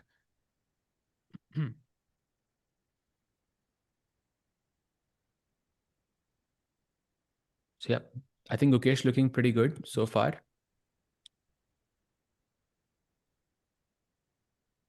Bishop f6 played as well, putting pressure on the c3 pawn. And by the way, now e5 only move. Oh yeah, the time. Oh, I was Why Mukesh talking is about worse? like Gukesh Mukesh having is extra time, but it's never mind, chat. It's like it's the opposite. Actually, it was a glitch. But I thought we yeah, definitely should be mentioning this. Why this is crazy. yeah. It turned out to the exact opposite. So Mukesh definitely behind on the clock. Nothing to write home about. By the way, Arjun has also played king to b4. He's running towards the a pawn with full intensity, but it might just not be enough. By the way, only two moves for black: king e7 or h5. Otherwise, it's equal.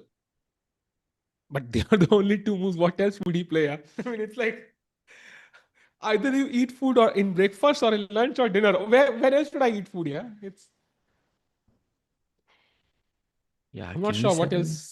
King e7 I think makes the most sense, but I will not go king a5 here, Tikubai. I'll go king c5 probably because I want to play d6 check. I do if I go for Hmm. this pawn. Now, for example, if I played king, let's say if I go king a5, king a6, king a7. So let's say this h5 for example, this right now the king is so far away. I can just push the pawn and I can. Wow, that's a draw. Tikku bhai, did you see this? In this position, king Hmm. c5 is the only move. What makes sense? I'm cutting off your king, right? Like it's not h4 knight unimaginable, a2. I think. Knight f. I'm But how shouldering are your you? king, I'm basically. actually genuinely curious. Wait, h4 king b6. It doesn't. Computer also doesn't show it instantly. If I play knight e2, king b5, knight f4, bishop f3 only move. By the way, h3 आता है Hmm. king b4, h2, king c4 only move, knight h5, king d3. Ah, Tiku bhai, there is a trick. After knight g3, king e3, you cannot Ah, promote this pawn because the knight is trapped on h1 okay, very and the tough, king by the is way. just making it time from a7 to f3. Wow, that is so cool. And also, in the other version, where the king went to c5, Sehajbhai, if we go to that position right now, move number 51, um, Yeah. then after king c5, black, let's say, plays pawn to h5, pushes the pawn, d6 check. Now the only move is king f6. Yeah, otherwise king d5, king e5 hangs. Yes. And after So king king f. f6, the game still goes on. Yeah, I think I'm not sure if it's so like maybe it is crystal clear, but yeah, I mean, there are some tricks there. There are some tricks. It's not completely, let's say, 100% convinced. Like Andy in 100 games could make mistake in, let's say, a couple of games here. For sure, yeah. Bishop h3 आप खेल क्या रहे हो भाई? h4, right? Hmm. Okay, let's say I make a waiting move. King d5. h5 perhaps. Now a5 because now I run from the other side. And Yeah. king c5. A4. Is it not enough? Can I go king b4? Knight f3 you have. Only move.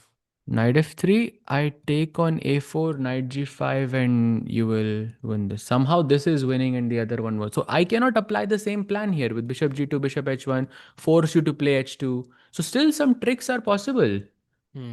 in the game overall. Not Feels as like a simple as we initially thought. life is unfair is saying feels like a draw. Yeah. If it ends in a draw, that will be definitely life is unfair moment for Andy. But I think Andy, with enough time, if he had a minute on the clock here, I might be worried. But with 8 minutes, also, he's been thinking for a while. I think he will figure out. Look at him calculate. Look at him calculate. By the way, in real time, he's using his eyes and his hand to calculate like this. Look at him right now. Let's go full screen. Wow, it's so nice to see him do this.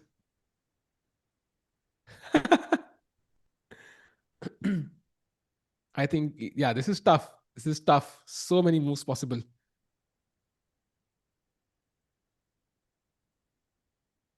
And only eight Arjun minutes C. left. By Arjun Abhijit. Agar if he doesn't lose this and Andy, falls for maybe that h1 queen wala trap, it could be over right here. Agreed. So quite resourceful actually from Arjun to continue playing on. That was younger brother. Look, I don't know, but anyways, I think it's gonna be an exciting game. Just wanted to capture. We'll have the double board setup chat. Just wanted to capture Andy calculating. It was very nice to see because usually we never get to enter a chess player's mind. Look at him. Look at him. Look at him calculate in real time. He's basically moving move by move, trying to figure out if the variation is winning or not. This is so cool to see. Actually, we are entering Andy's mind a little bit here, and 7 minutes remaining. Yeah, 7 minutes remaining. Tough situation. h5 and king e7, both logical moves are possible. Tough for Andy. By the way, Magnus's board, not much has happened. Just want to take a very brief look. This is the current position. King d4 was played. And now king d6 should be okay. That's proper opposition. Black white can play bishop e4 and the game continues. I'm guessing that variation you showed us with king c4, king b5, king a6, attacking a7 and b6 and then trying to play a5 is the way to go. But so far, Yagiz is holding. Not much has changed. Yeah.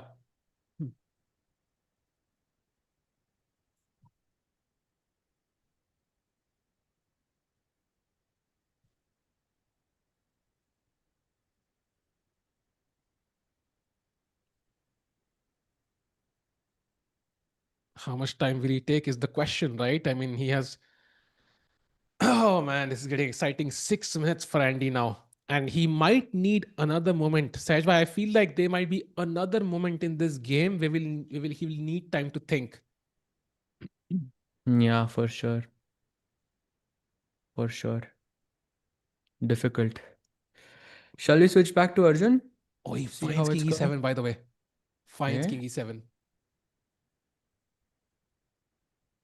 And if I played King F, so this is that line where he can potentially have that trap with King A5, King D6, King A6, H5, and King takes A7. And in this position, Black has to play the move King to C5, shouldering the white king because they have to calculate that the king can run from A1 to F3, basically taking the knight on H1 just in time in 6 minutes.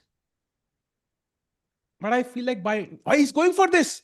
Yes, Arjun has because played he's King looked at A5. this. Arjun by King C5 is very hard to play, I think, for Andy. I disagree, Saj. By intuition, I think King C5 feels natural because White King's path really, really narrows down, right? Backwards. Once I play King C5, you essentially are focused on King B7, King C7 pushing the D pawn. You can't really Hmm. come back. So, I mean, he could make a mistake, but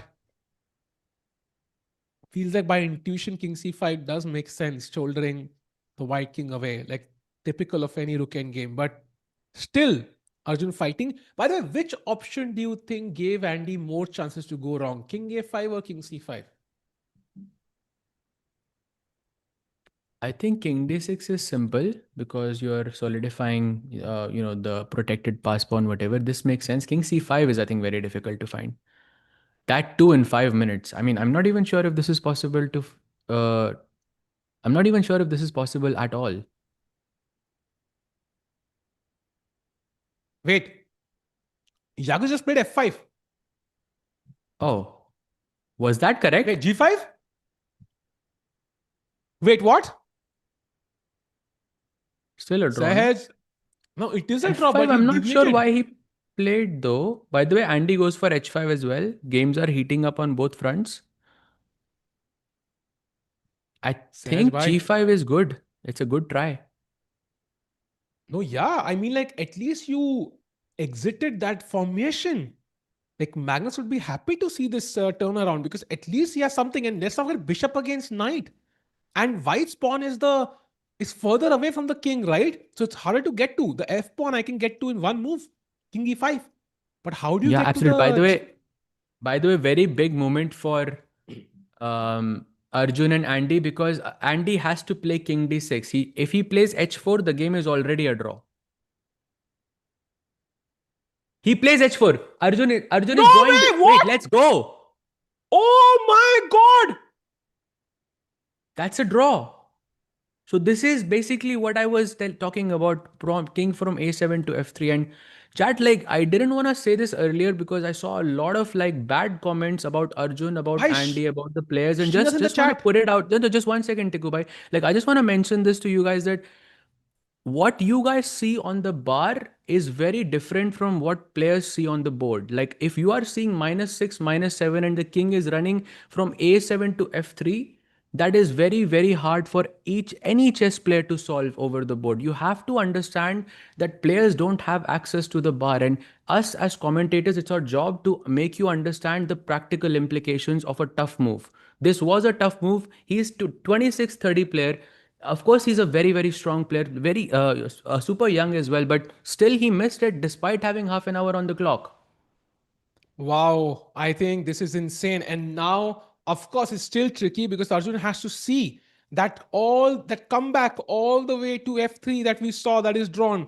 But I think he might do it because what else can he do here? He has nothing else. And Andy, of course, couldn't figure out the subtle details. He had to play King D6 first, and now materially the game is equal. And if Arjun draws this, he could still win the event and not सहज भाई वहां से Magnus ऐसा ना हो कि Arjun draw कर ले मैग्नस जीत जाए and still we Why have tie aisa breaks kyun? I would love to see that. Bhai, it's good. Would be great for Arjun, I think, to play Magnus as much as he can in all formats. I think it would be such a great experience for him. So by I the would way love to see that match. I completely disagree. I think Nils Grandelius has drawn against Ujina. I think I would still prefer seeing Arjun a direct win because that's going to unleash that inner confidence. But nobody can say no to a Magnus tiebreak as well. Magnus Carlsen, of course, thinking, can we have both the boards now? Because we could see some exciting chess with time pressure building up. 3 minutes for Andy and 7 minutes for Yaz. What will happen in chat? Chat, question to you. Out of these two games, how many results do you expect? Super chat by Rishikesh. Let's go, Arjun. Indeed. What a comeback, man. Let's go. Thanks for the super chat, Rishikesh ji. Mera internet for a second just went away, but now, uh, yeah, coming back to the game, I feel Andy can probably go knight to knight f4 and try to push h3. But I think maybe this is around the moment where he realizes that the knight on h1 can potentially get trapped, and that is so sad.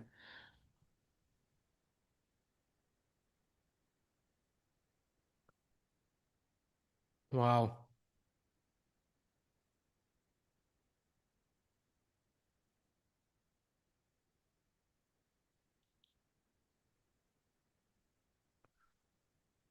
Arjun, win or draw. I told you, blunder incoming. Chat कह रही है. गुकेश भाई पे भी जाएंगे. I'm still chat gonna ना check. सारे के सारे आउटकम्स बोल देती है, फिर बाद में जाके बोलती है I told you. By the way, chat, Gukesh has 1 second on the clock. Am I seeing this correctly? King B6 For played by Arjun. Gukesh. We have three games to cover. Unfortunately, we didn't prepare for three games together in terms of By three is scenes. right now. It's been more than three this entire Yeah. day. King B. Oh, wow. Arjun played it. But do you want to take a 30-second look at the Gukesh game, Sahaj? Because I think वहाँ पे भी only move है for Ferdowsi. Gukesh wins, actually. Oh, beautiful. That's a nice position. Rook c3 also a very difficult move to play over the board. Oh, क्या idea है? Rook c3. Oh, Rook c3, Queen c3, Rook c3, Rook c3, Knight f6 check is there. Beautiful, no? Queen c3, Knight f6 Oh, check. wow. And gf6 mein there's a Nice. repetition with f7 and f8. And if you have to go Queen f6 and Queen b3 and okay, Gukesh can still win this position. So great development. I don't think he has 1 second though. That must be a mistake. Yeah, maybe he gained 10 seconds, so 11 seconds होंगे शायद. Yeah, we have seen errors before on this clock, so can't trust it. But it's good to see that Mukesh is better, so he will have chances to push here. That is amazing. Um, Sindarov, I think, has drawn against Fabi. He still have one more game remaining in this tournament, by the way, and that's the game against Fabi for Gukesh. So Yeah, very for sure. interesting how So this turns out. let's take a quick look at Magnus because he did play g5 and the chances for Magnus winning might have just increased just a little bit here. Was pawn takes pawn, king d6, and suddenly you have another imbalance on the board.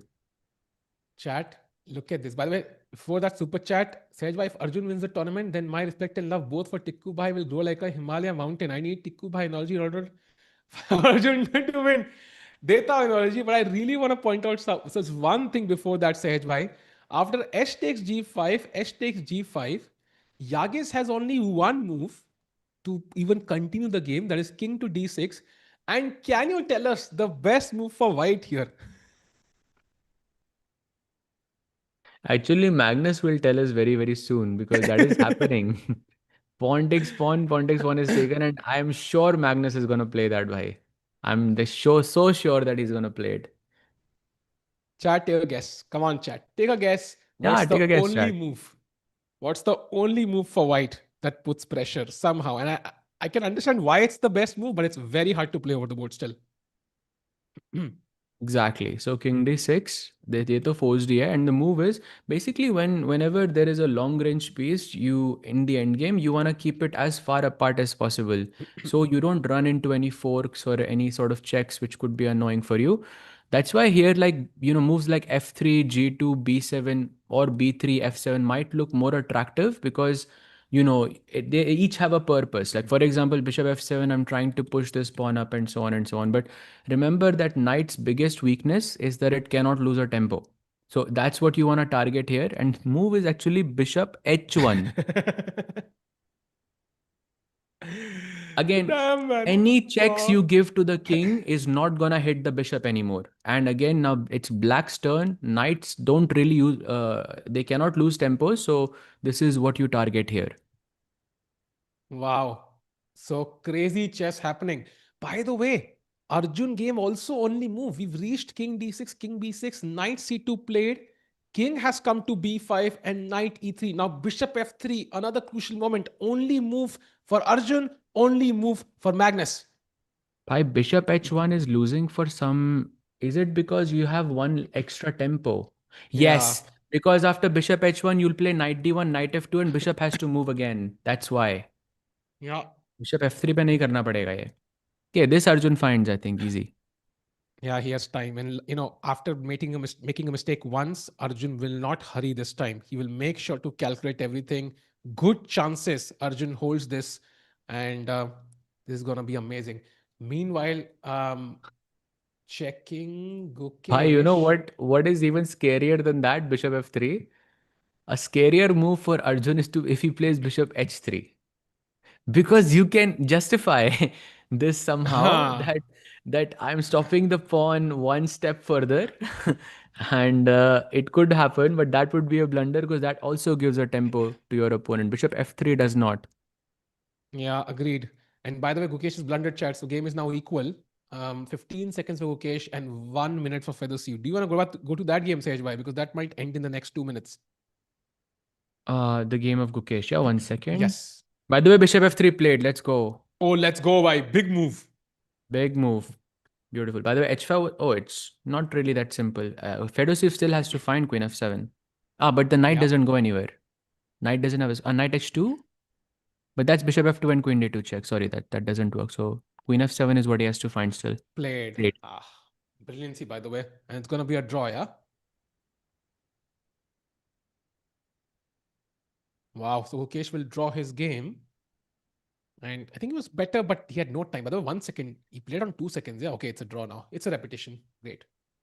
So Yeah, that that's a is a draw for repetition. Mukesh. Let's go back.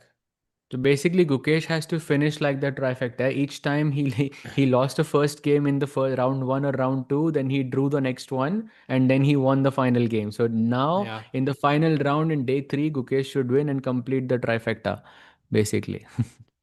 And that's not a bad result if he wins the final game. I think 50% is Of not bad at course. all for this field, especially for Mukesh, who's not had the best year. I think great result. Meanwhile, Arjun and Magnus, oh, he does not play bishop h1. Magnus Carlsen plays bishop to b7 instead. Yeah, bishop to b7, but that was slightly less accurate, I guess, but not really a big difference. I think Erdogmus is, and I don't know why he played f5 though. Like that felt like it was a fortress, and then he unnecessarily complicated the position. Good point. I think maybe he saw like a cleaner draw. Sometimes I think you'll have to defend for the next half an hour. You see this Hmm. moment where your calculation tells you that you should hold it in a simpler way somehow. Maybe that was 10 seconds for Andy Woodward, yeah? Yeah, knight c2 check. Oh, by the way, that's admitting the position is a draw because he would have played h2 knight. That means he Hmm. saw the plan where the knight is getting trapped on h1. But what a find that was. So he sidesteps from that and now he's just playing normally. King c3, knight d4, bishop h1 is going to happen. And I think very likely that the king just takes the pawn for free now. Unless you're going to go knight d4, knight e2, knight g3, something like this. But let's see. Let's see what happens.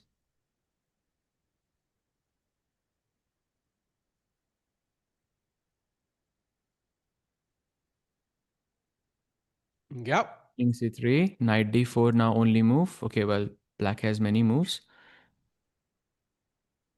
Okay, bishop h1 now. Kind of an obvious Yeah. move though. Played.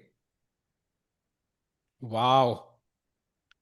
And chat now, white will pick up the h3 pawn, and black's king is on d6. You can't really move it, so it's going to be a draw. And it's a very comfortable draw now. Can we agree that Arjun cannot mess this up, Saj Bhai and chat? I don't think so he can mess this up anymore. No, no, I think it's impossible. Just king d3, king e3, king f2, and you just take the pawn for free. But the only thing you need to remember is that knight check, Hmm. king here, knight here is a tempo. Bishop Hmm. f3, h2, king e3, queen is not working. In fact, I think if you queen takes, funnily enough, if you take the bishop on h1, it is white who wins the game. Yeah. So you have to realize your mistake and then go back knight h5 and then make a draw because of course white cannot make progress here. So yeah, I think it's not possible. That means we might not see a tiebreak by unless the endgame god himself, takes down Yaz. But let's see what happens there. By this tournament just became super spicy with Arjun, pulling a miracle in the very end. Yeah, and Arjun drawing means he also maintains his world rank of 7. So it's going to be interesting on how can Magnus push, but it doesn't feel like it right now. But if Magnus wins, then we have a tiebreak between two players. So Yagiz essentially, I think, is out of contention for first place with that Arjun draw. It's only Yeah. going to be Magnus and Arjun in the race. If Magnus, okay, if Yagiz wins, he has a chance, but one of the players on the right and one of the players on the left in contention now. And there's a draw, it's a draw. Full screen. Wow. They're going to analyze the game, but I think we saw a little smile from Andy that, okay, I don't know how that I messed it up, Sage by, but he's still trying to figure out where he went wrong. But what a game by Andy, man. He plays some fascinating chess, aggressive opening by Arjun, at the end, draw, and he gains a valuable half a point. Beautiful, beautiful, beautiful. I think what a save by Arjun and what a lesson I think for everyone that it's never over until it's over. I mean, props to Arjun to continue fighting. he I think it's very easy for chess players to resign after a move like queen c1 check, because you see that you're a pawn down in an endgame, your bishop is basically just not doing anything, and then still continuing, understanding that there is still could be something. And basically, to draw this game, Arjun had to bring the king from g1 to a7 and then back to g1, yeah, in the endgame. That's basically all the moves that he played.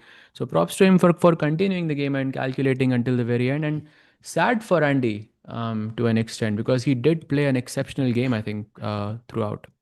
So I think let's have one look at the standings now and establish what Magnus Carlsen or Yagiz need to do to basically force a tiebreak. Arjun is a clear point ahead of all three players, Nodirbek, Yaz, and Magnus. Nodirbek's game is already finished, so only Erdogmus or Carlsen can catch up if they win. So let's go to the game of Magnus Carlsen now, the all crucial game. Can the goat of chess somehow create winning chances? He has three pawns versus three pawns, bishop versus knight. Bishop usually useful, Sahaj Bhai. If the king walks to a6, I can basically take both these pawns somehow. At least I can hope so. And I will sack my bishop for the f pawn and maybe create some chances. That's what Magnus is hoping for. It's a nice idea, Tikubai. Very nice idea. I'm just trying to understand how it will manifest in the game. Like, okay, so can you walk me through step by step? So let's say white plays king b5. You want to go for this Yeah, pawn, right? yeah, king b5, King king b5. I'll c6. go Oh, knight king c6. e6, of course. That's my only I thought king move. c7 खेलना Ah, होगा. Tiku, why I that already doesn't lost. even, why that doesn't even matter, because after a move like g6, I have knight c7 check and I stop the king from entering a6 and then I bring the king to this side. हाँ, so That's knight e6 why. खेलना So, बहुत जरूरी है. oh, I think very, very difficult decision for Yagiz now. He has to play knight e6 in this position, bhai. To go F4 into a also king pawn possible. ending when your opponent has an outside pass pawn is unbelievably difficult. I think knight e6 very, very hard move for Yagiz. Will And be very also impressive if he plays this. F4 is possible, but then king d4 back. Magnus Carlsen showing why he's the GOAT. That was a beautiful move, Sahaj Bhai. I love how he simply stopped that knight d6 plan. And if black does nothing, I will walk my king to a6 and it's game over. Beautiful move. Yaga is struggling. He's fumbling with the pieces. He looks nervous. Will he find knight e6 or f4? Crucial moment in the game.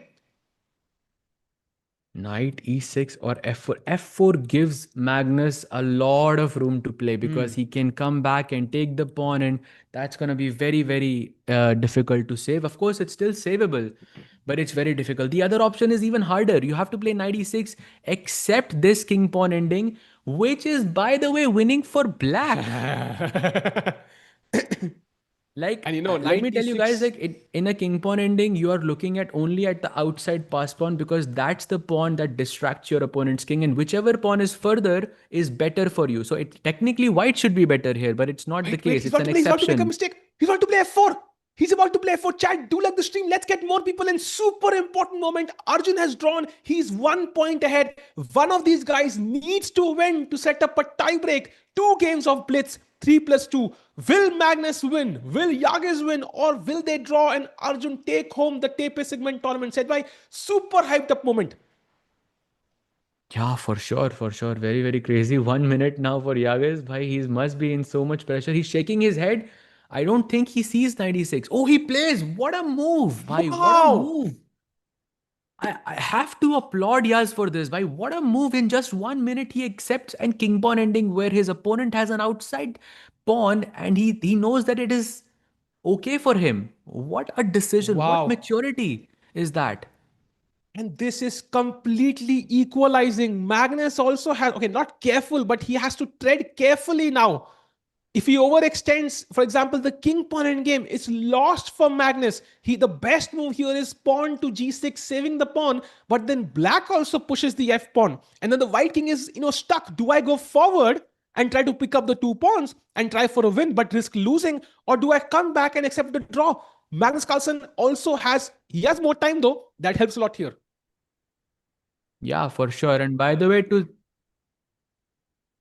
yes, Erdogmus has a 99% accuracy so far. Again, and Magnus also 98.7, and so that's very, very impressive. And by the way, chat mein who is someone who's saying that the king can just run to g5. Actually, that's not true. Because after bishop e6, king e6, king d4, king here, king g6, king f4, you have to find the move a6 and you have to lose a tempo here as black. That's how you win the g5 pawn. So it's not as simple as it looks. Again, don't make an assumption about a position after looking at at the bar. It corrupts your judgment, chat. It does the same to me as well. No, What? I think that's a mistake. That's a mistake. No, that's a big That's a blunder from blunder. Yaz, and Magnus could win king b5. Oh my God, Magnus is doing it. Magnus is doing it, Jack. He's gonna win. Arjun Erigaisi better warm up because the tie break is incoming. Magnus Carlsen is coming to the throne again. He never lets go, Sej bhai. Bhai, what a guy. जैसे मंत्र पढ़ रहे हो क्या Yeah, I'm मतलब कोई still trying to मतलब understand अच्छा how is it winning. King b5, f4, king a6, f3, king a7, b5 I'll play. a5, f2. How are you winning that? Wait, because Magnus only has 7 minutes also. Like, I'm not sure if this is that simple. Okay, so I'm gonna do it with an engine. King b5, f4. I'm guessing king a6, f3, king a6, b5. I was thinking because I wanted to block the bishop's view from guarding this f1 hmm. square. And if you play a5, then f2. Do you see it? It looks Oh, like nice, black is nice. winning, but chat, the move is g7. Like, you promote first and I will promote after, and then you evaluate this as winning +6 for white. What? Wow. Bhai, chance to mil gaya Magnus ko. He has enough time as well, but can he calculate? Chat, what do you think? Do you think the endgame god can calculate all of this in 7 minutes? Yes or no? Yes. Yes, 100% by. He got so Bhai, I far think very good and chance also. and in the end it will matter this time. I think Magnus Carlsen plays the move king b5 on the board.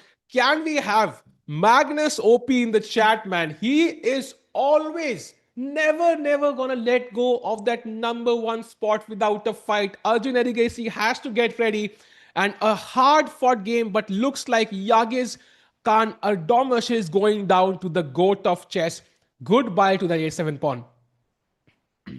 Wow. So Arjun versus Magnus tiebreak in loading then, yeah? Okay, okay, but Chat, still a little bit early. I think king still a6 only move. tricks there. Look at that. Yagiz is now not happy. I think he realized that the position is not fine And anymore. chat, that's why choose the bishop in the end game versus the knight. This is, it cannot get cleaner. This is your option, bishop or knight. Choose the bishop. It can really have long range influence, support your pawn and stop your opponent's pawn. But by the way, Magnus has to be, very precise in his calculation. As we saw, black can also start pushing. He's already pushing, so he cannot afford to make a mistake. King a6, the only winning move. Yeah, well, that's why he played King B7, right? Yeah, yeah. To play King A6. So it makes perfect sense. And I maybe this is the idea that Yaz maybe overlooked is that after King takes A7, the bishop can join on A6 and defend this square on F1. I think that's what he missed. Yeah. And by the way, Magnus very smartly taking that time. He knows it's a forced variation. If he goes to a6, he cannot come back in time. For example, right now, if he wants to stop the pawn, he can play king c4. He's not burnt his bridges just yet. But once he goes to a6, he's burnt his bridges. The king cannot stop the pawn. The bishop has to come back in time. So he needs to calculate every single detail right now, just like in life. And he plays king a6 on the board, the best and the only move. No. And now F3, only move. Otherwise, the pawn on A7 falls. Well, it's going to fall anyways. So King A7 aata hai. Black plays F2. There is Bishop A6. Problem is you might also lose the pawn on B6 as well. And even a bigger problem is that Yaz only has a minute on the clock. So he cannot even put up the best defense in this position anymore. And look at him, yeah, he's turning a bit red again. I can sense the emotions. Yagiz was so close. He played f5. He voluntarily played f5. He panicked, I think, from the typical Magnus pressure. And oh, he's shaking his head. He's not happy by what he's calculating. And he's a great calculator. And he understands that Magnus is officially winning. Now, I think he will not resign. He will keep playing.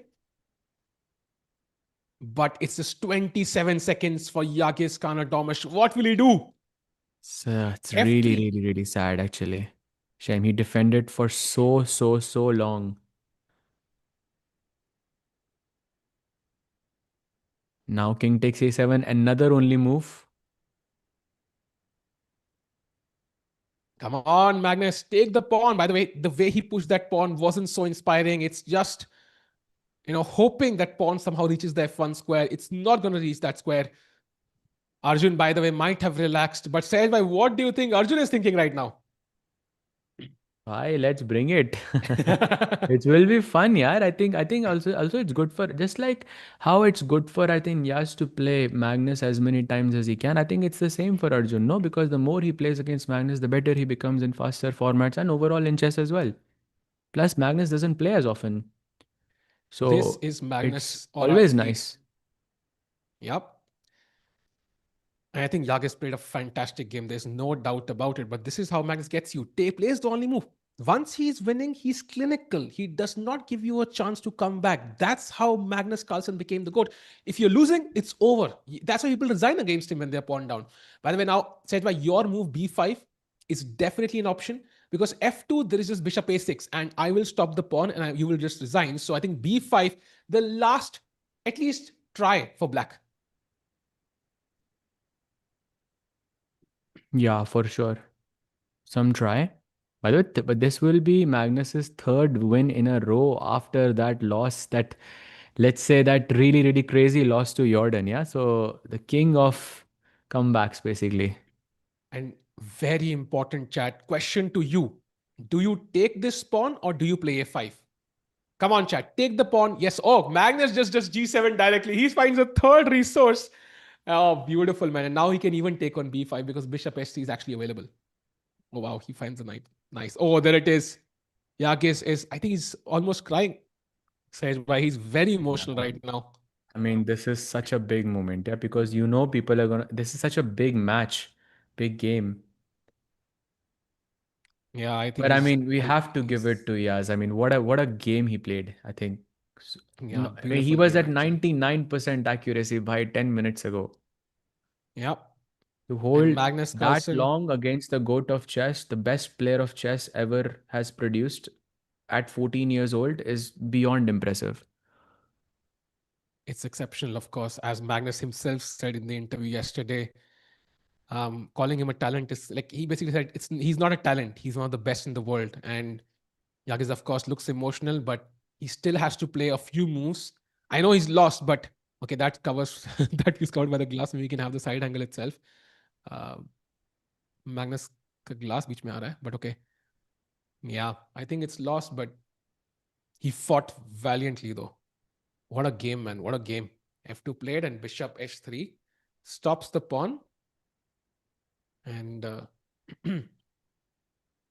Yeah, with and one there pawn, is this no was a one draw, to right? stop this one. If Magnus had one pawn on the b file, maybe it was a draw. But with two pawns, I think I'll pick up your knight for one of them and queen the other. But still, it was, I think, a good endgame lesson regardless, Oh, for for sure. sure. And you know what? I read some endgame books where they say, okay, once you get that structure, the structure Yagiz had, it's a dead draw. There's no way to progress. And that's where the books end. So clearly, Magnus went deep. And look at Yagiz. He's so emotional. He's so emotional. If he can move the boat to the left, oh my God. Shame. And there Yeah, he plays b6. it's gonna be heartbreaking, of course, man. Yeah, thank you, Sami, for having it there. But yeah, I mean, Magnus does good things. And by the way, net, he's going to be rating plus after this event. He's going to be gaining 3 points from the tournament, even after coming and playing after a year. Knight d4 played. I And mean, now you can just play b7. b7, no? Yeah, okay. Check, just king a8 and b5. And yeah, this is just lost. I mean, he knows he's lost the, but Yeah. the game still continues. Yeah, there is no play, right? Because I can just play bishop f1 and b5 and the black king cannot do anything. So it's just over. Knight c6, king Exactly. a8. I mean, but it's gonna hurt, of course. But I mean, like it's a learning curve, right? I mean, he's 14 years old. I mean, 14, I think what he's achieved is probably never been seen in the chess world ever in the history of humanity. So he's kind of achieved something impossible, and yeah, he's kind of crying, Sahajbhai, actually. Yeah. Hey man, this is sad. It's understandable. It shows how much this meant to him, yeah. And of course, anyone in his situation after holding for this long, after having, tasting that tie break that he would have had to play against Magnus Carlsen, this is a very, very tough thing to accept. And and also I think it also shows an insight into why he's so strong. Hmm. Losing to Magnus brought out these emotions. Like that's something that's borderline unacceptable for him. And that tells you what it needs, what kind of sacrifice it takes to be great.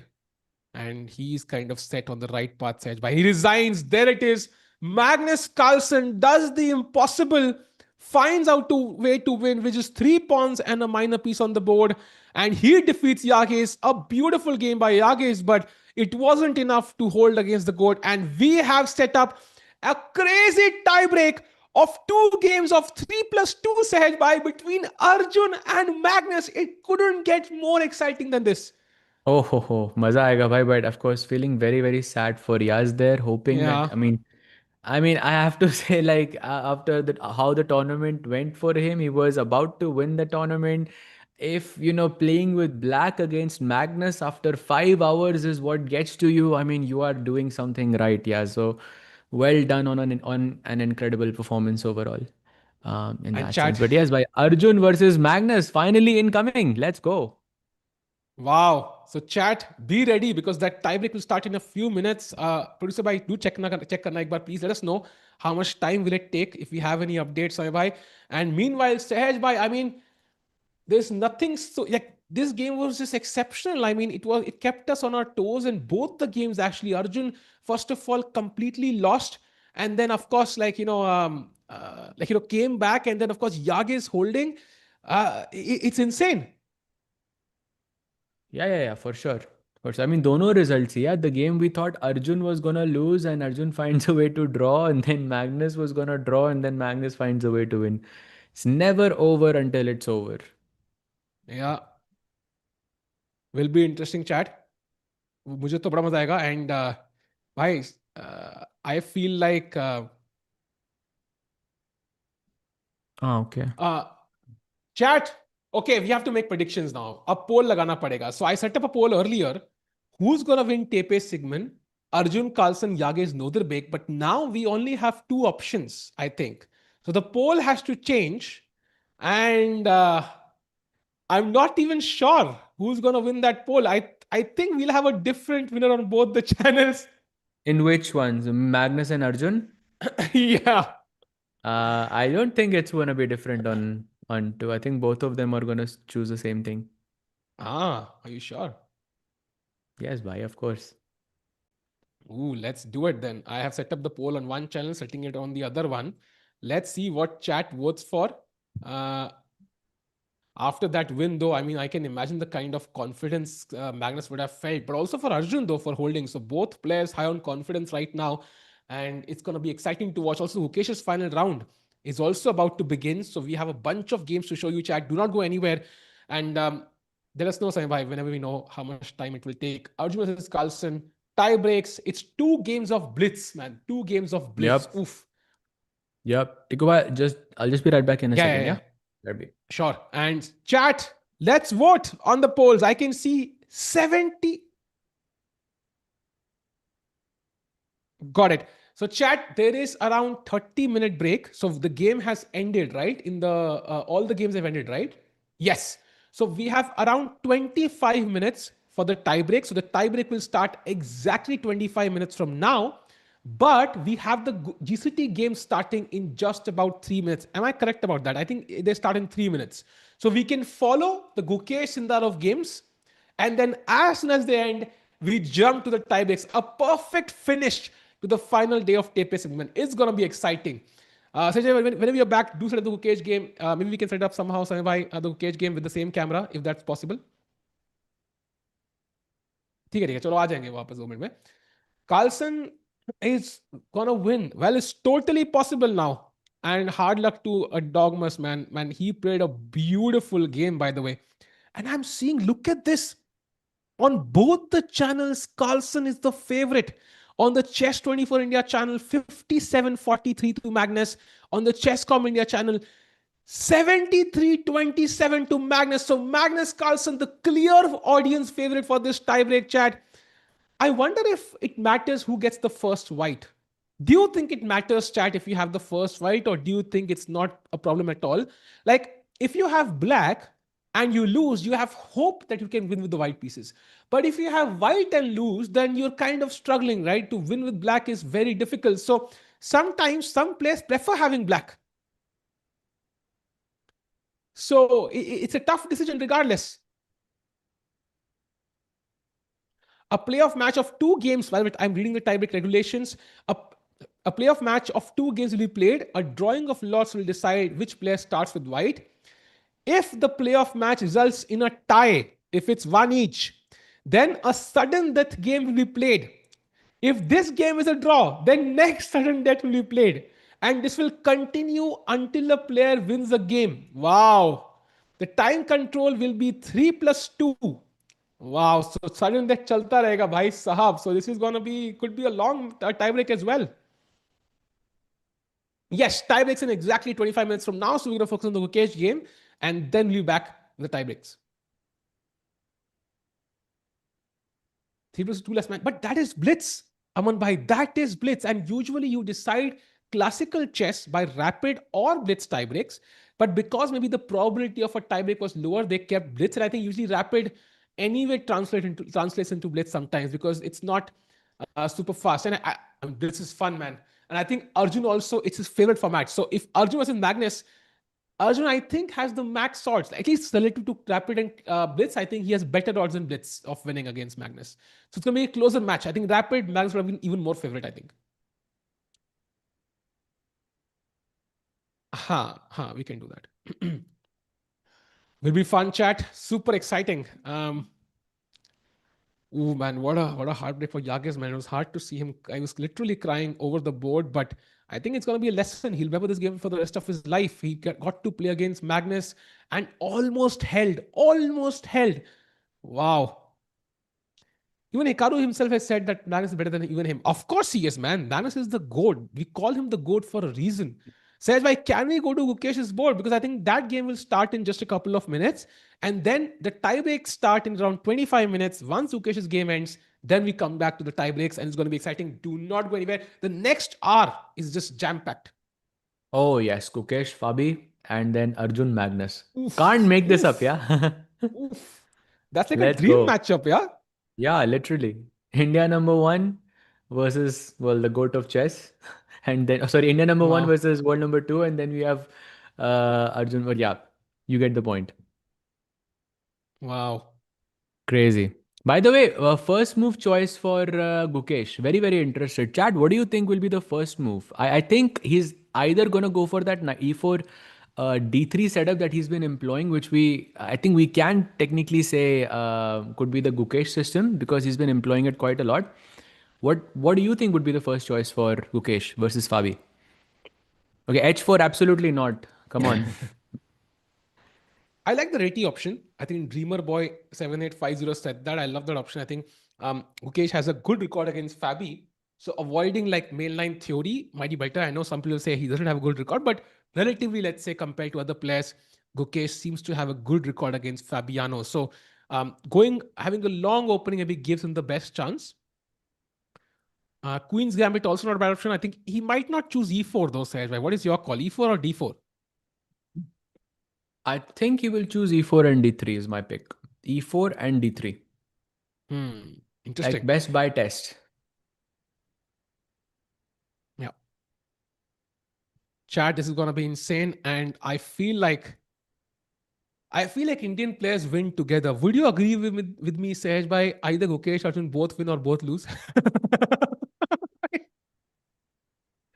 They kind of have similar results. Like either both will win or both will lose. Like this is how they operate, yeah? Especially Arjun and Gukesh.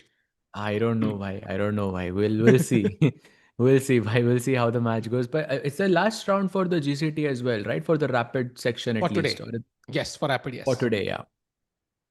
And chat for tomorrow, we will be covering GCT only. There'll be basically 9 rounds of Rapid tomorrow and 9 rounds of Rapid day after. The TePe segment ends today. But of course, that means we're going to have Gukesh Sindarov tomorrow and day after as well. So do not miss that as well. It's going to be exciting blitz tomorrow starting at the GCT Poland. Sahaj, by 2 more games. I mean, it's going to be exciting. It's gonna be fun. Gonna be a lot of fun. Just waiting for the thing to begin because also for Gukesh, the trifecta has to, be completed. He has scored 1.5 out Let's of three go. basically each day. Let's go. Oh, D4 played. D4. No D4. E4. Yep. Because I think he played D4 against Fabi at the Olympiad in 2023 or whatever it was, I think, when he 24. won. Yeah. So I feel like maybe that's something he plays the Catalan. Very interesting. It's very solid choice by the world champion. By the way, Sindara Yeah. Firuza as well is interesting lineup. We should check that out later. Yeah. What does Chat also Fabi do? actually guessed Catalan as well. Oh, by the way, no more Catalan. This is Benoni. Ooh. Fianchetto Benoni. And this is probably I would say when you play g3 on move 3, then c5 is basically one of the bigger problems that Hmm. white faces. That's why you start with knight f3 and then you play g3. But of course, Hmm. Gukesh feels comfortable here. But this is going to be a very dynamic game. Benoni is known for being super dynamic.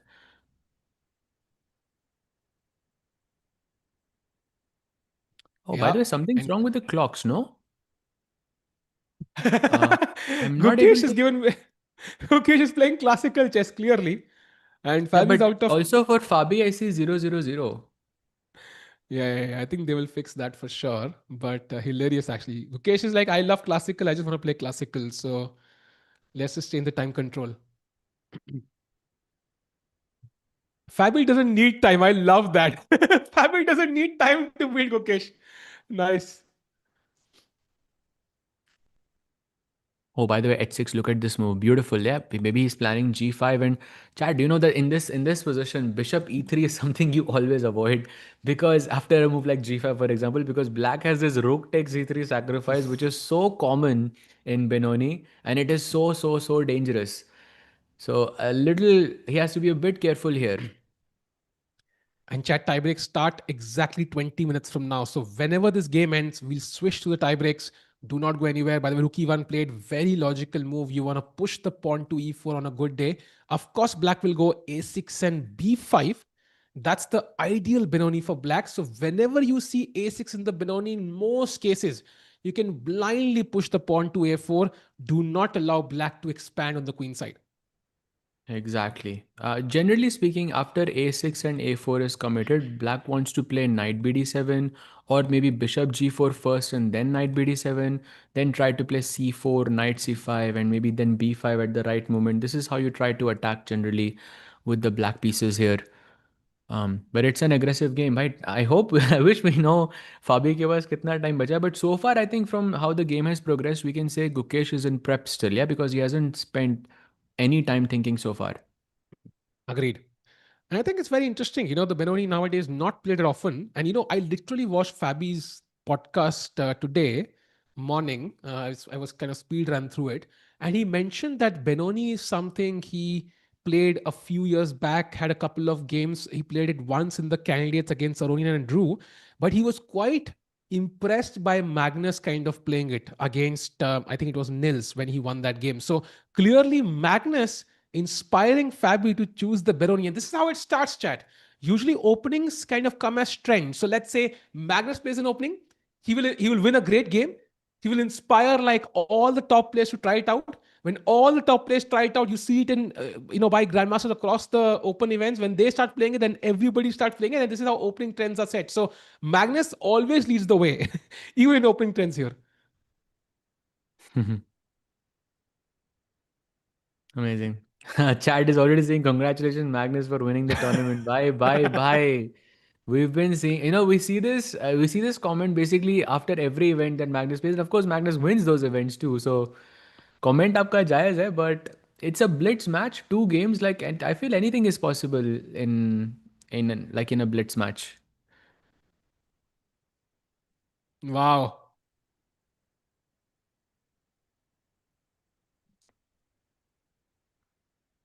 Timer will get updated very, very soon. I'm sure the team is aware of it and they're busy fixing it. So I think it should be fixed in just a few minutes.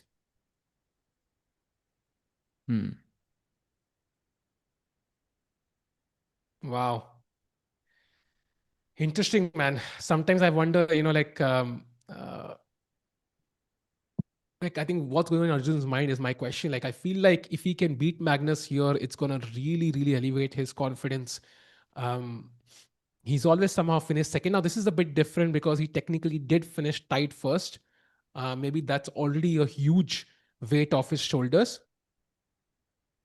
But when we look back a year later, we might not remember who was tied for first place with Magnus, and only one player will be remembered as the winner of the event, and that's going to be the winner of the tiebreak. So, if Arjun can pull this off, it will be something historic. Very hard to beat Magnus in tiebreaks. I remember Qatar Masters, I think, in open event, literally. Forget the top events where Yu Yang and Magnus played a tiebreak. Magnus crushed him in that tiebreak, 2 game tiebreak. So Magnus is always just just known to win these. Like he never his motivation is unparalleled to win every single event. And we saw Yagiz borderline cry after that loss. I think how much it affected him, it felt like he's on the right track, Sehaj in 2, 3 years' time to reach a stage when he's also winning all these events. Yeah.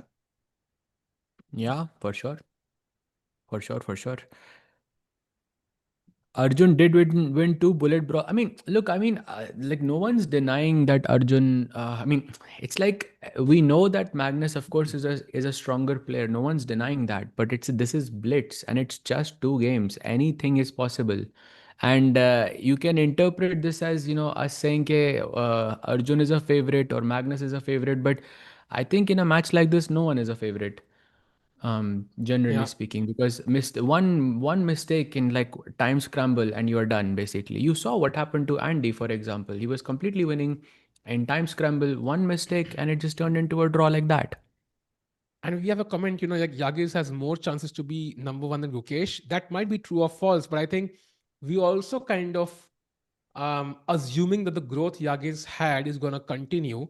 I think Wei Yi, I think in 2019, 2018, even earlier, I don't know, or later, what year that was, at one point, he was so young and so strong, it felt like the obvious world championship will be Wei Magnus.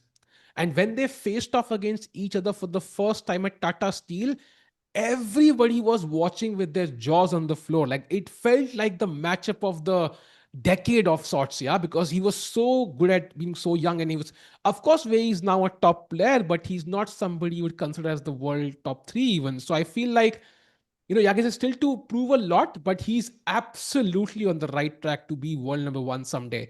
But I think there's still some time. It will not happen in the next 6 months or a year. It will take enough time, and some things have to go his way for him to genuinely have a shot at the world number one title. It's not easy. It's 2840. It's Magnus who's world number one. Yeah, absolutely. And by the way, knight h4 played by the world champion, and now bishop c8 could be a draw offer already. Bishop Wow. c8, knight f3, bishop f5 is a draw. But do you think Gukesh takes it? Well, Fabi has gone bishop c8 without thinking much. There is g5 and Gukesh Okay, returns and now bishop f5 again. Is that a draw? I mean, if Gukesh takes it, it's okay, but it's also not what he's done in the entire event so far. It's completely the opposite. He's went.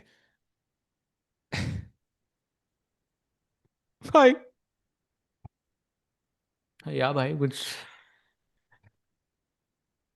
I feel like whenever this has happened, Gukesh has a draw in hand, he plays a bad move.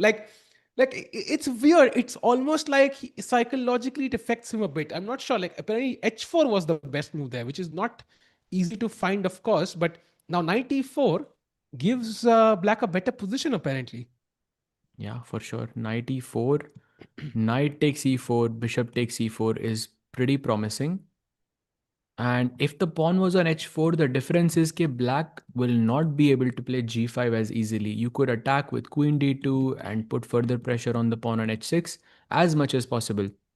But he chose the wrong square there, and now g5 is on the board instantly. Fabi is now slightly better. And no knight h4 possible anymore. So bishop has to drop back. By the way, as we have a super chat, Rafael saying, Tanya once said, whatever Magnus plays, he wins. That's true. And that's why the win for Arjun could mean a lot, actually. That's why if Magnus won like every third event he played, then it would not be a big thing. He wins every event he plays. That's why it could be historic. So let's see what happens. But okay, that's let's say 15 minutes away for now. We'll come to it soon. Meanwhile, Gukesh thinking, can we have a look at the Sindarov game as well, Sahaj bhai? What's happening there? Yes, absolutely. Take Sindarov's game coming up. By the way, Bishop D2 played by Gukesh. This, oh wow, he just played the move Rook A2. Interesting move with the idea of Rook E2, Bishop G2, and putting pressure on the E file. Very, very exciting position, I would say. Wow. Slightly more comfortable for Firouzja because of these pawns on D4 and A4 as black has more space. I have But a let's see. I was Sindarov's story basically. So I played this, I think Dubai Open or I think it was Abu Dhabi Open. I think in fact, जो होता था August में जो होता है, I think. So I played that and I was playing against some I think IM or GM, and Sindarov was sitting next to me, and he was playing some 2300, 2100 from India. I think it was some female player 2100, 2200. I don't. Maybe it was Rakshita Ravi. I'm not sure. And Sindarov played this. I don't know who played, but somebody played the Scotch with that Rookesh 3 idea, right? The attacking weapon. I think Sindaro was white. And he played a Rookesh 3 idea and he got crushed in that game. He lost the first game to a 2100. But then he won like 6, 7 in games in a row. I was like, when I saw the standings, I was like, bro, I saw you lose the first round. Wait, how? So he is very tricky and never gives up. He always wants to win every single game. I never knew at that point then, he's gonna, be like the world championship challenger, but insane, man. Like he's very, very strong.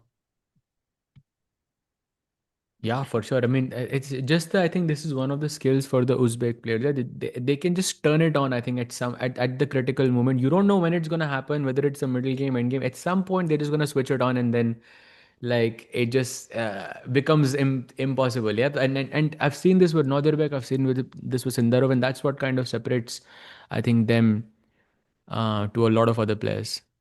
ये 6, 7 क्यों चल रहा है सहज भाई? You said he won 6, 7 games afterwards. I didn't even realize. I'm like meme material even without realizing it. Wow. Meant to be. I didn't even realize I said that. Wow. Crazy, crazy, bhai, crazy. दोनों chats में भाई crazy. Both the chats in sync for the first time ever. Yeah, In seven actually, on days. any chat on both channels, like you on sync for the first time, like since this event began. Wow. Actually, Wow, it just came out of nowhere. But anyways, going back to Ukesh's game, divided by maybe. opinion, united by 6-7. Jarvis, I know it's a meme, but I have a question for you, okay? Why is 6, 7 so popular? And you can go ahead and enjoy the comments now, Sahaj bhai. But let's go back to Ukesh's game. Yeah, but yeah. Okay, let's actually take a look while the chat answers. A4, by the way, was played. Oops, sorry about that. A4 is played by Gukesh to stop this B5 idea, also to maybe create some space on the queen side. Black can play knight e4 and to put pressure on b2, maybe knight e4 takes, bishop takes, I guess, is very good. Some Hmm. pressure here, and bishop c3 needs to be played. Still, I think slightly better for Fabi, but yeah, it's a game. At least Gukesh, I mean, a three result position, but still, the time I think is still a problem. Should I refresh the page, Samay bhai, or do you think it's fine? Okay. By the way, knight Okay. e4 played.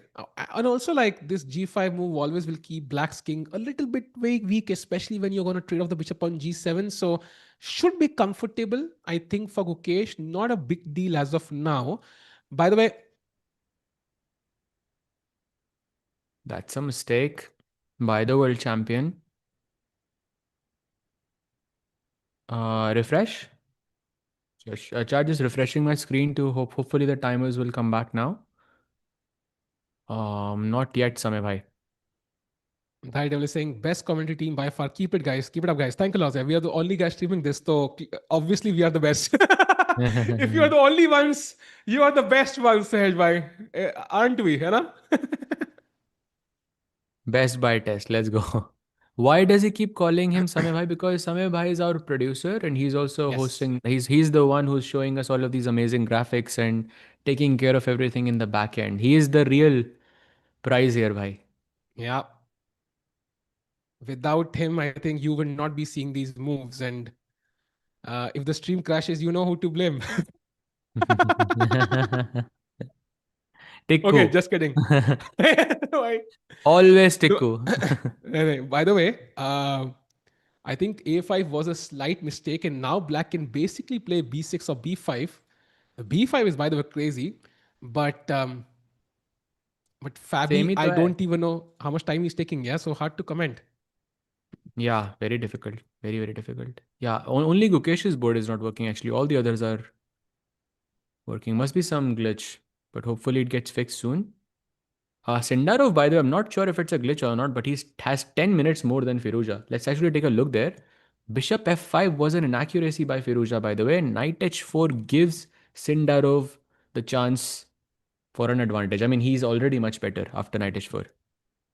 That rook a2 move was tricky, by the way. Yeah? Crazy move, I think. And the best move in the position brings this idea of rook e2 check also in some cases, like typical hardcore chess, like how beginners play. By the way, b5 played by Fabi, the best move in the position. And Gukesh is officially slightly worse now. Yeah, AB6, if he doesn't go, then the advantage only decreases. And you might be wondering the pawn on B5 is hanging, but you're also leaving the pawn on B2 hanging by the bishop. So that would not be a good idea. En passant, also, they say that en passant is basically forced. So let's just do it. Yeah. And of course, you have to take, I think, allowing this just feels comfortable for black. Gukesh trolling Tikku. नहीं नहीं भाई यार, I hope not. Gukesh काफी humble है भाई. He's very humble. He doesn't troll people actually. I believe in शब्द नहीं Fabi बोलना choking चाहिए था भाई. this. But then somebody said, I believe in Fabi choking this. Do you think Fabi could choke here, Sajbal, or do you think he's gonna smoothly kind of convert this game? I I mean,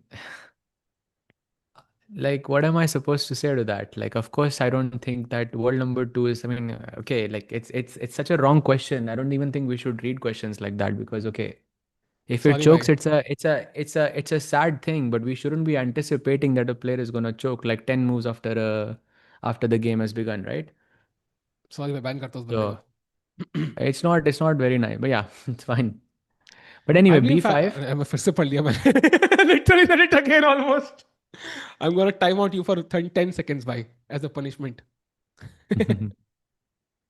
Says by Gukesh lost 3 games with white. What do you think about that? I think, yeah, some sign of worry for sure. But I also think, look, I haven't looked at the games extremely closely to comment on it, but I can tell you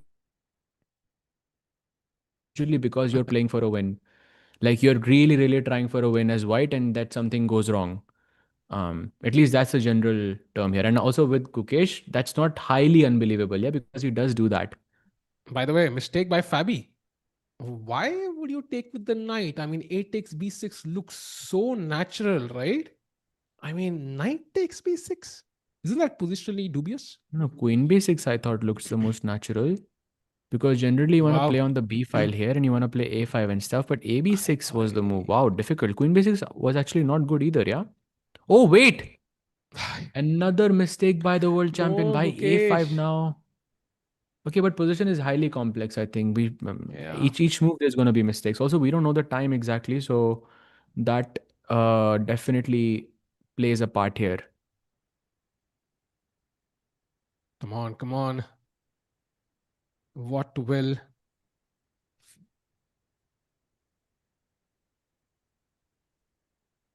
Oh, nice. So Gukesh has 5.5 minutes. Fabi has 6.5 minutes. So both players under serious time pressure now. By the way, the Magnus Arjun tiebreak is also about to begin in about 5 to 10 minutes. So that's gonna be a treat to watch. Let's go. Why maza aega? And good for Arjun, I think, in this sense, to get he gets to play Magnus, like in not in World Rapid and Blitz, not in Norway Chess, but like in an open event for the finals. I mean, I think it's amazing. Yep. And queen b3. I mean, it's also a weird move, right? Because at some point I can have a rook on b8, attack your queen with tempo. Um, you do defend the d5 pawn, maybe, but Still not sure what the idea is. Meanwhile, Fabi must be down. At this point, we are estimating the time he has, but must have less than 6 minutes. So the time must be reaching Gukesh's time on the clock.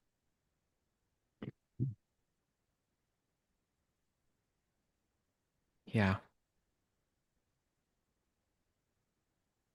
Oh, yeah. By the way, Duda and Wesley have drawn. Radek and Hans have also drawn. So, I mean, someone was asking why is Wesley taking a lot of draws? I think it's usually in the last round. Yeah, maybe. I think he's already leading the tournament. It's him and Hans who are kind of leading the event so far. So I think because it's the last round, you want to take it easy. He's playing with the black pieces. So that's why he took the draw. This is about Wesley, by the way. Someone was asking me a bit earlier. I don't see Gotham Chess in the chat, though. Chat, not really. Um, Change I the do. board. You do. You see Gotham Chess in the I'm just chat. joking. You would see a tick. Mm. Yeah, for sure, for sure. Uh, Kukesh when taking a long time, and it's not classical, bhai. It's not 1 hour 19 minutes. I'm sure the time is way less now than what it is. Um, let's see, कितने time में शुरू हो रहा है, by the way? Magnus versus 5 minutes. Yeah, I see it. yeah, somebody said they found my secret account. Nice one. Nice one, brother. Okay, it's hard to understand what's happening without the clock, but I'm going to guess Ukesh is around 4.5 minutes right now. Yeah. Knight takes e4, I think should be automatic, and maybe then we play bishop c3, the plan originally we had, right? Because there's a lot of pressure along the b file incoming on the diagonal. Let's exchange a couple of pieces. Oh, But your weaken up the pawn. black king. Ah, man, I can't even exchange without losing pawns. Yeah, and if you don't, then probably I mean, firstly, this is also hanging. Yeah, this is the bigger problem here because if you played king h2, then knight f2 is also hanging. Is Kukesh losing a pawn by force? Ah, no, he has takes and knight h2. That defends the pawn on d5. Okay, but that's not what he ideally wanted to play, I think. Yeah. Gukesh 4 minutes, just under 4. Fabi 5 minutes. So Gukesh clearly under pressure.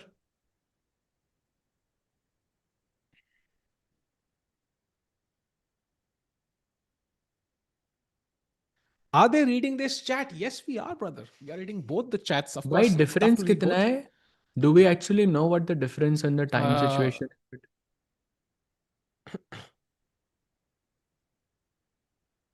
so 1.5 minutes roughly is the difference, yeah? Mukesh has 3 minutes something, and then Fabi has 5 minutes and something. So 1.5 minutes ish is a difference here right now, chat, and that's not good news actually for Mukesh. Yeah. And also, we could be just 3 to 4, 5 minutes away from the tiebreak. Oh, man, I want to see the tiebreak, man. मजा आएगा भाई, बहुत मजा आएगा.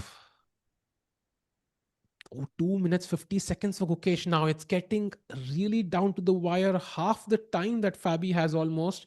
He's not able to come up with the best move. Of course, nobody wants to take on e4 and play knight h2, but that seems to be the only resource he has. Of course, he can sack a pawn. There are ways to do so. Knight e4 and then bishop c3 was one we saw. We saw also, I think, one more, right? I can't remember which one. But There was takes and knight h2 we saw. There was takes and bishop c3, and then we king h2. There is knight yes, king f2 h2. hanging. Yeah, king h2 is not an There option, is I'm sure. g4 So as well, which is, I mean, it's a weakening move. oh, we have a timer. Let's go. Why our producer But working, yeah, like 220 IQ moment from the producer. Why? Let's go. Samay bhai, like I still cannot see the timer on my screen, but wow, I can see it on Ninja. That's amazing, man. Samay bhai, OP. Thank you. Oh, this is getting very tough. 1 minute 50 seconds for Gokesh in still what seems to be a complicated middle game. Look at the bishops on f5 and g7. Beautiful. And he takes on e4. And he plays And now bishop c3. bishop e4, Wow. bishop c3.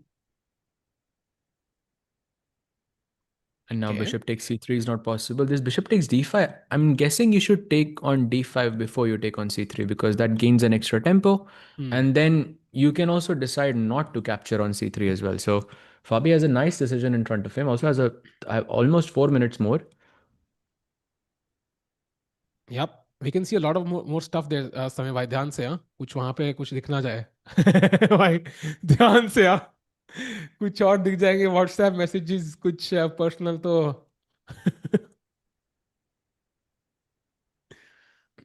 Oh, chat is saying Gotham Chess is watching you. Amazing, bhai. We would love to have oh him here as nice. well. Levi, if you're watching this, love you, bhai. Love you bye, amazing, amazing. Exactly. Bye means brother, by the way, chat, if anybody's wondering. Oh, yeah, I forgot. I So think yeah, bishop d5 and basically bishop c3 are the two moves. I think we'll go with bishop d5 first. Queen c2 ke baad you can capture bishop c3 here, or you can even just wait. Even bishop e4 is very good. I feel like it's. I don't see the time right now, Samay bhai, but I feel like it's the psychological impact that Gukesh has on me, at least. It feels like he had that draw. He went for the ambitious choice and made a mistake. We saw that in at least 3 games. I think there's something he has to work on. I'm not even sure what that is, but he has this need to push, which sometimes can punish him later on. And right now, I'm not sure. Like, for example, because he looks comfort. He's playing good chess overall. But somehow in crunch, he has that couple of moments in a game, 2 moments in a game where he'll somehow fumble his advantage.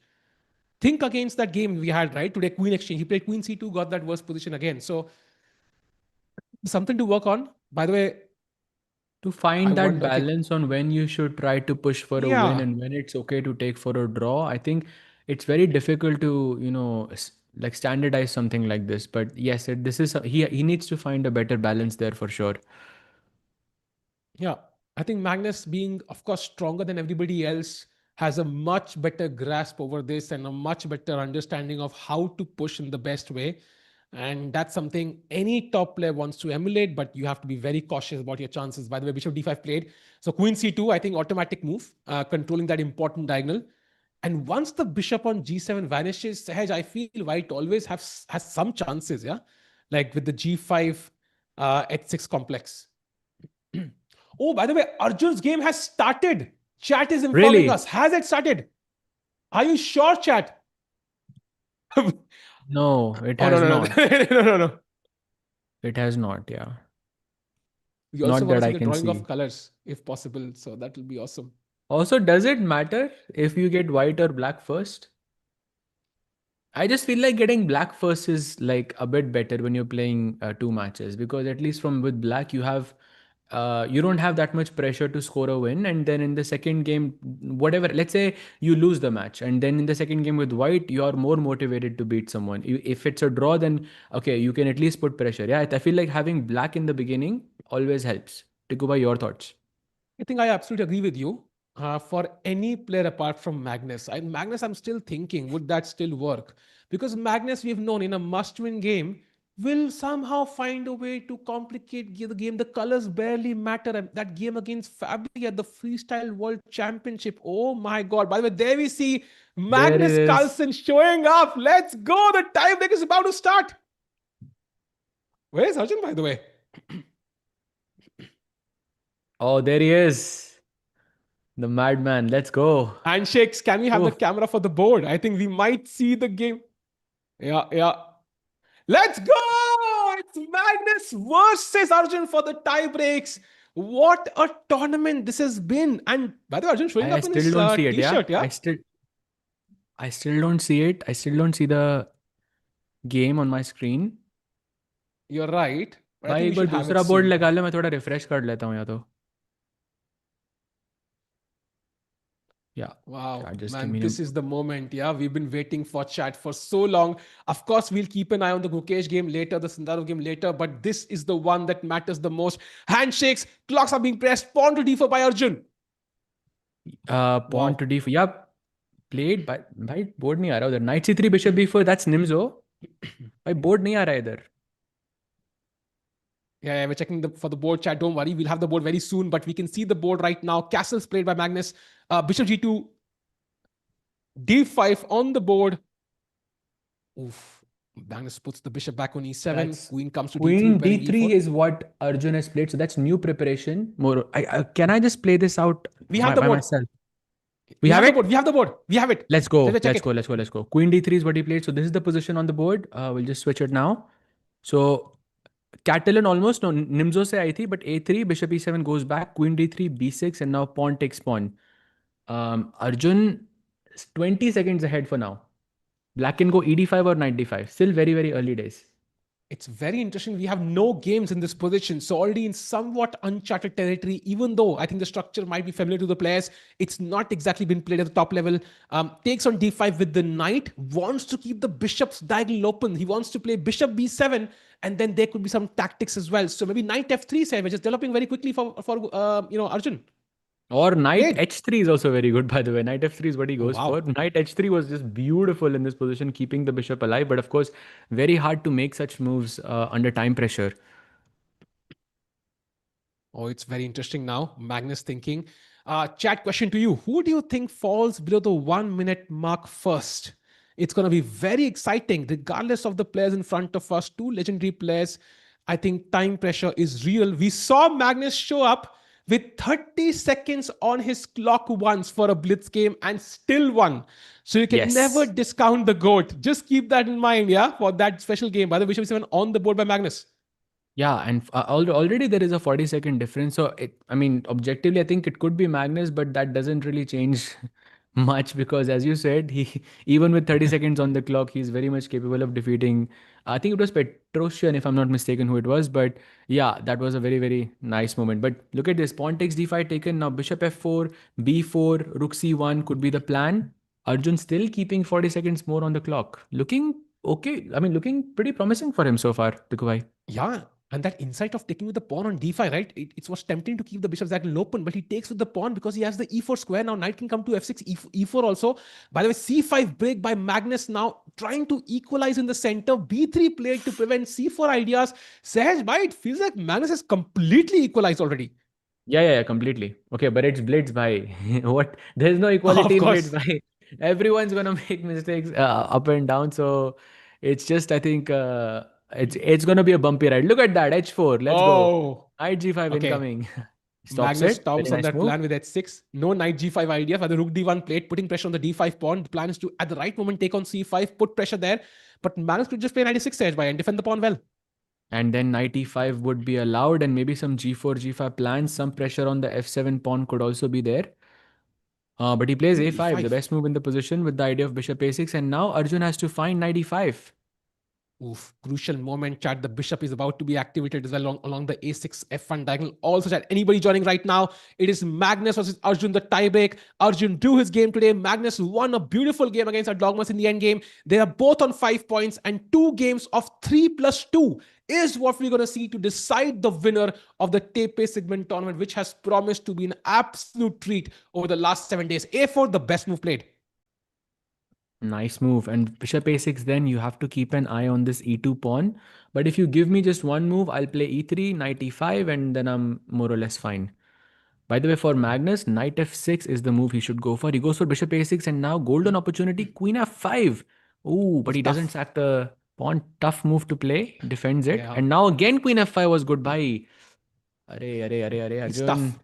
It's tough to find Tough, queen very f5 in tough. blitz because I think it's a move which is very ambitious. And although I'm not sure about queen c2, I though, it mean, feels like d5 is it also kind of. hanging, no? Yes, that's a good point. I missed that one. By the queen b2 now played, but bishop s6. I feel like the queen is getting harassed every single move. First it was bishop a6, then rook c8, and now bishop f6, and the queen has to constantly keep moving. I don't like that. Yeah, by the way, Magnus under a minute already. Some pressure building up there. Bishop f6. By the way, after e3, you have to find g5. So Oh this is wow, also not simple to play in a bullet game. Yeah, he plays a knight f6. Sorry, in a blitz match. But yeah, knight f6 he plays more solid approach there. And now rook c1, e3. Some filler moves can be very nice. Just I don't like where the queen is placed. I would just want to put it on f5 because it looks so nice there. You can create some kingside attack ideas there. But apart chat. from that, the position looks fine.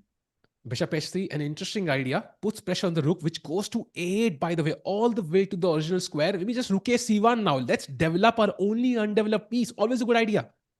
Or knight e5 also works. Rook c1 also works. Both of them are decent moves. By the way, now Arjun also approaching the 1 minute mark. Oh, this is so tricky. 37 Bishop seconds for e5. Magnus. Chat, there could be some. I don't think he'll take on f6, but it's always in the air to put pressure on d5. Of course, that h4 pawn also helping the bishop come to h3. By the way, the bishop on a6 keeping an eye on the e2 pawn, and the rook also now combining with the bishop. e2 is hanging. Let's keep an eye out on that one. Yeah, very important. Yeah, If that the falls, rook the game and is the over. bishop. Exactly. He goes knight e4 and now pawn takes e5. Only move. Only Oof. move. Otherwise, he's worse. Not an easy one, but of course, it opens the queen and the bishop. He plays. He has not played yet. Yeah, don't play e3, by the way. The bishop could get trapped after f6 and g5. Don't play Exactly. e3. That's very important. The bishop on e5 does not have many squares. Takes on c5. Amazing move by Arjun in time pressure. By the way, Carlsen 20 seconds, Arjun 40 seconds. bc5, best move again, and now e3 could be good. By the way, bishop f5 is very, very strong here. Wow, Arjun plays it. What a move. Bishop takes f6. No, wait, isn't that a pawn on d5? Or are you just capturing back with your g pawn? Or what's happening? Yes, he has to take with the G pawn now, Sahaj. That is what he takes Surely, with the queen. but Wait, surely this this is is. not good, no? Yeah, it shouldn't be. I mean, black has the bishop pair, but double. Oh, he takes on e2 as well. I missed that for a second, but It will be still hard for slightly better for Arjun. Magnus. It will be very difficult to hold this for Magnus, I think. Looks like a very, I mean, the pawn structure looks really bad. The bishop on f5 is fantastic. Light squares are completely busted. Rook d8, by the way, played. And chat, Magnus is world number 1 in the world blitz rankings. No surprise there, but Arjun is world number 7. So he is a contender who in at least a 2-game match could potentially outfox Magnus. Magnus will not be easy. Does he take on d8 now, Sahaj Bhai? Looks like 11 a tempting move. seconds. 10 seconds. 9 for Arjun. He wants the bishop on d5 on that active square. But Yeah, rook and d8 rook is a d8 move. and then rook e1 or knight e4. Both Oh, of them knight work. d4. Look at that move. Rook d5, knight f6 check, fork winning the rook. Exactly. Plays f5. Now knight can jump back to c3, attacking this, defending that. Rook e1 possible next. Or king g2, just a simple move. 6 6 seconds. seconds. Basically, instincts are completely taking over here for both Oof, players. oof. I love that bishop on b7 for Magnus. That's why Arjun offers the rook trade. Rook d4. Amazing choice. He plays king f1, f1 and now f4. f4, fixing the broken pawn chain there. Nice move by Magnus. Takes on d4. Knight Knight b5 b5. he chooses. Is this another endgame that Magnus wins? Oh, I would not be surprised. I think the bishop pair advantage clearly. Oh, f5. What a move by Magnus. You cannot take that bishop. Magnus is slightly better here, chat. The Oh, endgame god doing blunder. it. Oh, No. it's a mistake. The Arjun knight just is trapped. blundered. No, Arjun Bishop blundered. against knight. The same Sad. endgame and the knight is trapped. It's over for Arjun. It's completely over. Yeah, the knight got trapped on the end. Wow. Did Magnus do Oof. like a thing on his. Oh, I thought it did like a silent thing kind of something. I don't know. Wow. Magnus Amazing, amazing, Carlsen amazing. wins the What a first game. game with the black pieces. And that means to equalize the score, Arjun will have to win the next game with black, Sahaj bhai. Crazy, crazy, bhai, crazy. And all came down to this moment, I think King f7, where knight a6 just kind of self-trapped the knight there. Had he kept the knight here, kept the knight on d5, it would have been fine. But yo, that's tough. Of course, he had very little time on the clock, but Magnus managed it much, much better there. Ek By the aur way, he game, did a Tiku shush bhai, moment. any hope for Arjun? He did a shush moment, by the way, I think. He did a shush moment. Really? Yeah, he did Amazing. a shush moment, I think. Chat, let me know if I'm correct because I saw one. I'm sure I saw one. Maybe it was for the I don't know who it was for the I didn't audience, see it, or man. maybe there was some noise in the hall. God knows, but he did a shush moment. At least I thought so. Oh, look at that. Arjun played perk defense against Magnus. Bhai, let's go. Wow. Oh, second game has already started. Not something we get. Yeah, yeah, it's begun Oh, already. wow. Wow, Oh, wow, what is wow, this? wow. E6? What? Why? Arjun is This doing Arjun is things here with E6. Of course, he's trying to win the matches, and try to complicate things early on. But this can also backfire, bhai. this absolutely can backfire. You're playing Magnus. This is what Magnus does against weaker opponents. By the way, yes, Chad is saying he did do a shush moment. I don't know who it was for, But it did happen for like a brief second when Magnus was about to win. By the way, love that a4, a5 move by Magnus, gaining a lot of space. Arjun already slightly worse out of the opening, Sahaj bhai. Yeah, correct. He goes rook b8, and of course, but being slightly worse out of this setup is pretty understandable. You're always going to be worse there because look at your knights. But the point is that Arjun doesn't want to make trades in this position. Basically, that's how he's trying to continue the game. I Black mean, plays h6, king h7 now. lot of pawn moves that moved one square, like e6, d6, g6, h6, b6. Like he's not moved a single pawn two squares. I don't like that. Yeah. b6. If Yeah, you I think. take, then of course takes back. Bishop can maybe jump to b7 or to d7. Both of them look pretty nice. I like b7 though because somewhere I can put pressure on e4. But this looks tough, Sahaj. I feel like Magnus is steamrolling Arjun here a bit. A6 played the best move, gaining space on the queen side. In the endgame, if he gets to that a7 pawn, it's curtains. White has the center, queen d2, attacking h6. I feel like Magnus is taking it, Sahaj bhai. Chad, what do you think? Any chances of an Arjun comeback? Yes or no? Difficult, bhai. Very, very difficult. He has more time on the clock, but yeah, that's the only like benefit right now. Apart from this, doesn't look very promising for Arjun, bhai. And accuracy 99.4 for Magnus, 94.4 for Arjun. And again, c6, not a single pawn has moved two squares. That's insane. Maybe he wants to play b5 and queen b6, try to take this pawn down, perhaps, or could be possible. Wow, Chad is saying Magnus. Arjun is playing similar to when Hikaru used to play against those bots. That's very funny actually. I remember those days really well when he used to flag like the top engines by playing this b6 c6 d6 e6, and I used to watch those all the time. Bhai, it was so much fun. You By the just way, unlocked a memory, bhai, for me. he has to challenge Magnus in the center. I don't know if c5 is the best way to do it, but he plays b5 finally, knight g3. Magnus slowly diverting his pieces towards the king side. Notice how the knight went from c3 to e2 to g3, and there could be something building up. What does Arjun do? Does he even? Oh, he tries to get to the a6 pawn. Wait, is that a free pawn? Is that a free pawn? I think it is, no? I mean, I know you have compensation on the king side, but I'm just wondering if I take this, what are you doing? But if you take with the bishop, then there might be some problem with the bishop b5, on there is c. e3. Yeah, there's c5 c5 you have. always. I was thinking that as well, Oof. but I can also go rook a6, no? Why But then one take minute 6 rook difference a1, between right? Magnus and Arjun? Oof. Do you think Magnus even feels time pressure by? Oh, b3 played quite like a solid choice. Maybe even getting up for c4 pretty soon.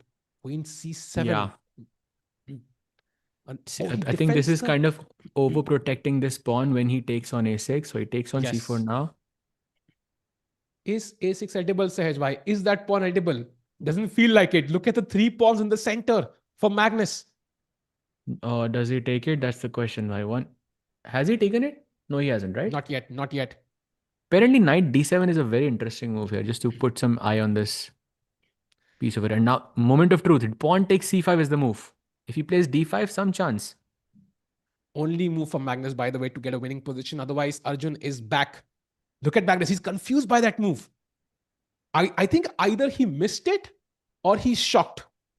And he needs to take on c5, which is not normal. Usually, you might consider a move like d5 here. But it's 54 seconds for Magnus, yeah? So 48 now. actually, the follow-up is really nice. It takes bishop f4, e5, and knight h5, something like this. So Oh, it's a bunch knight of like, at. yeah, because the Wow. bishop is pinning the king over here and the pawn cannot capture. Some Oh, very, very that's not nice easy. lines there. That's not 33 easy. seconds That's for not easy. Magnus. Oh, yeah, I told you d5 is tempting. It's not easy to split your pawns like that. And that's a mistake. Okay, blunder is harsh there for Yeah, yeah. Magnus, but it's definitely a mistake for Magnus. Chad, not a blunder though. Absolutely not a blunder. So e5 played. Okay, still slightly better for Magnus. This pawn is still hanging though. I believe I can just go rook a6 or no at this point. Yeah, I think you have to, yeah, because white is Oh, getting he up. He goes takes with bishop the a6. he takes with the Wait, bishop, that's a Sahaj bhai. mistake by Magnus. f4 was a mistake. And now Really, knight but it d7, looks. knight e5 gives Arjun the edge. And he has a minute more than But on the clock, yeah? knight d7, knight g4, because I thought that was the Then plan knight always, right? g8. Oh, knight g8. Oh my god. Okay, I mean, I hope Arjun sees that though. I mean, he wouldn't have moved the knight otherwise. I think 23 seconds for Magnus. Chat. Knight g8 is what Arjun has to find after knight g4. Oh my god, that's lit. Oh, rook a2 played by Magnus instead. Okay, defending the rook obviously. And then knight e5. Let's bring the knight to a good square. It's an outpost. It's a central square. Makes perfect sense. Oh, look at how Done. Magnus played that rook. He wasn't happy with the position, it felt like. He kind of was a bit. Oh, it takes on e5. That's Um, interesting to say the this least. bishop is a. Oh, by the way, bishop g3. There's queen h6, knight f6, checkmate. Do not fall into a mate in two. Why bishop d4 is better for Arjun right now. He has to find knight g8. He finds knight g8. The battle is on. Yes. Wait, is Arjun winning? He He's should be, better. no? Yes, he's But this better. And bishop pawn up, I mean, it's virtually winning, I think. the best move for Magnus is the crazy piece sacrifice knight to f5. Very hard to find. He plays e5 instead. Wow, and now that's 2 pawns now. f5 is a Wait, piece. f5? f5 is a piece. He's winning. Arjun is winning with the black pieces against Magnus Carlsen. Oh my god, will we see like a turnaround here? He takes on h6 and now takes on e4 is possible. Knight h6 is also possible, but Arjun has a minute on the clock, by he can take his time. King g7, knight e6 check, I'm guessing is the plan, but rook takes e6, and again, Arjun is a Wow! piece up here. This is a historic comeback from Arjun. Now he just has to consolidate somehow and he's completely winning. Absolutely, on demand. Be careful, Arjun. Be There is no careful. rook a1. Don't. I mean, there's no problem. The bishop does all Rook the f6, things. by the way. Ooh, Magnus getting up for some attack on the queen side. There's no access e4. points, by e4. Yeah, great move played. f4. Oh, knight Is f7 the attacking queen queen. trap? Knight The queen f7. was trapped, I think. f4 now, f3. I mean, there's nothing you can do on the queen side, no, basically. Wow. It feels like Arjun has a chance here. Genuine chance. Queen g3, bishop e5. Queen g3, bishop e5, and that's a checkmate threat. Wonderful. Bishop d4 played. Best move in the position, by the way, by Arjun, who is where on the clock, where on the position. He's fighting back. And Arjun has won the game. Oh my god, what a result. Magnus Carlsen resigns. It's 1 each. He Wow. won. The Wow. saga continues. By dono players black se jeet gaye bhai, and Arjun also big respect. Yeah, plays perk defense, tries to go for a win, doesn't do any trades, gets him on the time. What a game by the madman. Love to see it. And now we go in. Wow. Hi, is it another set of 2 games, or is it an Armageddon? No. It is sudden death. Now, what that means in terms of time controls, I mean, I think Samay Bhai will tell us, but it's sudden death. One game, sudden death. And we will play until we have a result. So let us know, Samay Bhai, what does sudden death mean in this game? So we need a result in the next game, bhai. Crazy. Chat, I can see at least 10 comments of absolute cinema. Nothing can summarize this better. Let's go. Magnus OP, Arjun OP giving us a show of a lifetime. Let's go. And final game, Sahaj Bhai. And that was an impressive comeback from Arjun though. For sure, it's 1-1. Very, very close. But yeah, we'll see. By sudden death में बहुत मजा आएगा भाई. Let's see who's gonna be the first person to score. That's The gonna be the first key. person to score wins the match, by the way. So whoever wins the next game, it's over. Agree. So are you sure? Ki, like, but got it. Do confirm. So sudden deaths, I wonder if it's like just 3+2, whoever wins. Magnus, by the way, was sitting up till now. So they're also trying to figure out. This turned out to be much closer than we thought, Sahaj Bhai. What a match that was, man. 2-game match. Like, pura thrilly ride. I mean, I don't know, like after seeing Arjun dominate in World Blitz Championship by like a point and a half, I mean, I'm sorry to say, like it's unfair to say that one guy is a clear favorite. That's what I thought. That in a Blitz match, I mean, of course, no one is saying that one player is stronger, one player is weaker, but in a Blitz match, just 2 games, anything is possible. And I think this is a proof of that in that sense. And I hope I mean, to the chat also, like some point was made, yeah. no, I feel like the fact that Magnus is a slight favorite, that's why it's more impressive. Arjun is definitely a challenger. It's not something that's easy for Magnus, but maybe because Magnus is the greatest player of all time in all formats, that's why it's so impressive, Sahaj Bhai, that he can match toe to toe against Magnus. And of course, Exactly. now, usually the guy who wins the last game has the momentum on his side. So Let's see how both players handle this. I feel like the colors do matter now. If it's just one game, whosoever has, even though both players won with the black pieces, I don't even know if the colors matter, to be honest. I also, you remember it was Arjun who defeated Magnus in some 20 moves with the black pieces. Yeah, in Tata Steel Yes. Blitz, I believe it was, in some Sicilian. I never saw something like that before. So, he's full of opening surprises as well, in that sense. He's full of surprises in general. Oh, by the way, Magnus Carlsen is black, Arjun is white. So on paper, at least, that's a benefit to Arjun. But does this mean that if Arjun wins, he wins the match? Probably, yeah. Do confirm So once, why because it's if gonna be Arjun wins, fun does regardless, whatever happens. And also he's getting another match against Magnus, which is a let's great thing. go. We have the board set by. Let's go. It's the third match between Arjun and Magnus, and we have D45 on the board. By the way, Arjun has less time on the clock. He has 2 minutes and 35 Ah, seconds or something. got it. So Arjun has less time, but he gets to play with the white pieces. Yeah, And if it's a essentially. draw, they play one more game, basically. Yeah, and then Wow. Magnus gets less time basically. Hmm. Fair result. So it's that was something that means white has 30 seconds less, but he basically gets white pieces. So fair enough. I think pretty fair square. Sehaj bhai, a much more solid opening from both players this time. Yeah. After the mess of the last game with that knight f6, whatever that was, भाई, मैं तो डर गया था for a second, but whatever works works. But now, interesting choice by Arjun to put the knight on e2 because he wants to play f3 and e4 and make a breakthrough in the center. Of course, this is a Carlsbad structure, which I think many of you will know. Very solid. White tries to attack on the queen side. Black tries to keep his center. But because white's knight is on e2, you have this f3, e4, which is what Arjun is looking for each time. By the way, time And is by now the way, equal, Tiku bhai.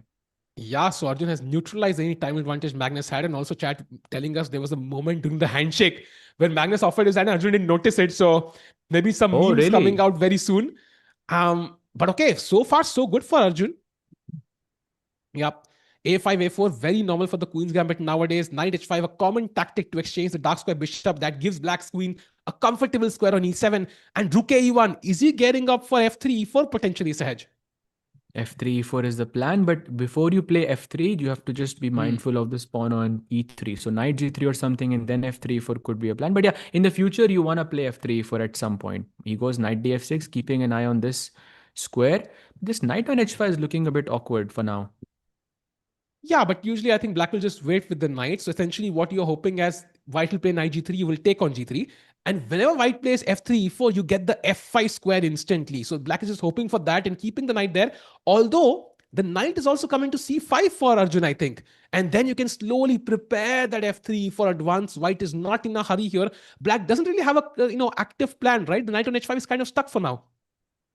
Yeah, I was thinking also F3 and G4 and the knight is just Oof, trapped. Like that's also a plan in this position. So also for tempting. Magnus, he has to play knight E4 in this position, which I don't know about you, Tikubai, but this is always a difficult decision in Carlsbad for me because every time you take pawn takes, you have to evaluate whether the pawn on E4 is good or not. And like most of the times it's not good. Like generally, but in this case, it's the best move. But he doesn't have to go knight e4. He can also play something simple like bishop d7 and just focus on Hmm. development. But then there is no plan. And by the way, look at the time. Magnus has 1 minute less again. Oof, after that World Blitz game, I think Magnus's time matters a lot less. But in the last game, we saw Magnus make a mistake when he was low on the clock. So he is human. By the way, love that C5 move from Magnus because does not allow the time for Arjun to have freedom with that E4 move. But he can still play E4 actually and take the center. Yeah, and after e4, black should just wait, play bishop d7 or something like this. And white has the golden opportunity to play e4 and e5, and maybe an attack is brewing on the king side. But also Yep. after e4, Arjun has to be careful that there is no pawn takes pawn, queen b4. I mean, that looks very, very dangerous from Magnus. I think Magnus completely takes over in such a Yep. scenario. But let's see.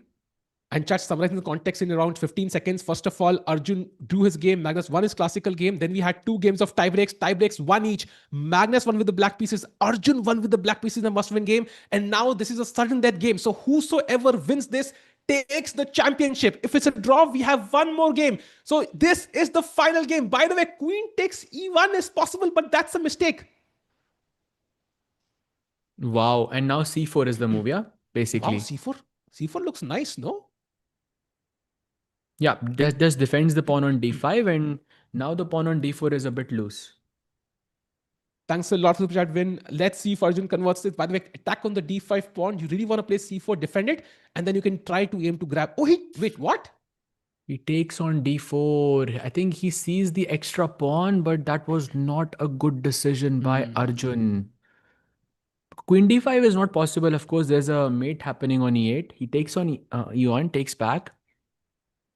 Still queen You d5 know, not possible. Magnus is going for that pawn because now the e8 square is yeah. guarded. I think it's very hard to reject a free pawn from Magnus. Yeah, it's just very tempting to take that pawn. You feel like you're playing for two results now, but that's not the case. As we saw in the classical game today, by the queen b3, nice move, pressurizing b7. So Arjun can at least at some point take that pawn and hope to equalize. I would say Yeah. black is comfortable here, Sahaj. White is a pawn up, no? Still, I think Yeah, but 98, knight, knight d6, played by the way. So knight knight on d3, d6 knight looks. d5. That's also true. I love the knight on e5 actually. Also c5 it could go. Okay, there's b6. Let's Knight see. e5 I By the like way, more because I'm putting pressure on the f7 pawn somehow. should we sack d6? Oh, by the way, no, knight d3 played. By the way, Arjun is down on the clock. Why? This is huge. Yeah, Wow. yeah. Very important because the one ahead on the clock, even by 5 to 10 seconds, can really put a lot of pressure on their opponent. 95 played, Saj, as you pointed out, a nice idea. Plonking the knight in center. Black does not want to play f6. Queen h4, threatening mate. Oof. Why? Rook d1, bachao bhai. Bishop e8, okay. Still, there is an extra pawn, but there is nothing. I would much rather just take this pawn away from my life. Like this feels like such a nuisance. Agreed. Agreed. I would give it in the first garage sale I have. Chat, do like the stream. Let's get more people in. The final game potentially between these two guys, unless it's a draw. I don't see a draw happening as of now. By the way, Magnus playing very quickly, building up an edge on the clock, Sahaj bhai. Up 25 seconds for Arjun. He attacks the knight on d6.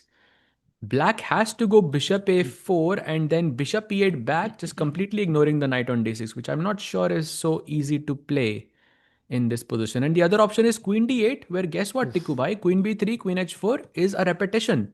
Wow, Magnus Magnus finds says the no. best move. Queen f4, wait. Knight Wait. d3. 93. What do you do actually here? Isn't the. It's a This is good getting tricky. This is question. getting tricky for both players. But also king h1. I'm sorry, but king h1 is not a check anymore. Oh, he plays He h3 plays h3. Okay, I like king to h1 more because lose there was no check on d4. back rank issues now. Why A5 pawn is 16 still. seconds? 10 seconds for each player. Why? This is crazy. Bishop Bishop e8 played, best played. move played. Another crunch movement incoming.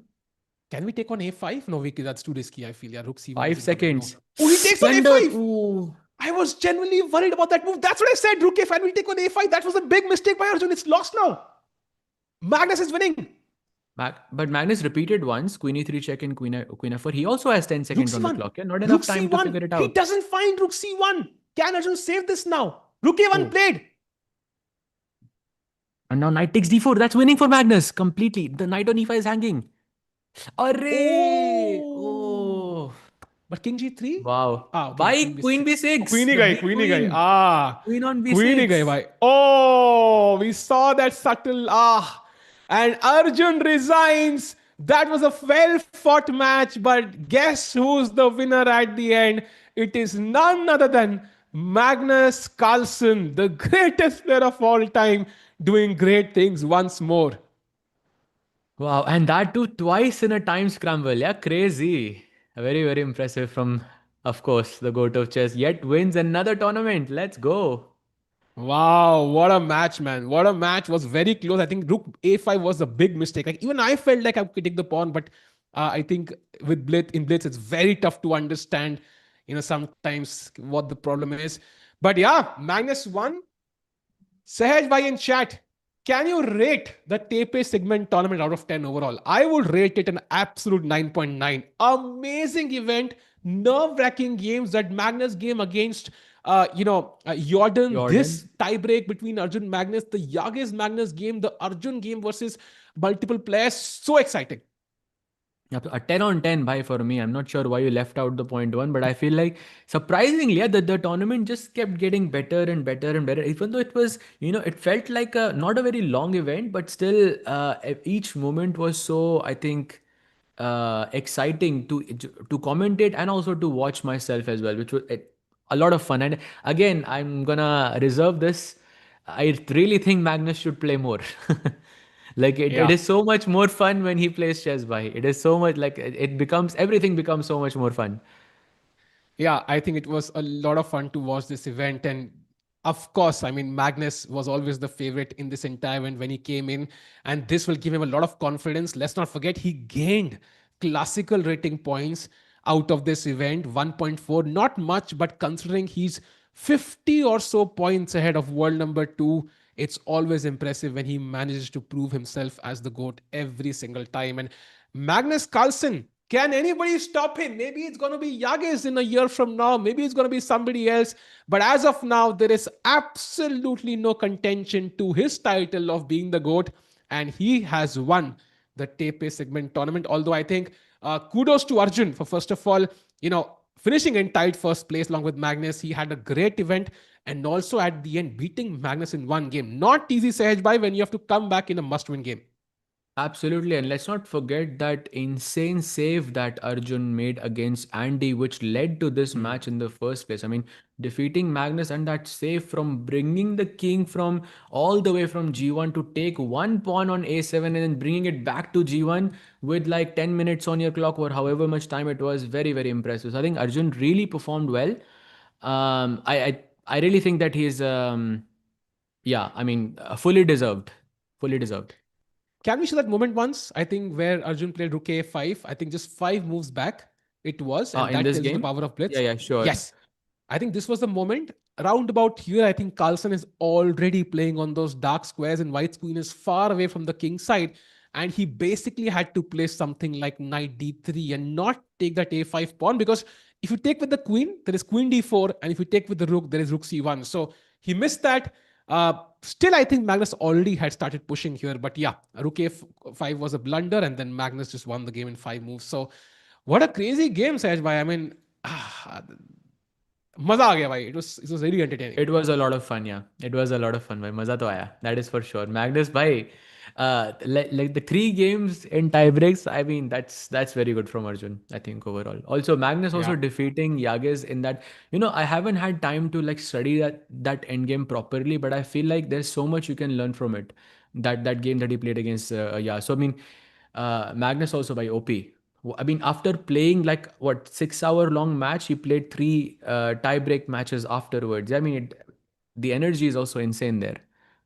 True, true, true. And I think hopefully this win will give Magnus an incentive to play more classical chess. At least I'm hoping so. He's going to be back for Norway chess, by the way, in just about 18 days from now, where we'll have, of course, Magnus, Firuzja, Wesley, Gukesh, Prague. And it's going to be exciting to see that tournament, how Magnus does. Of course, he's the favorite there as well to win, but it's a double round robin. Let's see how that turns out. And I wonder if Magnus has even lost an event. Like if we look back, how far we have to go back to imagine an event that he lost. So crazy. And by the way, Gukesh is apparently winning. Chad is saying we can switch to that. Is he really still playing? Really? That Yeah, yeah, game is he still is. on? It's Oh a wow. classical game, right? It was a classical game. So Gukesh still has Yeah, yeah, yeah. Let's 59 go. Let's go. minutes Let's go. right Let's now go. Oh, to he's winning think. against Fabi. Let's go. Let's go to Gukesh's game. Haha, Let's finish that bhai, game first. but he has all the time. No, Fabi is very low on the clock. It's not a club. Looks very difficult for Fabi to hold this with With like zero one like seconds. if Fabi is playing on seconds, like what's the like he cannot save this, no? And Gukesh has 59 minutes. So simple. Okay. Sarah, can we have the timer somehow? I don't even know how much time Gukesh has here. अच्छा नहीं है Tough क्या होगा चलो भाई. ठीक है we are guessing at this point, but congrats to Magnus Carlsen for winning We another think major Fabi event. has more time. We think. That's what we can say. This is not classical chat. Sahaj is joking because of the timer that we can see in front of us. It's a rapid game, and yeah, so Gukesh likely maintaining his record of one win, one draw, one loss on every single day. Yeah, Ooh, for sure. By the way, that's a that's mistake. take. Oh, wait, sorry. Two moves have been played. Queen f1, and now the bar just shot up. He wants to take on f2, of course, but there is a couple of checks have been happening here. Very easy to calculate when you have 58 minutes on the clock, no? Yeah. And Queen F1 really doesn't do much. Yeah, the F2 pawn is attacked. You can always defend with Queen F4 at the right moment, and you can even give a bunch of checks before. So looks like okay should convert, but the thing is we don't have an insight into how much time he has. He could have a minute or 30 seconds or 10 seconds, and then it gets very difficult. So let's see what happens. The rook right now blocked. If the rook was, let's say, could have access to the sixth and seventh ranks, I think it would be basically game over. But still no insights on the clock there.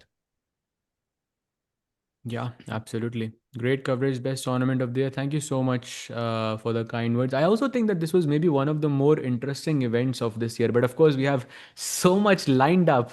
Besides this, there is Olympiad, there's a World Championship. I mean, and that's just the two of the ones that I'm naming right now. There's so many more, which will And I be can equally see interesting. I can see some 11-year-olds saying commentators cooked, brother. I mean, what cooked? I mean, watching Magnus win, we've been doing this for the last 20 years. I think it's something, the most expected thing in the world is Magnus winning an event. And it's always nice to see. I think we are proud of Arjun of winning a Yeah. game against Magnus. That's where the patriotic feeling comes in. But overall, glad to see Magnus win because he still proves a point that he's the GOAT by far. Nobody comes close. And the aura of beating Magnus still has the same value. So it's always nice to see Magnus win. By the way, E3 played, the rook defends the F2 pawn. So I Fabi's. Huh. जो भी हो जाए गुकेश फाबी को मतलब he just has something against him. Yeah, Gukesh, whatever happens like at the end, Gukesh just ends up winning against Fabi. कुछ है मतलब वहाँ पर. I don't know. Yeah, I I mean, would love to see their head-to-head score, but I mean, it's so many times I've seen it go. It's actually the third time that Gukesh is beating Fabi in a row right now. The last two yeah, times by the were way, in like 4 months ago or so. now C5 is hanging. So, I mean, that should be the end of the game, basically. He takes the pawn. Now the knight is also hanging. So I think Fabi can resign, and there it is. He resigns with this. Gukesh maintains his record of one win, one draw, and one loss on every single day. Sahaj, by these last 3 days of covering both the events have been absolutely insane. And there it is, the winner of the TePe Sigeman Tournament. Guess who? It is the greatest player of all time, Magnus Carlsen. And Sahaj, I mean, I'm hoping we get to see Magnus play classical mode. That's the biggest, I would say, hope that I have of from Magnus winning this event. Yeah, but we are going to see him play classical chess this month itself towards the end of it. But it's gonna be fun regardless. And yes, I would love to see bhai Magnus just कोई भी open event में आ जाओ भाई. It would be amazing because it's always fun. You always see such interesting chess, and I think that this is missing. This has been missing for such a long time. It's very nice to see. Trifecta, by the way, yeah. Draw. I'll tell you his like 3 days: draw, loss, win, loss, win, draw, loss, draw, win. Like this is exactly how Gokesh's each day is looking. 1.5 out of 3 each time. Go look it up. It's actually not. Um, yeah, there is some symmetry there. Crazy. Yeah, all the permutations and combinations he's covering. Yeah. By the way, are we Yeah. live? Sam, bhai? Yeah, we are live. So, chat, I think what we got disconnected for a second there, but really want to thank you all. This was the last day of the TePe Sigeman Tournament, and congrats to Magnus for winning it. Congrats to Arjun for finishing in second place. He also had a great tournament. Congrats to Nodirbek and Yagiz. Let's not forget what a beautiful game he played today, almost held against the GOAT. So, chat, tomorrow and day after, we're going to have 2 days of the GCT Poland tournament, but we'll have exclusive focus on that event because of course this event ends, and we're going to have 9 days of blitz each on both the days. So we'll have Gukesh Sindarov twice, once tomorrow, once day after. Said by how important are those two games? No, very. But I think the most important was the one that they played because it's closer to classical. But I think Sindarov will definitely be looking to take that revenge. And I think the only way to take the revenge is he's gonna be gunning for that 2-0 win against Kukesh. So from that angle, I think it's gonna be very exciting, very entertaining. Yep, it's gonna be really exciting. So, by the way, there's a free membership pending. I do agree, chat. So let's give out that membership, Sahaj bhai. Do you have a question that we can ask the chat? And the first person, whosoever is the first person we notice among both the channels, gets that 1 month diamond भाई आप membership. He So, do you पूछ have low a भाई. bhai Pushlu? Hmm. Okay, let me think of a question, chat. Give me like 30 seconds. Yeah, For sure, for it's sure. tough, man. Winners ceremony. Chad. Since we are not like live there, we are actually doing it from online. So we're not going to be covering that. But yeah, I mean, we will be back though for tomorrow for GCT, and then of course there's Norway chess, of course, incoming as well, where Magnus is playing too, and Gukesh is playing as well. So that's going to be a lot of fun. Yeah, Huge I respect almost to have the. Magnus. Man is the best player to ever exist. Arjun did a fantastic job as well. Exactly. I think no doubt about it. Of course, Magnus is the GOAT. No one's ever, I think, doubting that. But at the same time, you need to play him as much as possible. And I think that's great news for Arjun. Okay, so the question is, chat. Okay, are you ready? Let us know if you're ready, chat. And Sahaj bhai, can you monitor the one of the chats? Which one are you monitoring? I'll do Chesscom India, bhai. Okay, I'll do chess 24 India. Whosoever, and the correct way to answer the question is you have to mention the answer first and space followed by our Chesscom username. Okay, so that's the way we'll do the giveaway.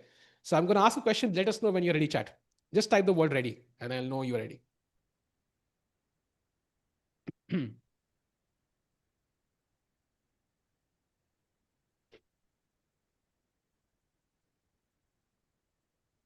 Okay, I see ready. Okay, so the question is answer followed by username.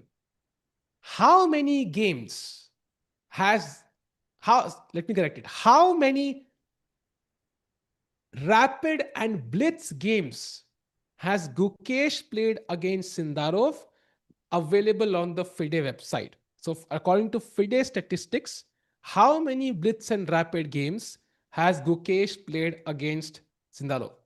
Bye, but I don't know the answer. It's okay. You can. So Answer is what I'm am I text. monitoring then if I don't know the answer? The answer is zero. The answer is zero, by the way. So now you can let me know the low first they person भी who दिया answer आपने किसी ने zero लिखा भी नहीं था भाई. आप लिखेंगे ना भाई. The first person to answer. It's okay.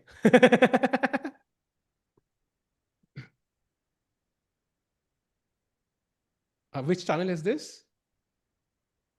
Got it. I'm checking. Chesscom India, I don't see. I see So one, who's but the? they did not write the Chesscom name. I'm Sorry, the surprised they've Chesscom not played ID. any games, by the way. Rapid and Blitz. That's crazy. So these are the first ones, yeah? They're playing. Wow, interesting. Okay, so do you have both the usernames, Samay bhai? Huh. So let's do one thing. We'll give out one membership to each, both on both the channels. I think we've not given out any during this tournament. So let's do that. So both the first answers on the channels get the membership. Let us know the username, Samay bhai. Who are the winners? So the winner on one of the channels is uh, Mirage2334. That's that's the first winner. And on the Chess 24 India channel,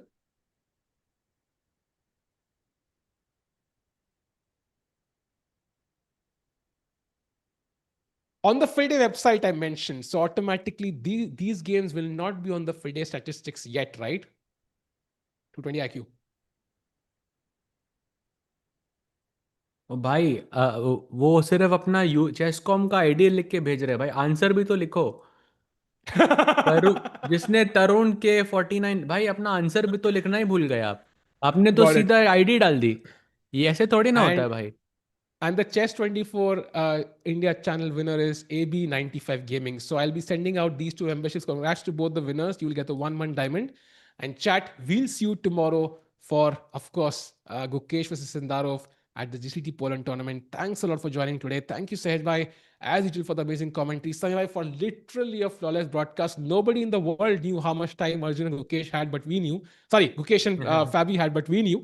And thank you, chat. Without you, it would not be so much fun. So we'll see you tomorrow. Take care and good night.